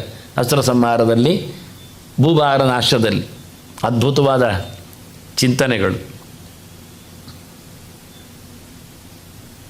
ಮುಂದಿನ 18 ದಿನದಲ್ಲಿ 15 ದಿವಸ ಮುಗಿದ್ರೆ ಮತ್ತೆ 2 ದಿನ ಹೋರಾಟ ಮಾಡಿದವ ಕರ್ಣ. ಅವನು ಮತ್ತೆ ಪುನಃ ತನಗೆ ಪಾಠ ಮಾಡಿ ಕೊಡುವುದಿಲ್ಲ ದ್ರೋಣರು. ನನ್ನನ್ನು ಸೇರಿಸಲಿಲ್ಲ ಹೇಳಿ ಪರಶುರಾಮರಲ್ಲಿ ಬಂದು ಕೇಳಿದ. ಪರಶುರಾಮರು ಅವನಿಗೆ ಬೇಕಾದಾಗ ಸಿಗಬಾರ್ದು ಹೇಳಿ ಅವನ ತೊಡೆಯಲ್ಲಿ ಮಲಗಿ ಆ ಕ್ರಿಮಿ ಕೀಟ ಕಚ್ಚುವಾಗಿ ಮಾಡಿ ನೆತ್ತರ ಸ್ರಾವ ಆಗುವಾಗೆ ನೋಡಿ, ನೀನು ಕ್ಷತ್ರಿಯ ಇದ್ದಿ ಅಂತ ಹೇಳೋ ಮೂಲಕ ಸುಳ್ಳಿಯಲ್ಲಿ ಕಲಿತೆ ಅಂತೇಳಿ ನಿನಗೆ ಕಲಿತದ್ದು ಬಾರದಿರಲಿ ಅಂತ ಶಾಪ ಕೊಟ್ಟಿದ್ದಾನೆ. ಅದೊಂದು ಕತೆ ಮಾಡಲಿಕ್ಕೆ ಮತ್ತೆ ಪುನಃ ಬ್ರಾಹ್ಮಣ ವೇಷದಲ್ಲಿ ಕಲಿಯುವ ಕರ್ಣ, ಮತ್ತು ನಮಗೆ ಕರ್ಣ ಭಾರಿ ದೊಡ್ಡ ಜನ ಆಗುವುದು. ಸುಳ್ಳು ಹೇಳಿ ಕಲಿತದ್ದಲ್ಲ, ಪ್ರಯೋಜನ ಎಂತ ಉಂಟು? ಮತ್ತೆ ಗುರುಗಳಿಂದ ಪರಿತ್ಯಕ್ತ ಅಲ್ಲ. ಭೀಷ್ಮರು ಹಾಗೆ ಹೇಳ್ತಾರೆ, ನೀನೇನಯ್ಯ, ನಾವು ಕಲಿತದ್ದು 106 ವರ್ಷ, ನೀನು ಕಲಿತದ್ದು 4 ವರ್ಷ ಪರಶುರಾಮರಲ್ಲಿ. ದ್ರೋಣ ಕಲಿತದ್ದು 12 ವರ್ಷ. ಲೆಕ್ಕ ನೋಡಿ, ಭೀಷ್ಮ 106 ವರ್ಷ ಕಲಿತಿದ್ದಾನೆ. ಹೇಳಿಕೊಳ್ಳಿಕ್ಕೆ ಎಲ್ಲರೂ ಶಿಷ್ಯರೇ. ಇನ್ನೊಬ್ಬ ಶಿಷ್ಯ ಇದ್ದಾನೆ, ಇಲ್ಲಿ ಬರೀಲಿಲ್ಲ ನಾನು, ಅಕೃತವರ್ಣ ಅಂತ. ಗಮ್ಮತ್ತಿದೆ. ಒಂದು ಸರ್ತಿ ಅವನು ಅಪ್ಪನ ಜೊತೆಯಲ್ಲಿ ತೀರ್ಥಯಾತ್ರೆಗೆ ಹೋಗಿದ್ದ, ಒಟ್ಟು ಹೋಗ್ತಾ ಇದ್ದ. ಅಪ್ಪ ಎಲ್ಲಿಯೋ ತಪ್ಪಿಕೊಂಡು ಹೋದ. ಈ ಹುಡುಗ ಎಲ್ಲಿ ಸಿಕ್ಕಿಬಿದ್ದ ಕಾಡಿನಲ್ಲಿ ಒಬ್ಬನೇ. ಅಪ್ಪ ಅಪ್ಪ ಕೂಗ್ತಾ, ಹುಲಿ ಬಂತು, ಕಾಪಾಡಿದ್ದು ಕೂಗಿದ. ಪರಶುರಾಮ ಕಾಪಾಡಿದ, ಬಾಯಿಚೆ ಅಂತ ಬಂದುಬಿಟ್ಟ. ಆವತ್ತಿನಿಂದ ಪರಶುರಾಮನ ಶಿಷ್ಯನಾಗಿ ಅಕೃತವ್ರಣ ಸೇರಿಕೊಂಡ. ದೊಡ್ಡ ಹೆಸರು ಅವನದ್ದು, ಅಕೃತವ್ರಣ ಅಂತ. ಗಾಯ ಆಗದವ ಅಂತ, ಹುಲಿ ಬಂದರೂ ಏನಾಗದಂತೆ ಮಾಡಿಕೊಂಡವ ಅಂತ. ಅದು ಗೊತ್ತಿಲ್ಲದ ಲೆಕ್ಕಾಚಾರದ ಶಿಷ್ಯ. ಅದಕ್ಕೋಸ್ಕರ ನಾನು ಪ್ರತ್ಯೇಕ ಅದನ್ನು ಕೊಡಲಿಕ್ಕೆ ಹೋಗಲಿಲ್ಲ. ಇಂಥದ್ದು ಸುಮಾರು ವಿಷಯಗಳಿವೆ, ಅದರಲ್ಲಿ ಮುಗಿಯುವುದಿಲ್ಲ ವಿಷಯ, ವಾಸ್ತವಗಳು. ಇವತ್ತಿನ ಅಕ್ಷಯ ತದಿಗೆ ಹುಟ್ಟಿದ ದಿವಸ. ಅದಕ್ಕೊಂದು ಮಾತಿದೆ, ವೈಶಾಖ ಶುಕ್ಲಪಕ್ಷೇತು ತೃತೀಯ ಯೈಹಿ ಉಪೋಷಿತ ಅಕ್ಷಯಂ ಫಲಮಾಪ್ನೋತಿ ಸರ್ವಸ್ಯ ಸುಕೃತಸ್ಯ ಚ. ಆವತ್ತು ವಿಶೇಷವಾದ ಉಪವಾಸಾದಿಗಳನ್ನು ಮಾಡಿದರೆ ತುಂಬ ಪುಣ್ಯ ಇದೆ ಅಂತ ಹೇಳ್ತಾರೆ. ಸಾ ತಿಥಿ ಕೃತ್ತಿಕೋಪೇತ, ಅದಾವತ್ತು ಕೃತ್ತಿಗೆ ಬಂದರಂತೂ ಭಾರಿ ದೊಡ್ಡದು. ಕೃತ್ತಿಕಾ ನಕ್ಷತ್ರಕ್ಕೆ ಅಗ್ನಿ ದೇವತೆ ಆಗ್ತಾನೆ. ಹಾಗಾಗಿ ಅಗ್ನಿ ಉಪಾಸನೆ ಮಾಡೋದು ವಿಶೇಷ ಹೇಳಿಕೊಂಡು, ವಿಶೇಷೇನ ಸುಪೂಜಿತ ಅಗ್ನಿಯಲ್ಲಿರುವ ಪರಶುರಾಮ. ಹೀಗೆ ಲಿಂಕ್. ಅಕ್ಷಯ ತದ್ದಿಗೆ ಕೃತ್ತಿಕಾ ನಕ್ಷತ್ರ ಪ್ರಧಾನ, ಕೃತ್ತಿಗೆಗೆ ಅಗ್ನಿ ದೇವತೆ, ಅಗ್ನಿಯಲ್ಲಿ ಪರಶುರಾಮ ಇರೋದು. ಉಪಾಸನೆಯ ಮುಖ್ಯಗಳು ಹೀಗೆ ಬಂದಿವೆ. ತತ್ರ ದತ್ತಂ ಉತ್ತಮ್ ಜಪ್ತಂ ಸರ್ವಂ ಅಕ್ಷಯ ಮುಚ್ಯತೆ. ಅಕ್ಷಯ ಸಂತತಿಸ್ತಸ್ಯ ತಸ್ಯಾಂ ಸುಕೃತಂ ಅಕ್ಷಯಂ. ಮಾಡಿದ್ದು ಅಕ್ಷಯ ಆಗ್ತದೆ, ಸಂತಾನವು ಅಕ್ಷಯ ಆಗ್ತದೆ ಅಂತ. ಆವತ್ತು ಉಪವಾಸ ಮಾಡಲಿಕ್ಕೆ ಆಗೋದಿಲ್ಲ. ಆದರೆ ನಮ್ಮದೆಲ್ಲ ಯಾವತ್ತು ಉಂಟಲ್ಲ, ಆಗೋದಿಲ್ಲ ಅಂತ ಹೇಳಿದ ತಕ್ಷಣ ನಮಗದೊಂದು ಸಬ್ಸ್ಟಿಟ್ಯೂಟ್ ಆಗಿ ಒಂದು ತುಟ ಮಾಡಿ ರಾತ್ರಿ ಮಾಡಿ ಅಂತ ಹೇಳಿದ್ರೆ ಅದಕ್ಕೆ ರಾತ್ರಿ ಚಿತ್ರ ಕೊಟ್ಟದ್ದು. ಕತ್ತಲೆ ಯಾವಾಗ ರಾತ್ರಿಯಿಂದ ಕೆಲವರು ಸೂರ್ಯ ಕಂತುವುದು ಕಾಣುವುದು, ಅದು ಕೆಲವರು ಗಡಿಯಾರ 5 ನಿಮಿಷ ಮುಂದಿರ್ತದೆ, ಸೂರ್ಯ ಕಂತದ ಮುಂಚೆ ತಿಂದು ಬಿಡ್ತಾರೆ ಅವರು. ಕೂಡಲೇ ಅದು ಹೇಗೆ ಗಂಟೆ ಹೊಡಿತಾರೆ, ಊಟ ಆಗ್ತದೆ ಗೊತ್ತಿಲ್ಲ, ಕರೆಕ್ಟು ನೋಡಿಕೊಳ್ತಾರೆ. ಆಶ್ಚರ್ಯ ಆಗ್ತದೆ ಎಷ್ಟು ಪ್ರೋಸೆಸ್ ಇರ್ತದೆ. ಅದಕ್ಕೆ ಹೇಳಿದ್ದು ನಾನು, ನಕ್ಷತ್ರ ಕಾಣದೆ ರಾತ್ರಿ ಊಟ ಅಂತ ಇಲ್ಲ. ಸೂರ್ಯ ಇದೊಂದು ಸೀಕ್ರೆಟ್, ಯಾವತ್ತೂ ಹೇಳ್ಬೋದು ನಾನು. ಸೂರ್ಯ ಇದ್ದಾಗ 2 ಊಟ ಮಾಡಲಿಕ್ಕಿಲ್ಲ, ಇಷ್ಟೇ ವಿಷಯ.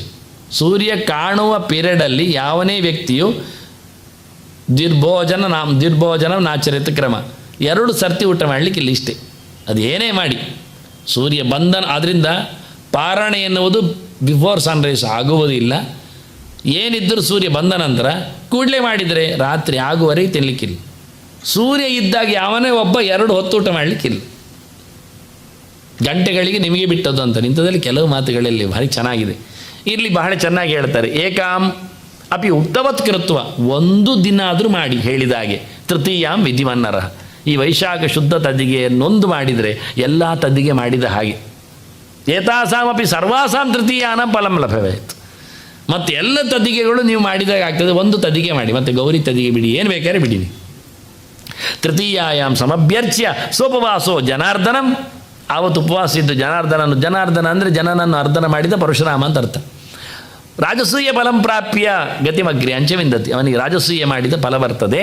ಉಪವಾಸೇಶು ಅಸಕ್ತಾನಂ ನಕ್ತಂ ಭೋಜನ ಮಿಷ್ಯತೆ. ಇದೆಲ್ಲ ನನ್ನದು ಕೊಡುಗೆ. ಯಾವಾಗ ಪ್ರಮಾಣ ಎದ್ದು ಎಳೆದು ತಂದು ತೋರಿಸಿಬಿಡುತ್ತೆ.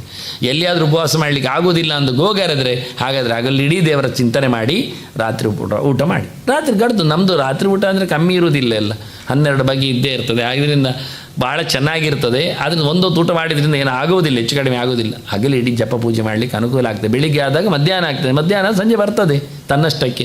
1-2 ಕಾರ್ಯಕ್ರಮ ಪ್ರವಚನವೋ ಚಿಂತನೆ ಆಗಿಬಿಟ್ರೆ ಸಂಜೆ ಗ್ಯಾರಂಟಿ ಊಟ ಉಂಟು ಅಂತ ಗ್ಯಾರಂಟಿ. ಆದ್ದರಿಂದ ಏನು ಹೆದರಿಕೆ ಇಲ್ಲ. ರಾತ್ರಿ ಊಟ ಮಾಡಲಿಕ್ಕೆ ಉಂಟು ಹೇಳಿದರೆ ನಮಗೇನು ಅನ್ಯಾಯ ಆಗಲಿಕ್ಕಿಲ್ಲ. ಆದ್ದರಿಂದ ಒಂದು ಹೇಳ್ತಾರೆ, ಒಂದು ಇಡೀ ತದ್ದಿಗೆಗಳ ರಾಶಿ ಮಾಡಿದಾಗ ಆಗ್ತದೆ ಅಂತಾರೆ. ಎಲ್ಲಿ ಒಂದು ಶಿವರಾತ್ರಿ, ಒಂದು ಕೃಷ್ಣಾಷ್ಟಮಿ, ಒಂದು ಅಕ್ಷಯ ತದ್ದಿಗೆ ಮುಗಿದು. ಹೆಚ್ಚು ಏನೂ ಇಲ್ಲ. ನಾವು ಇಡೀ ವರ್ಷದಲ್ಲಿ ಒಂದು 3-4-5 ದಿನವನ್ನು ವಿಶೇಷವಾಗಿ ರಾಮನವಮಿ ಇಟ್ಟುಕೊಂಡು ಹೇಳುತ್ತೇವೆ. ರಾಮನವಮಿ ಶಿವರಾತ್ರಿ 2 ಪ್ರಧಾನ, ಜೊತೆಯಲ್ಲಿ ಅಕ್ಷಯ ತದ್ದಿಗೆ ಮುಗಿದೋಯ್ತು. 3 ಕೃಷ್ಣಾಷ್ಟಮಿ ಪರಿಪೂರ್ಣ ಇರುವುದರಿಂದ ಅದು ಪ್ರತ್ಯೇಕ, ಅದು ವಿಷಯ ಅಲ್ಲ.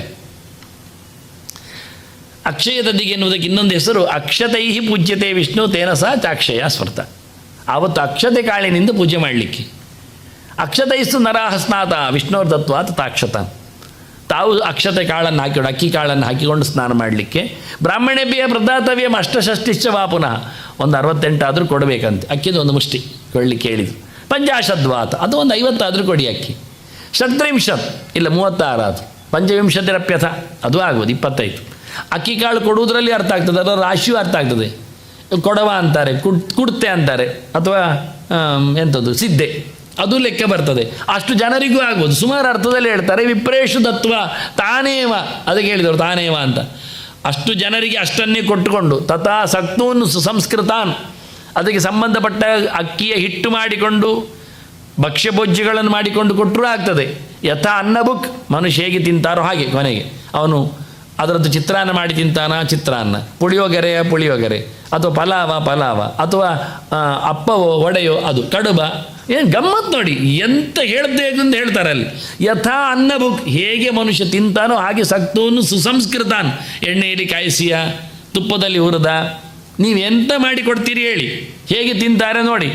ಬರಲಿಕ್ಕೆ ಹೇಳೋದು, ನಾನು ಕಡುಬು ತಿನ್ನೋದು ಬಿಟ್ಟಿದ್ದೇನೆ ಹೇಳೋದು ಕೊನೆಗೆ ಪುಣ್ಯಾತ್ಮ. ಮತ್ತೆಂದ ಇವು ಮಾಡಿ ಆಗಿರ್ತದೆ ಕೊಟ್ಟೆಗಟ್ಟಲೆ. ಇನ್ನು ಬಂದು ನನಗೆ ಚಕ್ಕುಲಿ ಆಗೋದಿಲ್ಲ ಎಣ್ಣೆಯಲ್ಲಿ ಹೇಳ್ತಾನೆ, ನಾವು ಅದು ಮಾಡಿರೋದು ಯಾವುದು ನೋಡಿ ಅಂದರೆ ನನಗಿದು ವಿಷಯ ಆಗೋದು ಅನಿಸ್ಕೊಲ್ಲ. ಹೇಳಿದ್ದನ್ನು ಬಲಾತ್ಕಾರ ಮಾಡೋದಿಲ್ಲ. ಪತ್ರೊಡೆಯೋ ಏನು ಮಾಡ್ತೀರಿ ನೋಡಿ, ಹೇಗೆ ಮಾಡ್ತೀರಿ ನೋಡಿ. ಅಕ್ಕಿಯ ಡಿಶನ್ನು ಮನುಷ್ಯಗೆ ತಿಂತಾನೆ. ಎಷ್ಟು ಜನರನ್ನು ಬರಲಿಕ್ಕೆ ಹೇಳಿ ನಿಮಗೆ ಬಿಟ್ಟದ್ದು. 68 ಇದೆ, 50 ಇದೆ, 36 ಇದೆ, 25 ಇದೆ ಮಿನಿಮಮ್ ಸಂಖ್ಯೆ. ಮಾಡುವ ವಿಷಯವೂ ಹಾಗೆ, ಕೊಡುವ ರೀತಿಯೂ ಹಾಗೆ. ಎಂಥದ್ದು ಮಾಡಿ, ಸ್ವೀಟ್ ಮಾಡಿ, ಖಾರ ಮಾಡಿ, ಎಲ್ಲೆಲ್ಲಿ ಕರೆದಿಡಿರಿ, ಅಥವಾ ಬೇಕಿಂಗ್ ಮಾಡಿ ಬೇಯಿಸಿ ಹಾಕಿ, ಕಡುಬು ಎಲ್ಲ ಬೇಯಿಸುವಂಥದ್ದು. ನಮ್ಮಲ್ಲಿ ಸುಮಾರು ಉಬೆಯಲ್ಲಿ ಬೇಯಿಸು ಎಲ್ಲ ಉಂಟು ಮುಖಗಳು.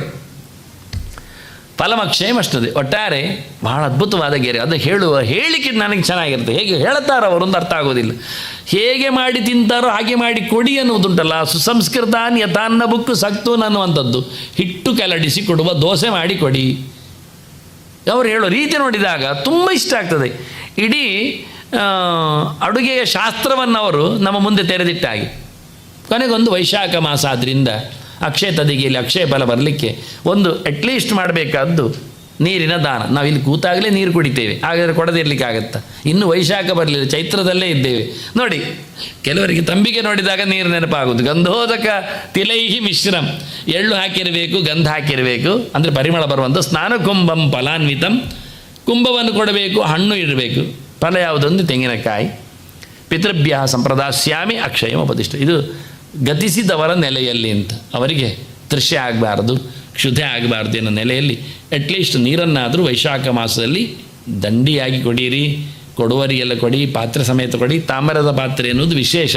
ಅವರು ಅದರಲ್ಲಿ ಕುಡಿಯಬೇಕು ಅಂತ ನಿರ್ಬಂಧ ನಾನು ಮಾಡೋದಿಲ್ಲ, ಹೇಳುವ ಕ್ರಮ ಹಾಗೆ ಅಂತ ಹೇಳ್ತಾ ಕೊನೆ ಹೊತ್ತಿನಲ್ಲಿ ವೈಶಾಖದ ಒಂದು ವಿಶೇಷ ದಾನದ ಚಿಂತನೆಯಲ್ಲಿ ಇವತ್ತು ಪರಶುರಾಮನ ವೈಭವವಾದ ಚಿಂತನೆಯನ್ನು ಮುಗಿಸ್ತಾ ಇದ್ದೇನೆ. ತಮಗೆಲ್ಲ ಮತ್ತೆ ಪರಶುರಾಮ ಜಯಂತಿಯ ವಂದನೆಗಳೊಂದಿಗೆ ಬರುವ ಆಗಾಮಿ ದಿನಕ್ಕಾಗಿ ಅಡ್ವಾನ್ಸ್.